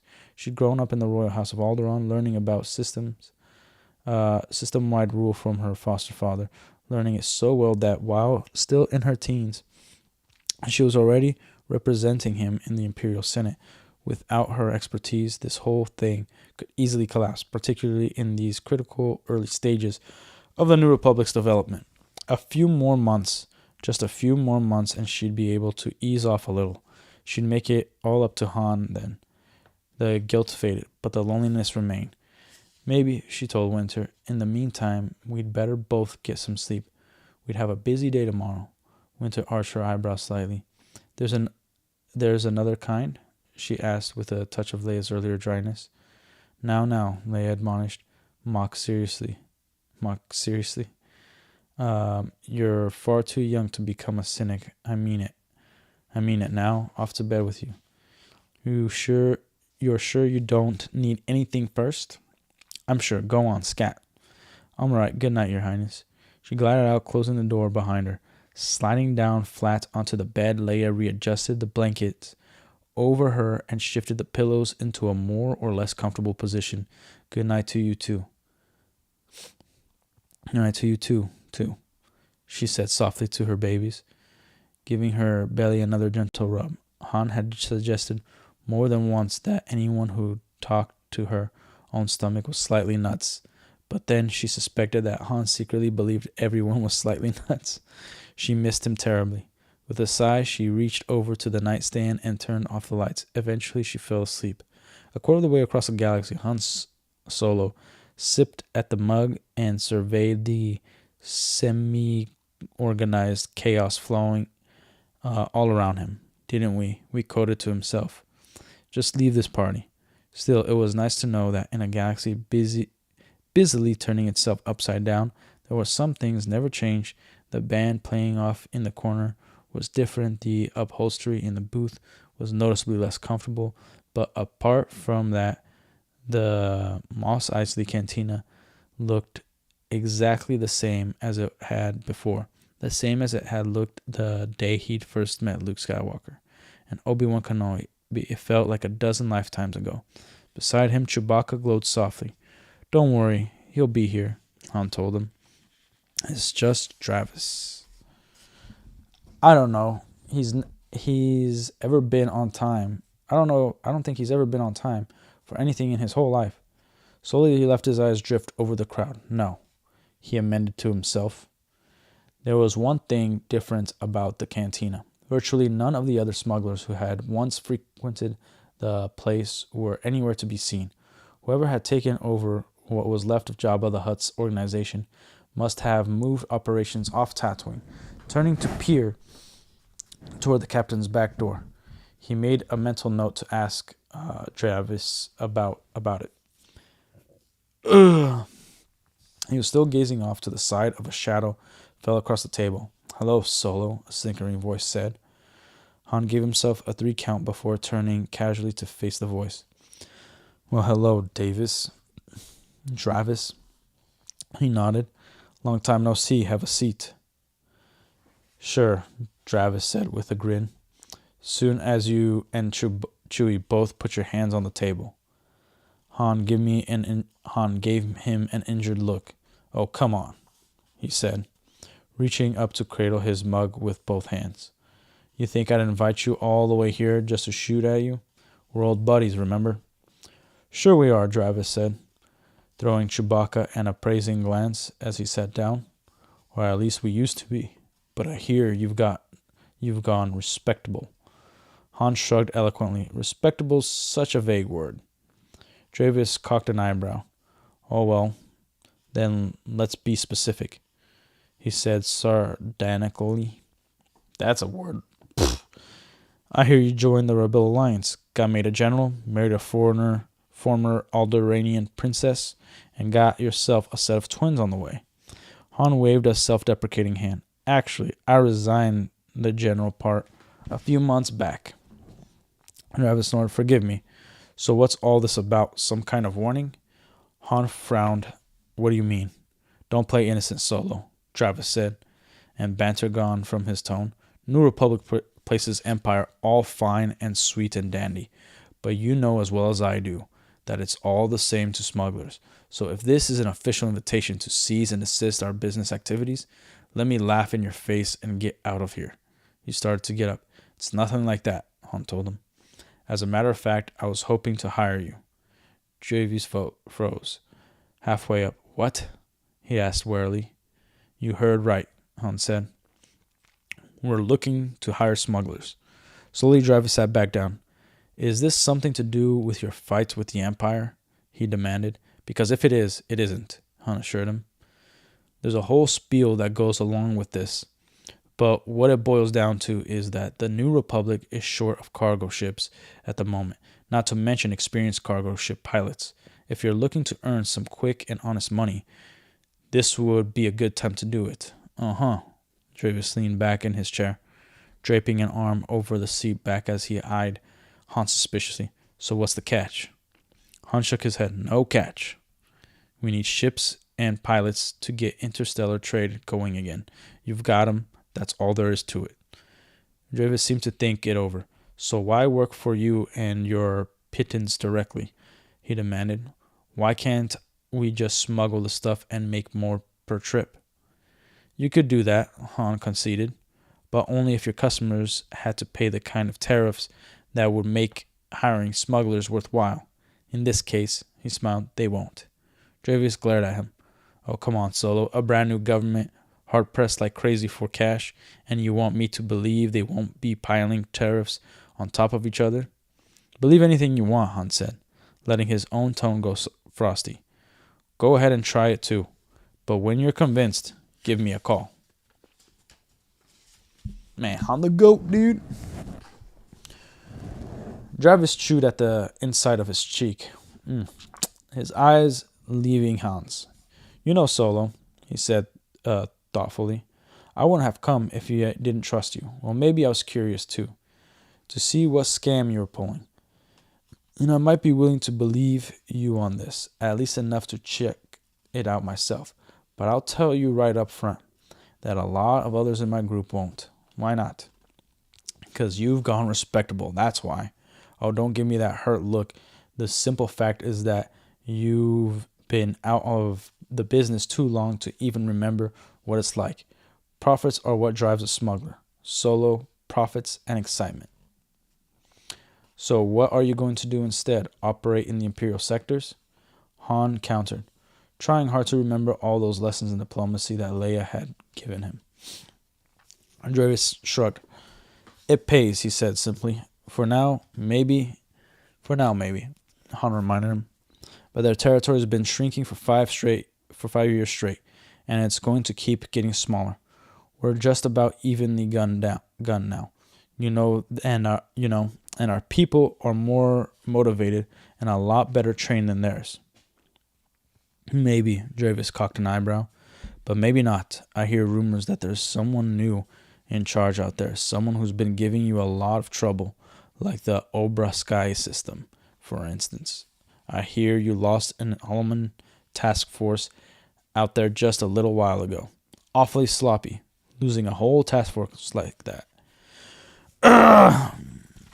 Han gritted his teeth. Just remember that anybody who gives us trouble is going to give you trouble too. He leveled a finger at the other. And if you think the New Republic is hungry for cash, think of how hungry the Empire must be right now. And certainly an adventure, Jarvis agreed easily, getting to his feet. Well, it really was nice to see you again, Solo. But I gotta go. Say hi to your princess for me. Han sighed. Just give your people our offer, okay? Oh, I will. Might even be some who will take you up on it. You never can tell. Han nodded. It was really all he could have expected out of this meeting. One other thing, Jarvis. Who exactly is the big fish in the pond now that Jabba's gone? Jarvis eyed him thoughtfully.